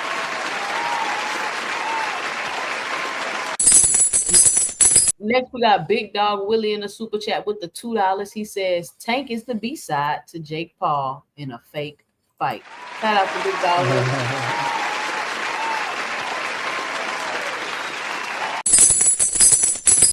Shout out to Curtis Robinson back in the super chat with the $5 super sticker supporting the channel.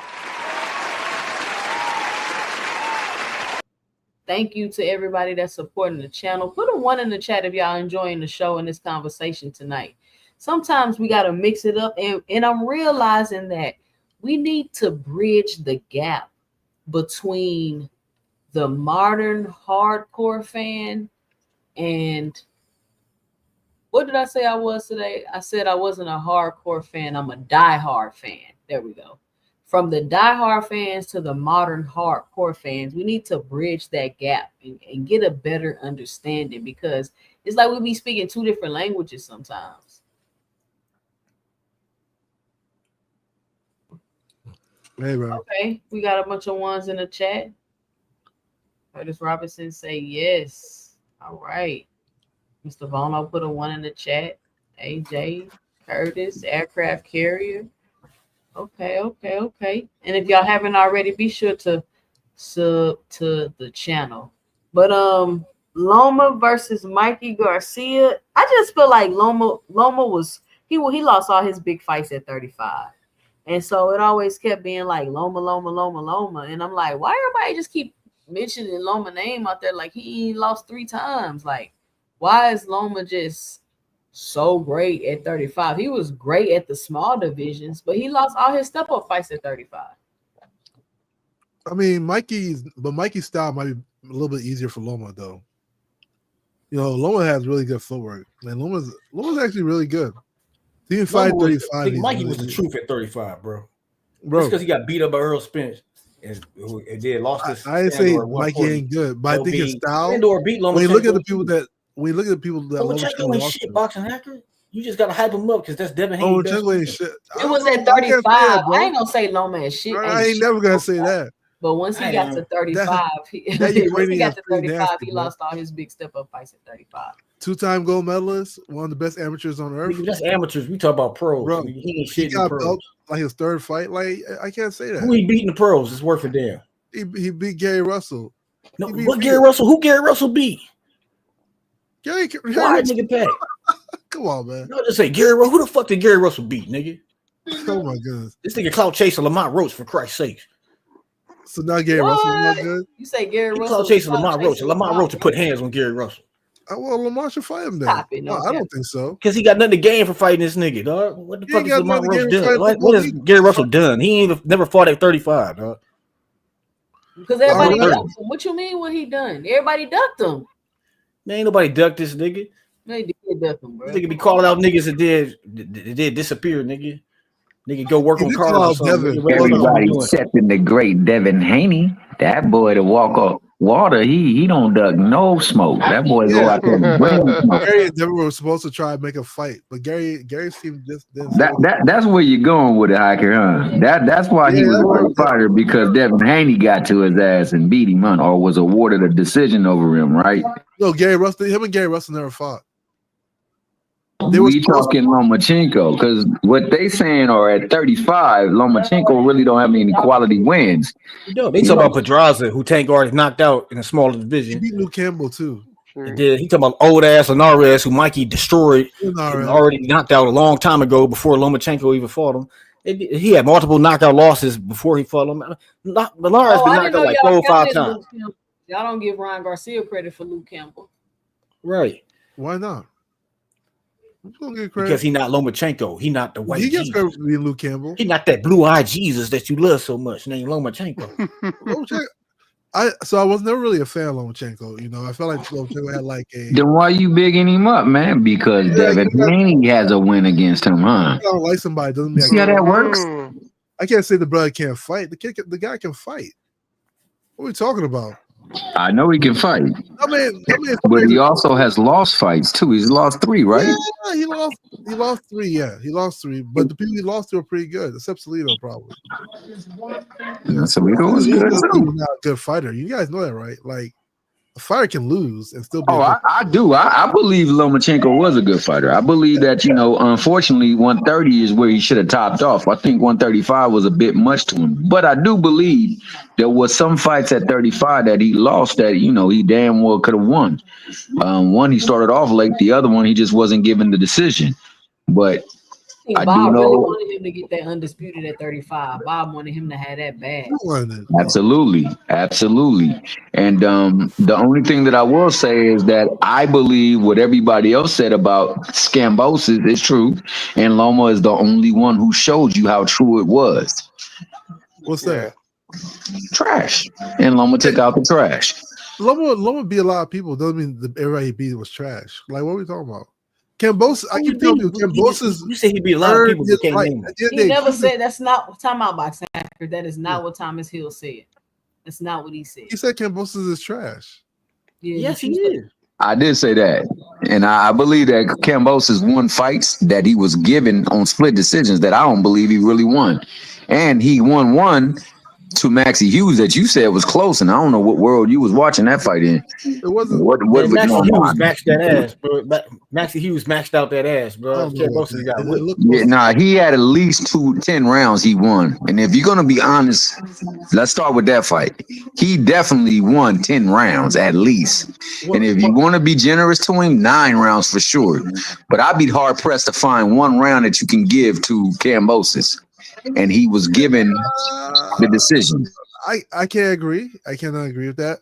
But I'll say this, right? Even whether we agree or disagree, he got the win. The only two people, like I said, the only 2 people Kambosos lost to was Devin and Lomachenko. And they were the 2 top talking about fighters. Lomachenko. This motherfucker out the game. Yeah, but He just made him run away. Take Davis pulled like Debo. Kambosos came to America multiple times to fight. You know, he still won. Like at the end of the day, like I get people don't like Kambosos or whatever, this and that. Kambosos got knocked out by a dude that don't knock people out. He fought his way to become a unified champion, regardless of what anybody thinks. No, he beat one guy, Tio Lopez, a hype job. He was Tio number. He was literally the number 1 contender for Tio. What are you talking about? He was the mandatory like Ocampo was for Spence. He was an Ocampo fight for Tio and he lost. Yeah, but they earn it. You have to fight. You don't so Karen was the IBF mandatory for this nigga for Boots. You know what I'm saying? Why you fighting Karen? Well, at the end of the day, you can't. It's hard to say. Why you fighting this dude? See, y'all doing that bullshit. No, Kambosos was the tune-up the same thing. That beat Tio. He was a hype job. And Devin's best win is a hype job. Kambosos. So I'm not gonna call it brother trash because he fought for it. So how come Devin couldn't knock out Kambosos, but Lomachenko could? What's they gotta do with anything? I don't understand how. Got to do with Devin being trash, a hype job too. All these dudes was just living off Tank name, not doing shit. Living off playing musical chairs for these vacant belts. What are you playing talking musical about? chairs for these vacant belts, acting like they beat never unified. And the scam is over, bro. The scam is over. Title. Pacquiao never unified. And y'all spent like a half an hour talking about how great Pacquiao. But he's won primary titles though. And so is Tank. And so is Tank. Tank has won. Tank has never won 1 primary title at 135. Well, first of all, the WBA World is the primary title because it is now. Not when he won it. Wait a minute. Let me finish. The WBA Super is equivalent to what the franchise is, which is why they're getting rid of it. You can't get rid of the WBA World. It's because that's the most historical belt. It's literally the oldest belt in all of boxing. It predates the ring belt. It predates all other belts. And that's the belt that functionally acts as a championship title because you have to fight the mandatories, whereas the Super was be created so you don't have to. And so a belt is only worth its ranking system and defense system. So if you're not fighting the title defenses, it's no different than just a franchise title, which is some BS they made up. So he still has the oldest belt in all of history, and he's held that same belt since 2019. Yeah. So has defended it since then. So I do what you're saying, but it does. Wait, Hacker, relax. 1 second. I just want to respond to what you're saying. 1 second. 1 second. Hold on. I just want to respond. Hold on. 1 second. Hacker, 1 second. Hacker, I'll get right to you. Hacker, follow my lead. Hey, Dang. Before you go, can I say something? Hold on, Hacker. But Dang, before you go, can I say something? Go ahead. Hey, there's been like 5 times that 2 Cents has asked for just one person to talk and stop talking over folks. Hacker, you got to chillax on that, bro, because it does mess up her playback. Why am I chillaxing? Because she asked people to remain silent while other folks is speaking, and you keep talking over. You, man, Rich. Then me, and then Dank. So why? Everyone needs to chillax on that. Did that make you feel better? I'll talk after you, Dank. Go ahead, Dank. So I got a question for Jupe. Would you say that's the same belt David Benavidez has? At 175. I'm sorry, I couldn't hear you. What you say one more time? The world title. Is that the same one that David Benavidez has? Does he even have the world title right now? I mean, if he has a world title, then yes. If he doesn't have it, then no. So why is he took it off of David Moreau when they fought, and he was elevated to WBC full champion after Bivol vacated the title. So if that's the real world title, right? And David Benavidez has it, correct? He beat Morrell. So was Morrell ranked? Morrell had the regular world title.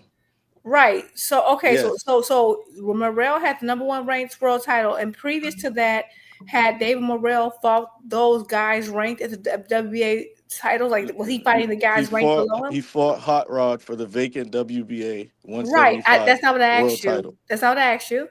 I said, so again, remember I said that the whole purpose of a sanctioning body is to have a champion, and you have to have ranked contenders. And so you have to fight those ranked contenders, and that's what makes the belt worth anything. Had or had not David Morrell fought those contenders below to get like all those ranked the people that WBA ranked, who had been fighting those ranked contenders to obtain that WBA world belt? Hot Rod was the number 1 contender when they That's not what fought. I asked you. You're not answering. What are you trying to say? If he I fought just the asked you a contenders, very what specific contenders did question. Tank fight when he I fought asked Gamboa? you a very specific What are you question. You trying? want to ask me a You're question? going You down the can't road answer that doesn't mine. You're make going any to answer sense. mine, and we're going to be here all night. You can answer it. You can skip over. We can be here all night. You're going to answer it, or we're not going any further. It's up to He you. moved up. He moved up. I asked you, And got had the title. He got Morrell the fought vacant the shot. ranked?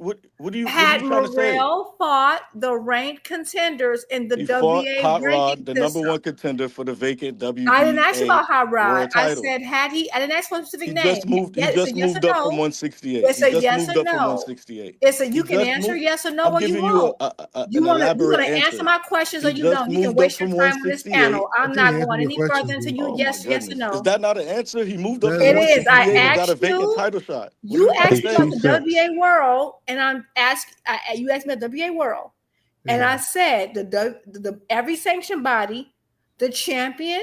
What makes a champion is that you have to fight the people in the ranking system, and you said that David Benavidez beat David No, Morrell you went to for. David Okay, you want to Morrell, interrupt me, or and I told you you know? David Okay, then we Morrell ain't going fought number nowhere. 1 Hot You gonna Rod for the waste his vacant time, or title. you answer the So question? what's not the answer? You're gonna. I asked you a specific Where's it the question. Hold on, answer? You hold didn't on, say hold yes or on, hold no. on. We gotta We move didn't on. Stop We go gotta spinning move in nowhere. on. circles, Hold on. man. We gotta move on. What's the question? Yep, What's he could have answered it. He could have said conversation? yes or no. She asked if David Morrell fought any contenders. The No, that's not answer what is I asked. yes. That's not what I asked He you. fought I said, did Hot he Rod, fight the number 1, WBA world? 175 for the WBA world vacant And title. who What do else? you what else? What does he need to No, fight? because that's not the truth answer. I asked you what. I said who. I said, did David Morrell Yeah. fight the ranked titleists in the WBA ranking system? Yeah. And you saw, and Yeah. you mentioned a person. I said, it's a yes or Yes. no question. It Hot was a yes or Rod no question. for the vacant It title. was a yes. He yes was or number no 1. question. Yes. He said yes. I said What's the titleless, point? plural, and you named me one What do you person. mean I said titleist? plural. What He did- fought yeah, for a I'm vacant confused. title. What are you I trying to said, say? be No, quiet. Let them talk. Why you keep talking? What are because you he's trying to not say? listening. You gonna answer it, or we ain't going no further. I'm not. I said. I don't All know right, what come Did on, you he y'all. We you gotta spinning move in on. We circles. Yeah, gotta let, move let Yeah, on. me. We move gotta on move because he on. gonna We answer The the gotta whole move question. point on. is, Hey, 2 cents. let me Listen go. to Real quick, him. Hold Then on, you hold going on, no hold on. further. 2 cents. Let me finish.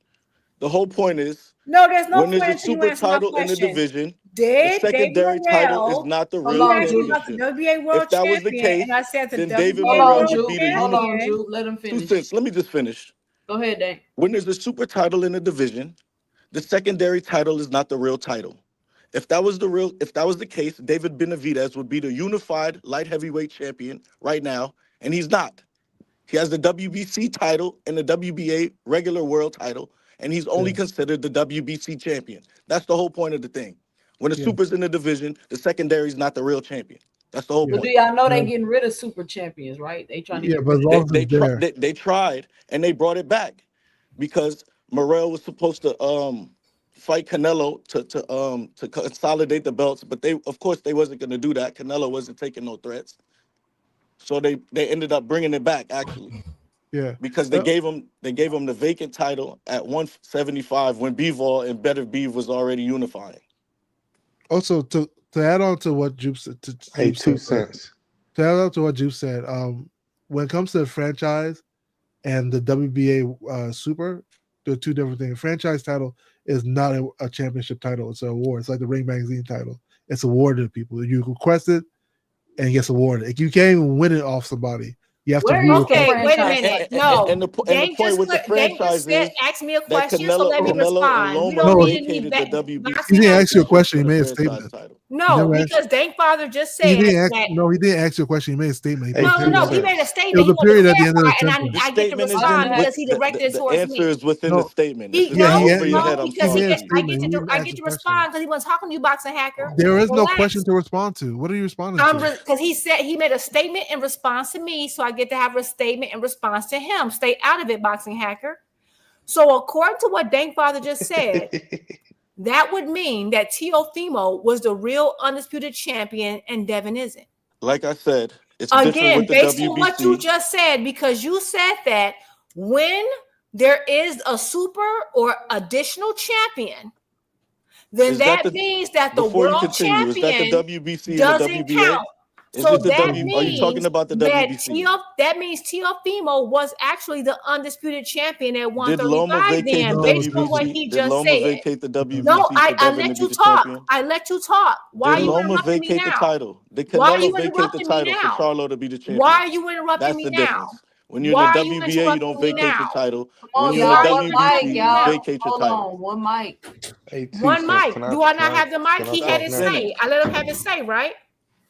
Anyway, let me. So, based on what Dane Father just said, he said that, Hacker, chill. I well, got it. because why are you still talking? I let you get your stuff off. Why is the minute I start talking, you get afraid? Go ahead. Go ahead. Yeah, relax.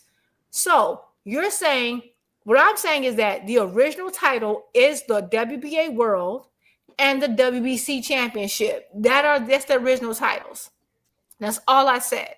So what I'm saying is that they are the people who make the title defenses, which legally, which is why contenders have sued in the past, is because that is what legally upholds that belt as recognition of a world title. You have to have a ranking system.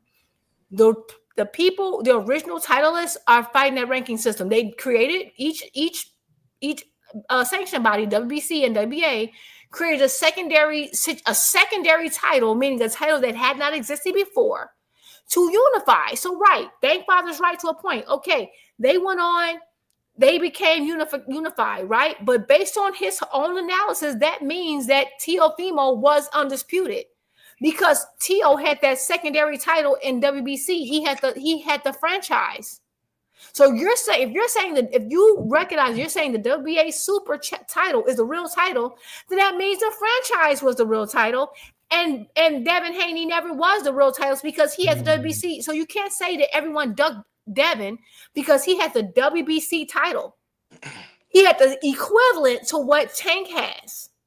No, he didn't. So according to what you're saying, you completely destroyed the legacy of Devin Haney because you're saying that you can't say that Tito and Loma ducked him by becoming the franchise champion because it's literally the same thing as a super champion. All right. So So you let me.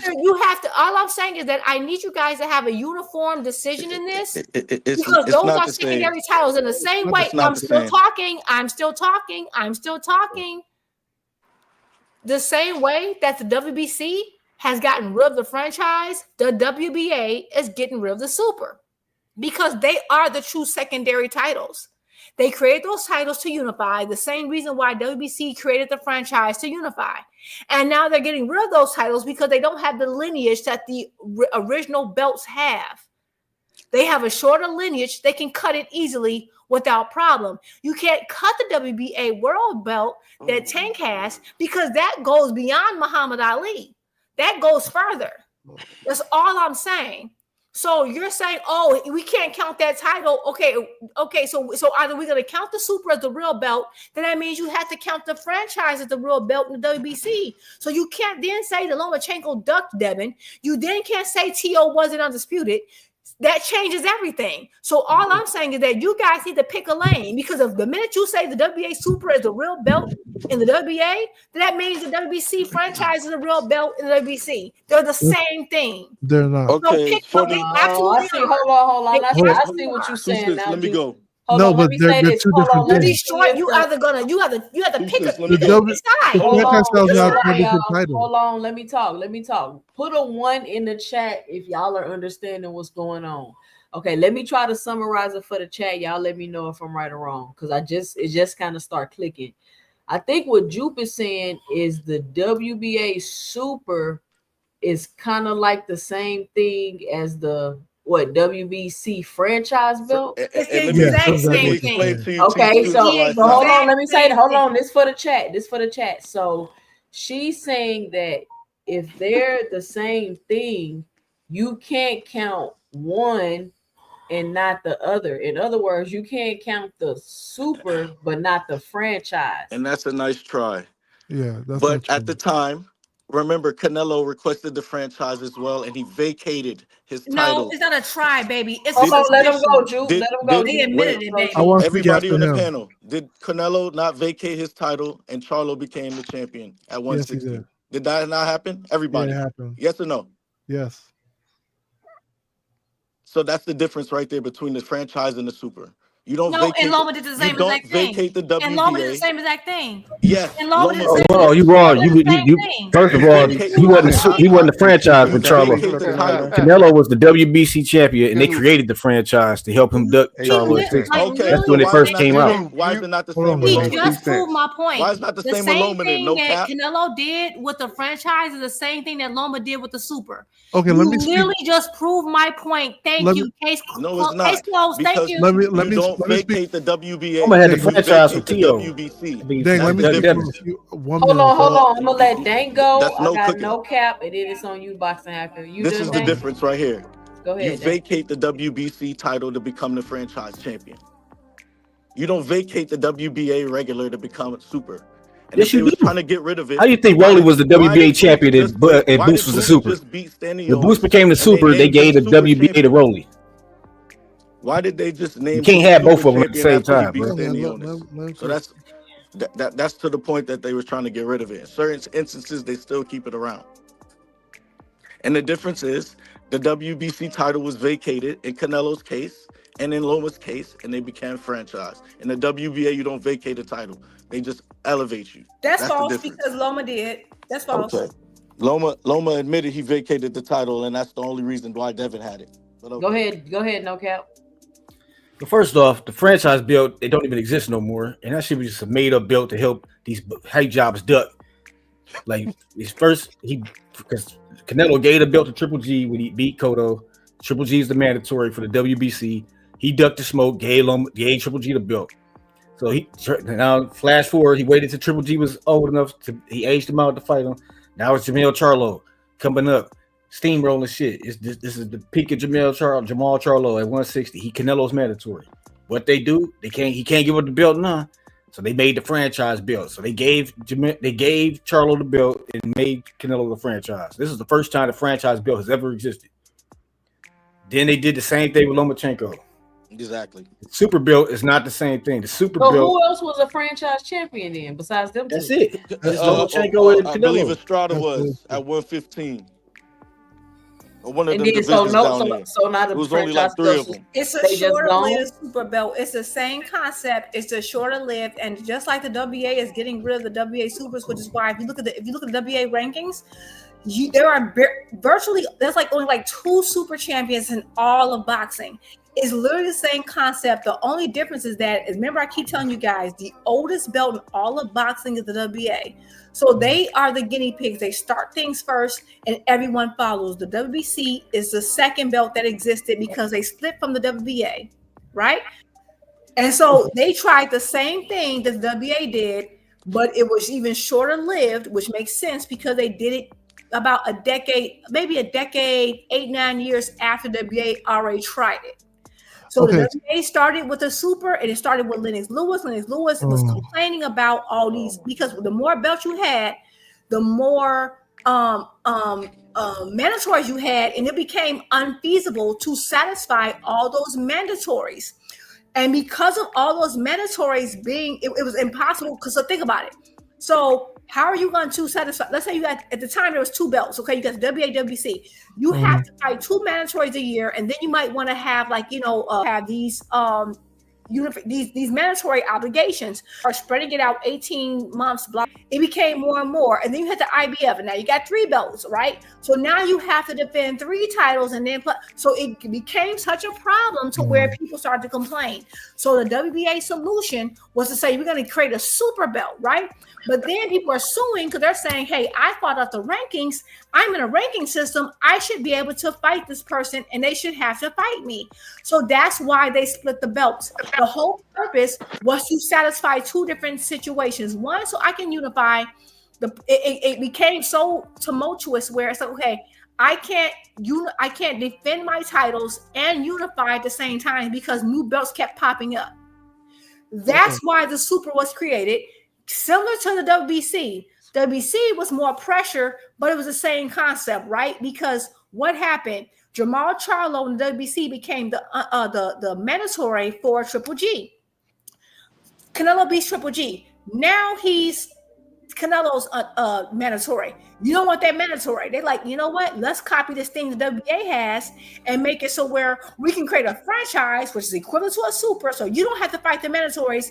And we're going to keep the world champion, which is the champion we always had for 60, 70, 80 years. That's the real championship.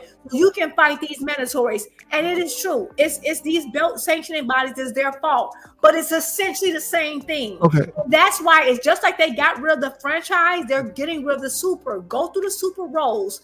There's not a lot of you can go so many years without a super champion. They pop up, win an F.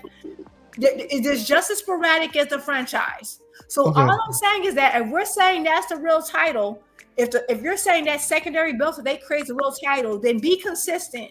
Then that means that T.O. was truly undisputed. Okay. And that no one dug Devin. So at the end of the day, you got to pick a lane. Did no one hear the part when I said the WBC title was vacated? Proof, receipts, whatever. Y'all got narrative. I can back up everything I'm saying. All right, hold up, y'all. Hold up, y'all. When was the WBA titles vacated? Hold up. Listen up. We've been here on about 3 hours and 10 minutes tonight. I'm gonna go around the panel, let everybody get their final 2 cents off. Great conversation tonight. Great cook. I know it's 2 cents after dark, but we kept the conversation boxing tonight. But it was a great conversation, great debates, great insight. Got some people on the panel that know some things.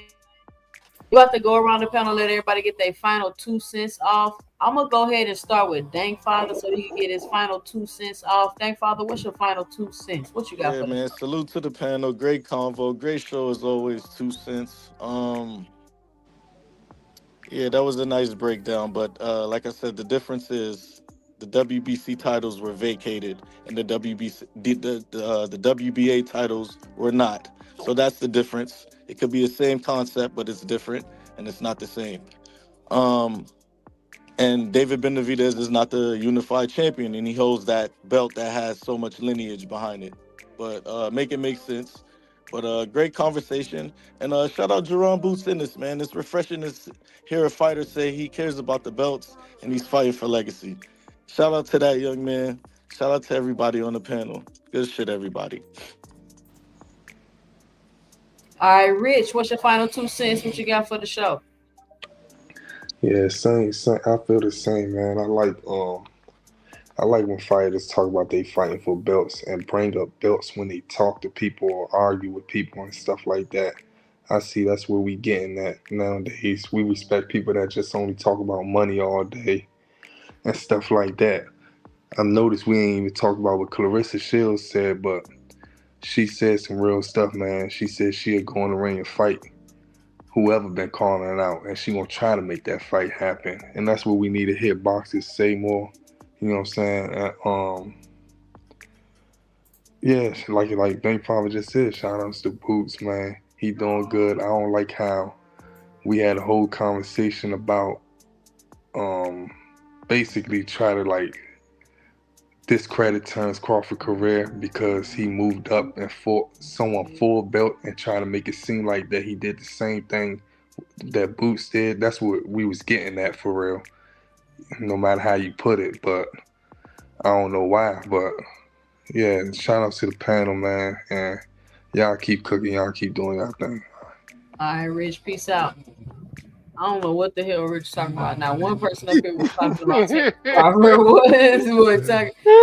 You was quiet tonight. What's your 2 cents, David? What you got for the show? Oh man, my 2 cents is I'm gonna go ahead and lead off with what we started talking about tonight. That was Shakur's just wilding out and just typing sporadic junk in the Twitter just to get people to put him into conversation. That's all. You know what I mean? And hey, he talking about Boots, or I don't know who he talking about, because he's cryptic that way when he make up whatever he wanna tweet out to people, just to get a conversation started on him. So I really ain't gonna do that. I'm not even gonna really conversate about him, even though I just did. You know, see how easy it is to get caught up in going around in a circle. Just sort of like it is when boxing hacker talk. Sometimes I just be sitting there and I'd be like, huh? And he'd get me caught up. But we had a good conversation tonight. You know what I mean? And yes, Carissa, Tank is scary. You said it the right way the first time. He's a scary person with a lot of talent. So if you was trying to say he was scary, meaning he didn't want to fight anybody, nah, that's wrong. You know what I mean? She wrong about that. You know, and I'm like, why is she always talking about Tank? He don't even communicate about her. That's funny. You know what I mean? People, this is called the Tank effect. That's all you can say. I don't know why she would be talking about Tank anyway. You know what I mean? $1 million worth of game. They just always trying to put little stuff out there in the internet space to have people say something about their show. Seeing how they haven't been topic of discussion and on the internet lately. They haven't gone viral. You know what I mean? The same way Cameron went on and got AB and brought him on the show. You know when he met AB before he got on the ad that he was intoxicated. He knew that. He did that just so that they could go viral. You know what I mean? A lot of those shows is peaked. And now they searching for ways in which they could go ahead and generate more revenue by being spoken into the matrix, which is the internet. So I just go ahead and I'll leave it like that. You know, All right. let's see what we get to be a topic tomorrow. Somebody going to say something early in the morning, or they going to continue on whatever Shakur was talking about. I do like his new nickname, Sandman, because he put people to sleep watching them fight. That's funny.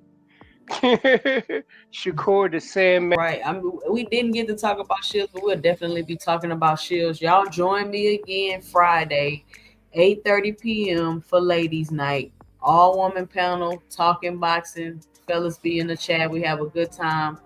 Thomas Hill, what's your final 2 cents? What you got for the show? Well, a great conversation. I think that, a lot of stuff is up to public opinion, personal opinion, and unfortunately, we line ourselves with whoever we rock with. I like when things is down the middle. I think that's what we need to do with our conversations and our talking piece. We need to keep it right down the middle, and if we have this energy for one, that same energy needs to be directed for others as well.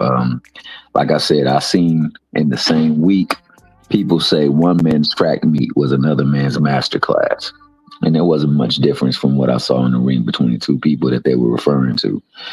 We do that all the time. We got people over here justifying other people just so they can justify the person that they rock with. And we got a lot of foul names being administered to certain fighters and their fan bases. I'm going to say it again, like I've always said. favorite fighter syndrome is real, and it applies heavily to 6 particular fan bases, and they are as follows: Canelo for the Cinemaniacs, Errol Spence for the Aerosexuals, Bud Crawfords for the Buttercut / Crawfordians, Tank Davis for the Tankamaniacs, Devin Haney for the Haneyites, and Shakur Stevenson for the Shakurians. And when they got that touch, whenever they got a Ian or Ike or whatever the fuck, maniac, they be acting a fool. And, you know, it makes it bad because people hold these fighters to however their fans or some of their fans fan for them. Well, I'm a fan of boxing, and I respect all these people, and I root for them all. So I would love to see fights that we aren't seeing right now, and I would love for narratives to be able to be forced to change. Right now, we're not getting these fights. I think with the influx of Turkey, his people, and Zuffa, the TKO series, I think they're going to draw that line in the sand. I've been saying this since we've gotten a revelation that there is going to be a fight between Tank Davis and Jake Paul. Trash, for sure. But if he gives him an ancestral whipping, I'll be happy because, hell, he been talking all that crazy ish and he been doing stuff racially driven and through demographic, and that ain't cool. So while I don't want to see that fight, don't care too much for that fight, would rather see Roach, would rather see Shakur, would rather see so many other folks instead of that. I hope that when they do go in that ring, Tank ain't signing no NDAs, and he go over there and beat his ass for everybody that got done wrong by his ancestors. And then last but not least, man, when we come on these panels, we gotta have respect for one another and for the host. The host can't be asking you time and time again to allow people to talk, and we still steadily talking over folks, man. I know it's kind of hard because we all got stuff to say, but it's not that difficult for us to have respect for one another. And I think we should do that, man. So the playback value will be epic because these conversations are epic. And last but not least, I want to say shout out to everybody who graced this panel, who added things to this conversation, and those in the chat who did everything to also add dialogue to this chat. And I want to say shout out to the Spar King, my main man, Boxing Hacker, aka the Hacked One. It's always a great experience whenever the hack is on the panel. And the last thing that I would like to say for my man Rich, Shakur Stevenson is a fantastic boxer, and he has done some things in there that he should be proud of. Running his mouth on Twitter and things like that, none of these fighters should be doing that, because all of them suffer from it when they do it because they be putting their foot in their mouth. But when he get in the ring, for the most part, he handles his business. Now, some might not like it, some might hate on it. I do not. Do I think he deserves a fight with Tank? Hell to the yeah. Do I think Tank should make that fight with him? Hell to the yeah. Do I think Tank gonna alter A-side him? Hell to the yeah. Do I think he deserves to be? Hell to the yeah. Because when this comes down to anything, if you open up a restaurant, you make you a CD, whatever it is, the measure that they have for you and how successful you are with that joint is how many cheeks you put in seats, or how many pans copy your stuff, or how many downloads you get. And as we can clearly see, in order to justify a ninja like Devin Haney, we had to big up another ninja like Loma, who, quote unquote, Tank ran from his whole career. Ain't that about it? You see how that works? You see how that works? So see, the things is this. Let's go on and respect these people, and let's cheer for them, and let them go on and do what they got to do in that ring. And hopefully we can get these people that now got to compete with the Zuffa group or TKO in Turkey to work together so we can actually get these fights, so we can see some narrative shift. Because right now these narratives be playing in my head like that damn song but I forgot the damn girl name, but it's a love song, baby, and it just keep playing in your head. Well, this thing keeps playing in my head, and it's one of them dang commercials or one of them dang songs that ain't really that good, but it's so whack that it just stay there. Well, we got to stall this stuff out because some of this stuff ain't good and it's just whack and it's just staying with folk. We got people calling people all types of names over people who don't even know us. So, Hacker, I know you about to go, man. I hope you have a wonderful day, man, a wonderful night. And the next time you get in that ring and spar, dog, film that ish so we can see how Hacker get down. And I'm out. Later. And I got 2 super chats to catch wild. up. It says Fredo, however you say it, with the $1.99 in the super chat. It says, I love the way Juke teaches the class. Shout out. Got one more super chat. I got Curtis Robinson with the $2 in the super chat. He says, very great concept from a queen creator. Shout out Curtis.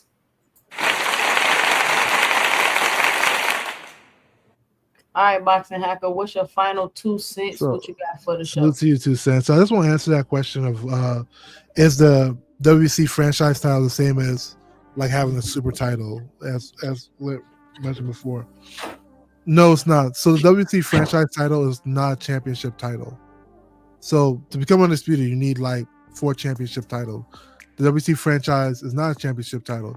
What that means is you cannot win the WC franchise title in the ring. When it was created, it was requested by Lomachenko. It was also requested by Canelo. They requested it. That means that even if they lose a fight, they cannot lose it. The only reason Tio got it is because before the fight, Tio requested it. He requested upon that he win. He requested that he get the BC franchise title. So Tio also could not become undisputed because he did not have 4 championship titles at that moment. After he lost to Kambosos, I don't think he requested it, but Kambosos was the one that was in conflict, where they were like, the WBC tried to say, okay, we gotta sort of consider this our top title instead of WC Super. But it was set up as a designation title, as in like a reward, basically like a reward, like the Ring Magazine belt, basically, where they give it to people. So this created a dispute. So based on definition, undisputed means that there cannot be a dispute who the champion is, and there was a dispute for Kambosos. So there was never a time that Tio could be considered undisputed because he never had a championship title from the WBC. That was owned by Devin Haney. So also this whole argument of like, oh, the WC got rid of the franchise title. No, the WC did not get rid of the franchise title. The person who got rid of the franchise title at 135 was Devin Haney. Devin Haney beat Kambosos. He made the belt WC franchise title fall out of rotation because he took it and refused to put it back in rotation. The WC Canelo, technically speaking, still is the franchise champion. So WC didn't actually get rid of those titles. When it comes to the whole question about, the mandatory, the world titles have mandatories. The super titles also have mandatories. This is why Bivol lost his WBA super title, and Benavidez got elevated because they mandated the fight with Benavidez. So super titles do have mandatories. If super titles did not have mandatories, somebody could be a super champion for the rest of their life and not fight anybody. So mandatories exist for both the world and the super. And what Dan Farr was saying was correct. If there is a super title or a primary title, the world title becomes secondary. It doesn't matter about the lineage or anything. It's all about hierarchy. And the primary title becomes the premier title. That means that whoever holds up 4 top primary titles is considered undisputed. That's why when you had Barrios and Tank beat Barrios for a world title, Josh Taylor was still considered undisputed because he had all the 4 top titles, while Barrios had a secondary title. The reason why Tank is the world champion and is considered the only champion is because when Devin went to 140, he dropped his titles. Tank said he didn't want to get elevated, So what they did, they said they took the WA Super out of commission, and they recognized Tank as the only champion. So just by default, he became primary. So that's how all that works, you know. So this whole argument of like, oh, the franchise said no, it's not. They're two different concepts. They serve the similar purpose, like, you know, somehow to like get around certain mandatories. However, the franchise has absolutely no mandatory because it's not a championship belt. It's just an award. And just going back to the whole conversation with Shakur, yeah, I still don't like, you know, when fighters say they don't train hard for fights. You know, hopefully, I think Shakur should always take a page out of Terrence's book and train hard for all his fights. But like I said, I do like the path that Shakur is on because he's always trying to fight, you know, the best out there, and I respect that for a fighter, you know. And you know, so that's the way I look at it in that situation. The whole Clarissa Shields thing, I know we need to talk about it, but I'll say this. Say what you want about Clarissa, but Clarissa, when she in the female division, she calls every goddamn person.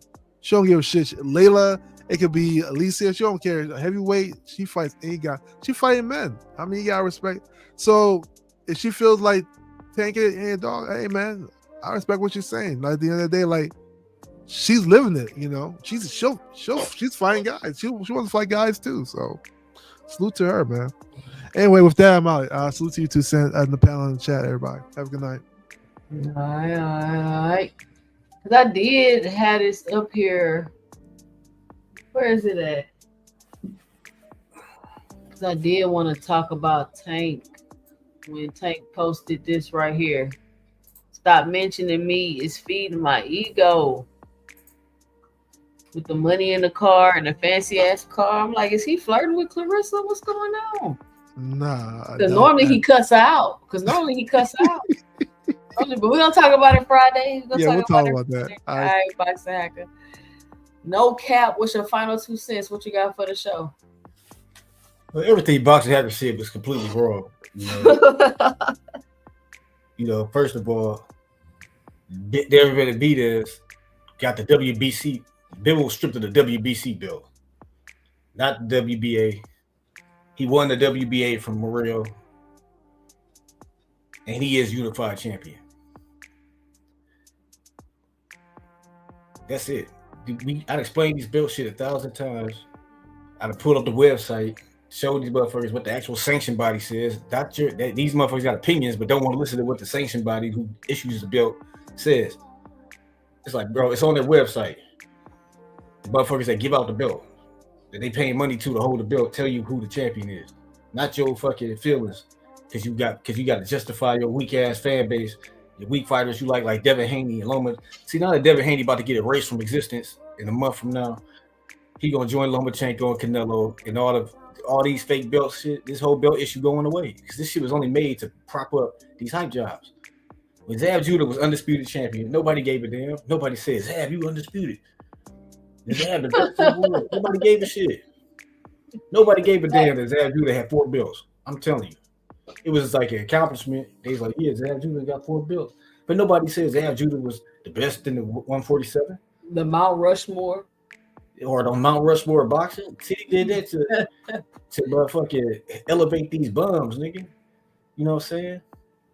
You know, and they like Boots go out there and fight Lima. They say it's a tune-up. But Madrigal a tune-up for Lima got more fights than Madrigal. Nobody heard of Madrigal before he fought Crawford. But they want to act like Madrigal some good dude, not some fucking people gotta see now. He got 2 losses back to back. And they talking about Madrigal, somebody like he a name in boxing now because he survived against Crawford. Man, get out of here with that bullshit. You know, it Boots is the motherfucking doc that he already the next star in boxing. It's him and Tank and nobody else. Nobody else is even close. He gonna knock out that Abraham Lincoln looking nigga Bachram that everybody hyped it up because he beat up Tim Tszyu, a super hype job. A dude with no deep that Keith Thurman called a flat-footed Mexican. He ain't even Mexican. He Australian. And they think of this dude that Bachram some beast because he beat up Tim Tszyu. Come on, man. We cooking that Abraham Lincoln looking ass nigga. You know what I'm saying? We cooking and we putting him back on the penny, bro. You know what I'm saying? Motherfuckers ain't shit out here. Devin Haney ain't shit, Boxing Hacker. You hear me? Devin Haney ain't shit. You believing in false gods. Lomachenko wasn't shit. Lomachenko ain't do shit his whole career, but cherry pick fights, fighting midgets at 120 and shit. Nigga, Corolla is a midget. Sosa was a fucking midget, like a legit midget. These is Lomachenko's wins. He beat the Axeman Walters. We never seen the Axeman again. We ain't never seen the Axeman again after that Loma fight. That shit was a top right. That was an inside job, nigga. That nigga took the check and retired. That nigga somewhere in Panama, in fucking Jamaica, nigga, drinking red stripes, nigga. Ever since that shit happened. I want to hear that shit. You know what I'm saying? And that's just gonna be it, you know. Cook. After Devin Haney get knocked out next month, I don't want to hear shit about no undisputed. I don't want to hear shit about no goddamn Mount Rushmore boxing. I don't want to hear shit about no goddamn Super Bowl of boxing. I don't want to hear shit about none of these niggas. Ain't no more franchise. Canelo don't need to duck nobody no more, so the franchise bill don't exist. That's what the real answer is. Lomachenko retires, so no need for protection. That's why the franchise bill don't exist. You know what I'm saying? Devin Haney was never a franchise champion because they don't want Devin Haney to be a franchise. He the duck champion. He the paper email champion. Whatever the hell you want to call him. He about to be knocked unconscious. Bill Haney about to be out the sport. We ain't never got to hear him. No, he got his brother in boxing him. coming up. What you mean, no cap? He got his brother. You seen his brother fighting? Man, I ain't seen his brother do shit, and I ain't trying to see him do shit. You know what I'm saying? They say I his don't fuck with brother. none of the Haney. I don't fuck with Bill. I don't fuck with Dad. I don't fuck with the brother. I don't even know his name. Fuck all them niggas. You know what I'm saying? I hate the Haneys. I hate the Haneys. I seriously got hatred for them. Same way Adolf Hitler hated the Jews. That's how I hate the Haneys. No, you It's like, gonna get demonetized, bro. Relax. you know what I'm saying? I was gonna say some bars from Haney, but I'm gonna say that shit for later. I'm gonna save it for the time before the fight with Norman. That's all I got right now. All right. Shout out No Cap. Boy, sound like Regis Program. Fuck the 80s. Hold on, let me read this real quick, right? Because I don't care what y'all say. Y'all know how Devontae Tank Davis usually responds to Clarissa Shields. And for him to post his car with all the money in the inside with the plastic on the seat, I'm not sure what that means. Stop mentioning me is feeding my ego. I'm just saying.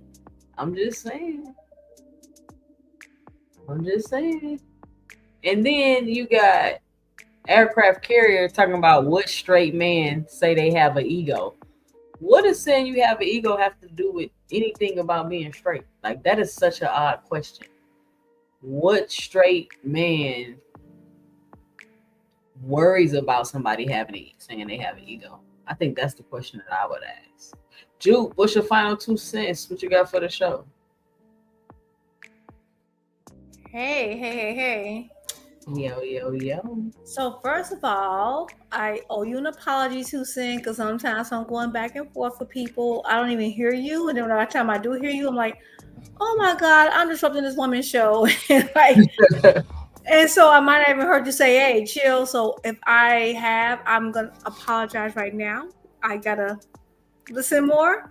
Okay. So I apologize for any interruption and me going back and forth. When you tell us to shut up, we need to shut up. And so I'm apologizing to you as a woman right now. A whole lot of other people owe me an apology if that's the case. I know. I just feel like, as you know, as a lady who's like getting into boxing, and I really appreciate women doing boxing because I used to feel kind of intimidated coming on, and you kind of lead that way. So I just want to show you the utmost respect. So just want to make that clear before I did anything else. Okay, you good.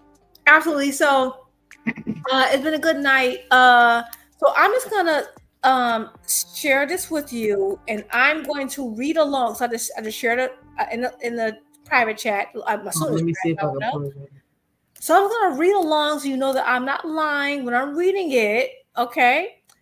It says that Suleiman Tabs.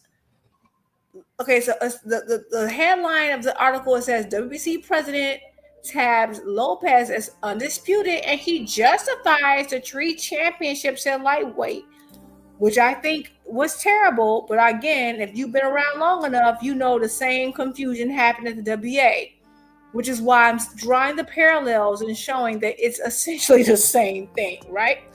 So if you go into the article, it says besides the WBC franchise belt, Lopez also owns the WA, WO, and IBF titles.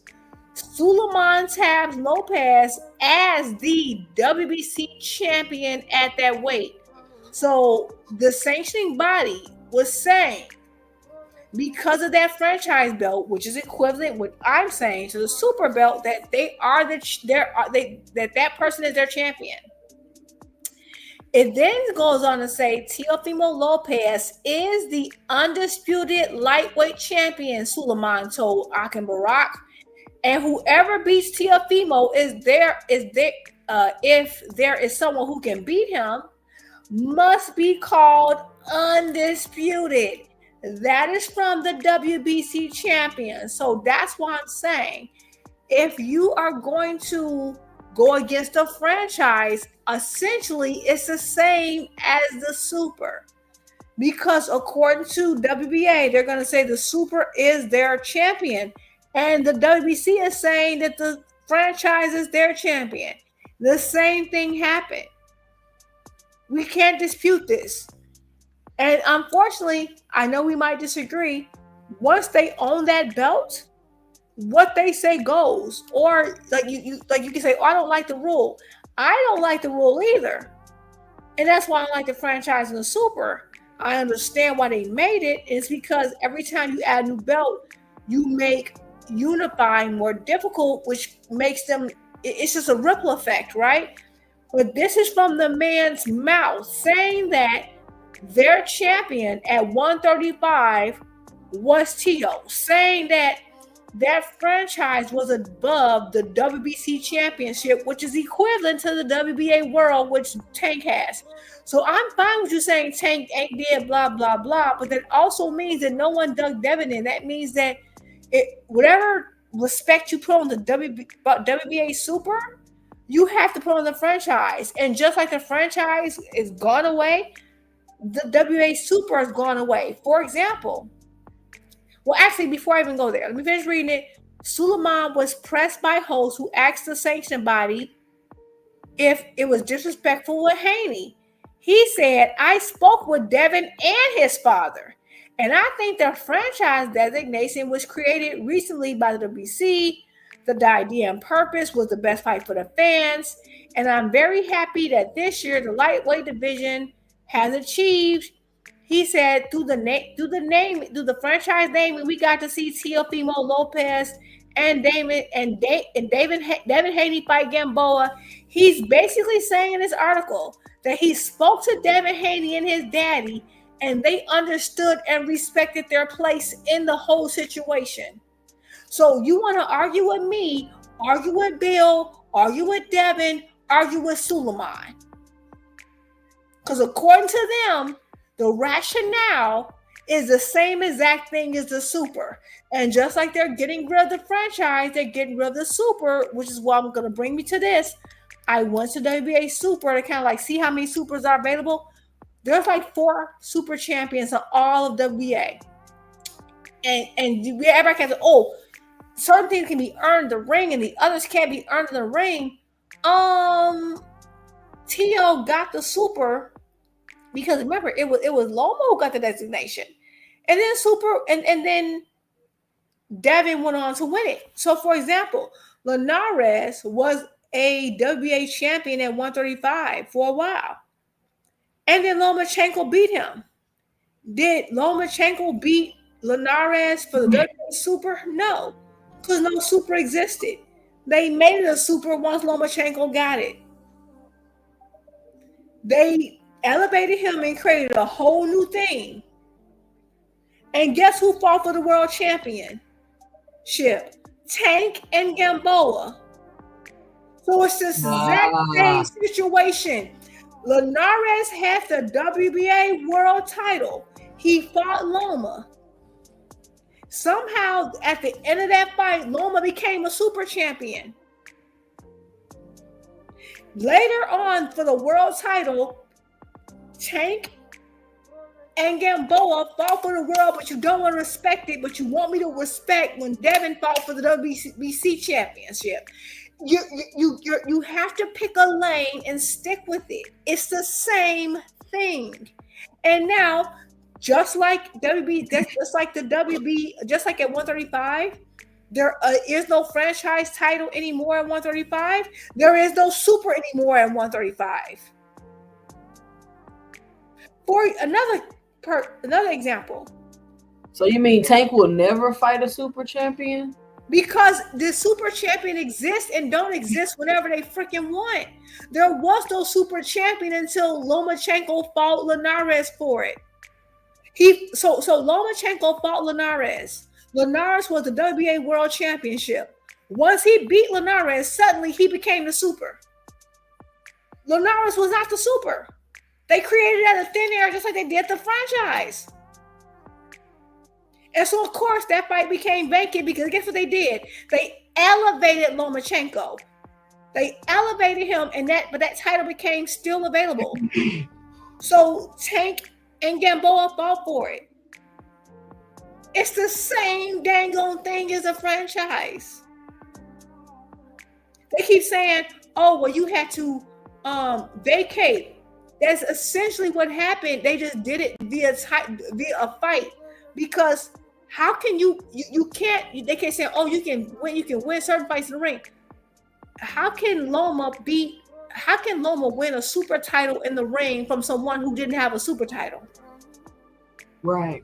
Linares never had a super title. They made him the super title after he beat Linares. It didn't exist until Loma came along. It's the same exact situation. So you telling me, hold on. So the super title didn't exist until Loma?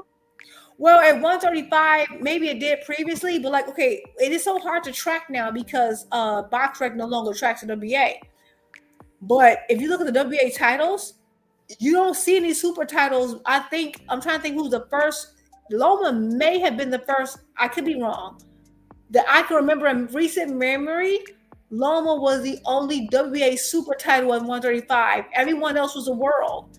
They may have been one before, but like, for example, the WBA super title lineage is very short. It only exists in spurts because.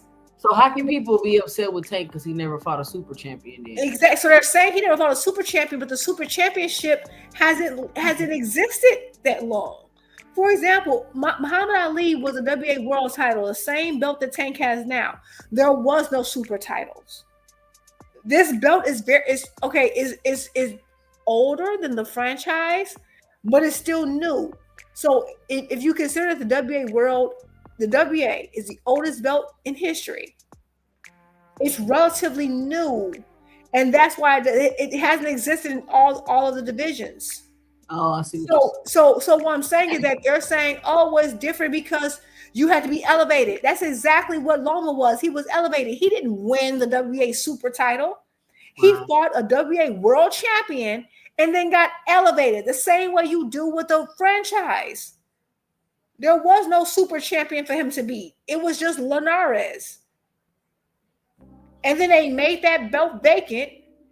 And then Tank and Gamboa were ranked 1 and 2 because you still had to have a ranking system, and then they fought for the world. And Loma went on fighting the super championship, which no one really won in the ring. It's an elevation, just like the franchise. It's the same thing. So if you're going to acknowledge one and say that's the real belt, then you have to acknowledge, you have to like be consistent. That's all I'm saying. So like I remember talking to my dad about it. My dad's like an old school boxing guy. He was like, they hated the super belt because they're like, you're causing problems with lineage. You're creating issues. And it's the same, and the WBA tried it, they felt the same thing. And if you look at it, for example, I'm about to piss some people off. You remember how Canelo was the WBA super champion? Yep. Go online. So we all know Bud just beat him, right? Yep. It does not say that Bud's a super champion. So they just get to pick and choose who they give it to? Right. What I'm saying is Bud is not, it does not say he's a super champion. So just like you can't be winning the ring, even though Buzz undisputed, if you go to the WA website and look at all their champions, some people say super, some don't. It's willy-nilly as hell. So you saying that super stuff is not way is a WA super? It does not say Buzz a WA super.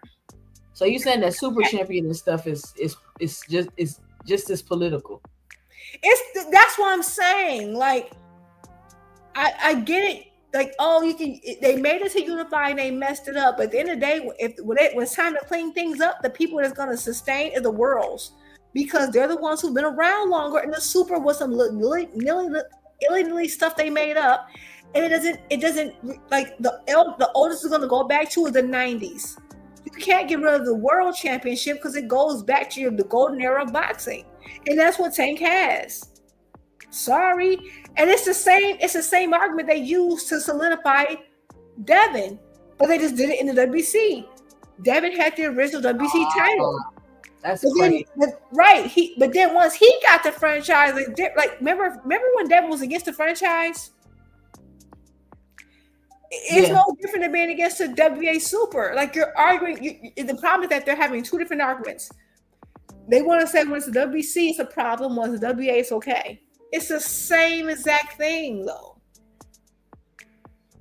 Well, to them, it seems to be some huge difference, and that's the same kind of argument I was making with if you tune up without the belt, you still the same caliber of opponent with the belt. It's like they don't understand the nuances. And your argument is the same. At the end of the day, people don't want to agree on a uniform rule because they want to change it based on who they like at the moment. For example, when we said, okay, I asked in the chat, I said, are you saying once a person's a champion, we have to respect their championship and they are elite no matter what because they got a belt? And once I said that, people didn't want to agree to that. They want the wiggle room to move. So I said, okay.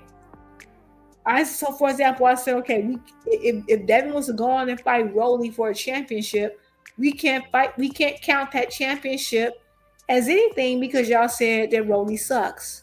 No, but it's a belt. Okay, fine. So you're saying that the belts matter. Then that means we can no longer discredit the heavyweight division. Wilder has 10 title defenses and he's a great. And then the chat like, no. You have to agree to a system or you can't keep moving it. You either agree to a set of rules that are applicable to everybody or you don't. And what's happening is that no one wants to agree to a set of rules. They want to change it whenever it benefits them. So, for example, they're arguing one set of rules for the WBC and they're arguing a different set of rules for WA, despite them being the same things. The WBC literally, just like the WA, will say, well, WA super champion can unify and be undisputed. Guess what? The WBC, the president said the franchise person is the only person who can be undisputed. And therefore, that would mean that Teofimo was undisputed. So either you respect the sanctioning bodies or you don't. Yeah. Then we can no longer claim that Devin is the youngest undisputed. No, he isn't. We got to give it to Teo because according to the WBC, he was their champion. You can't. So, and that's the problem they're having. They want to argue one point. They want to discredit Tank at the WBA, but they also want to take those same rules and have a different set in WBC. No. If the super don't matter, the franchise don't matter. If the franchise is fraud, so is the super. You can't have it both ways. You got to pick a lane. And Suleiman did. They don't want to do it because their guy is what they call undisputed, but he would be the second undisputed, right? They don't want to acknowledge Teo as undisputed because that means that he beat Devin to the punch. Yep. So they have to hold on to one argument while defending a totally different argument in another sanctioning body. That's what's happening. That is wild. They have two polar opposite arguments in 2 different sanctioning bodies. I personally don't have a dog in the fight. I don't care. I just want to know what rule we're going by, and that's going to be the rule for everybody going out. The problem they're having is that they want to change the rule because they have someone caught in the crossfires. I don't have anyone caught in the crossfires that I like. I like Devin. I don't care. Pick a lane and stick with it. If the belt is everything, the belt's everything. If the belt's debatable, it's debatable. Make a rule and stick by it. You can't claim that y'all so logical, all this.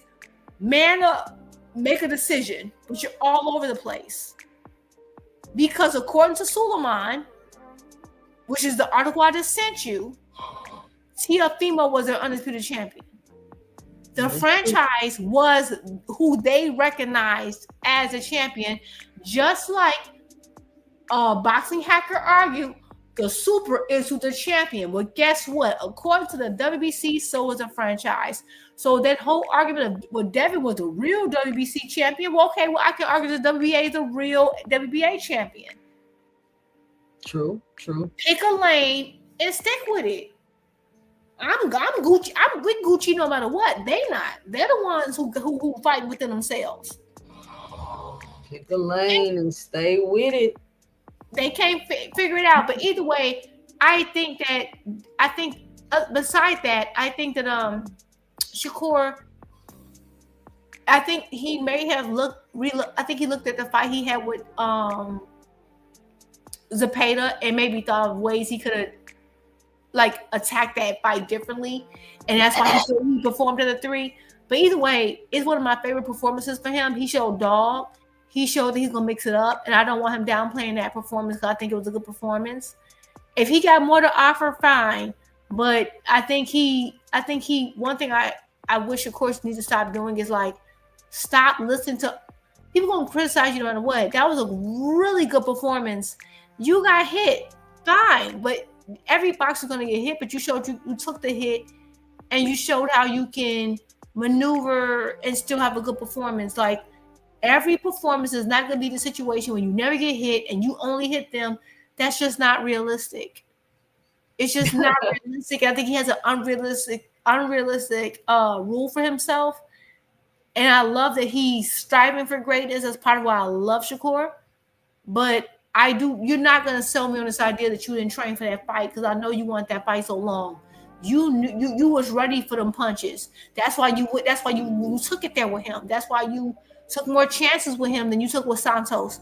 You got tired of people talking smack and you wanted to show up, and you did. And it's okay. You taking a few punches don't mean that your defense is trash. It just means that you accepted what was to come and you did your thing. And I just think these fighters need to get off social media because it's warping their brains. Get off social media.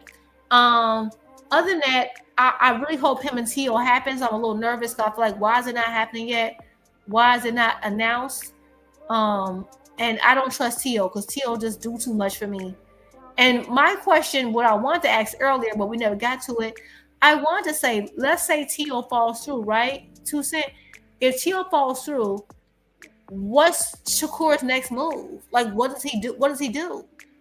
Fight somebody we ain't never heard of. Hold on. Somebody Eddie finna dig up. I don't know. Yeah, that's my worry with him. And if it's at 140, then what?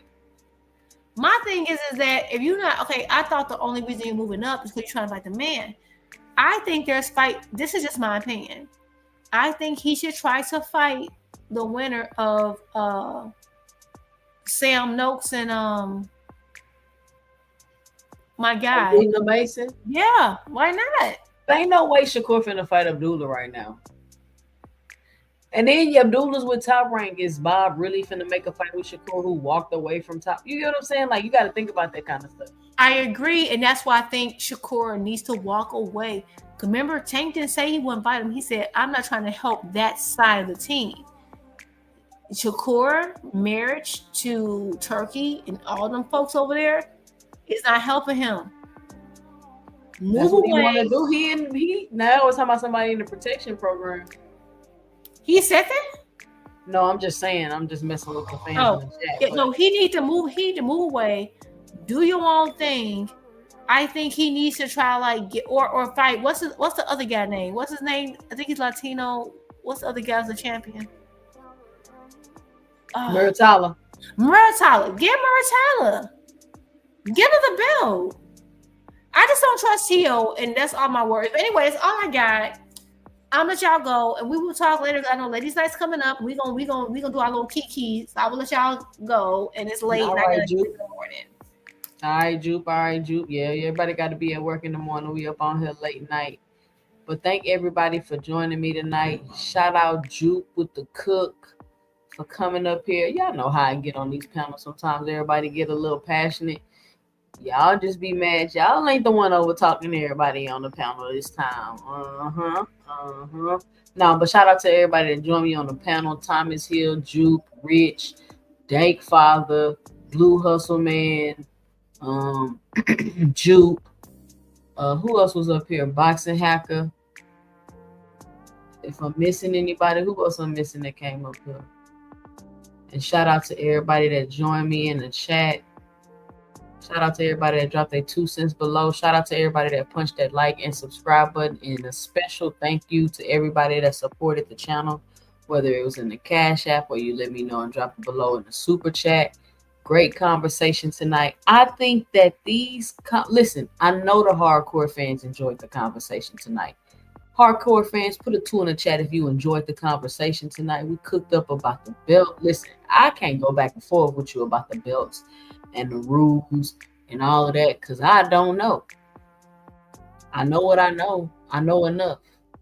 But when you start trying to jump through hoops to discredit belts and do all that extra, I don't do all of that. I don't do all of that. I will be live again Friday, 8:30 p.m. I think it's 8:30 p.m. Central Time with the All Women's panel. We definitely gonna pull up and talk about that Clarissa Shields thing. I ain't get to bring that up, but I don't know. I think Tank might have been taking like a shot at her in a man's. He put the money in. He put the car up. Say you feeding my ego. But we're gonna talk about that. We're gonna talk about that coming up on Friday. So y'all make sure y'all put it in your calendar, put it on your to-do list. Make sure you got the notification bell turned on so you can be notified as soon as I go live or when I drop videos throughout the week. Make sure y'all check out my videos and my shorts as I drop them throughout the week. And make sure y'all let me know and drop it below y'all 2 cents as y'all checking out those videos.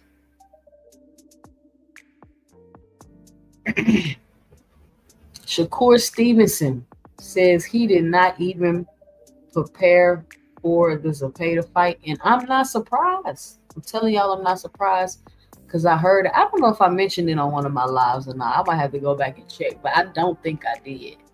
But I had heard word on the street was that Shakur Stevenson was BSing in camp, wasn't taking it serious. That's what I had heard. And now for him to come out and say it, I'm not surprised. And it's just conversation. There's no knock on him. I'm sure all these fighters go through things.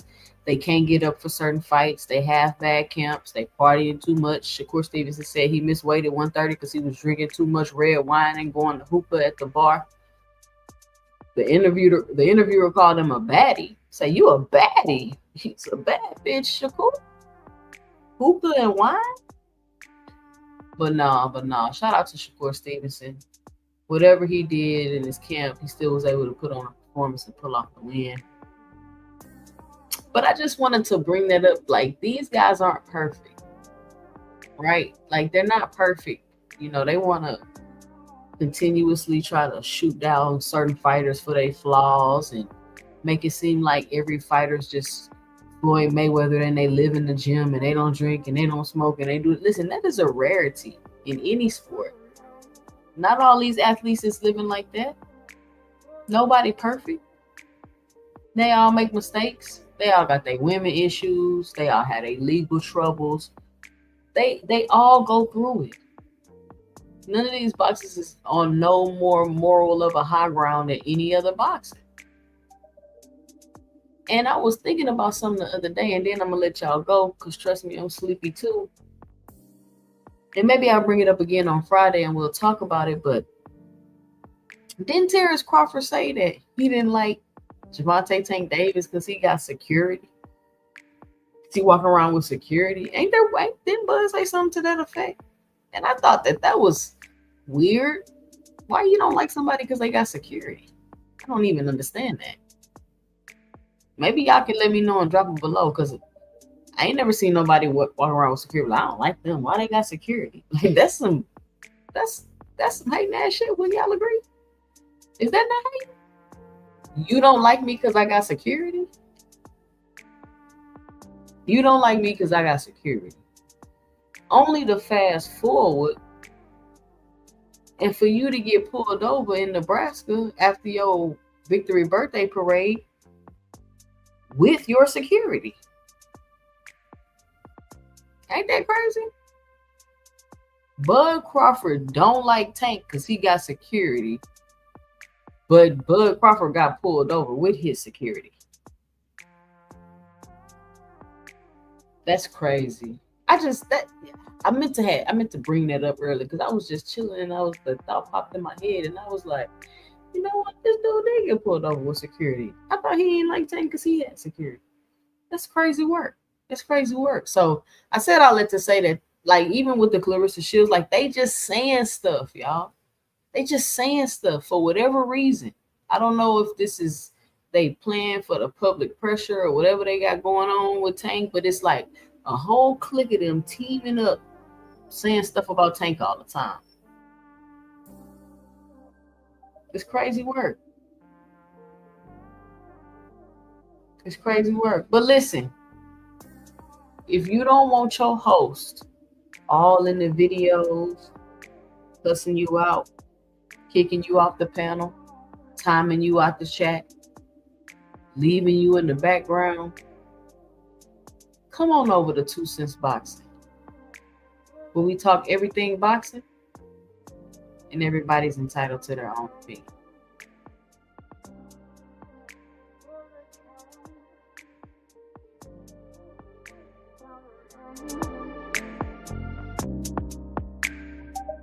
You know, it's crazy because where I'm from, they say BTA, belt the ass. But I tell them I'm the buckle.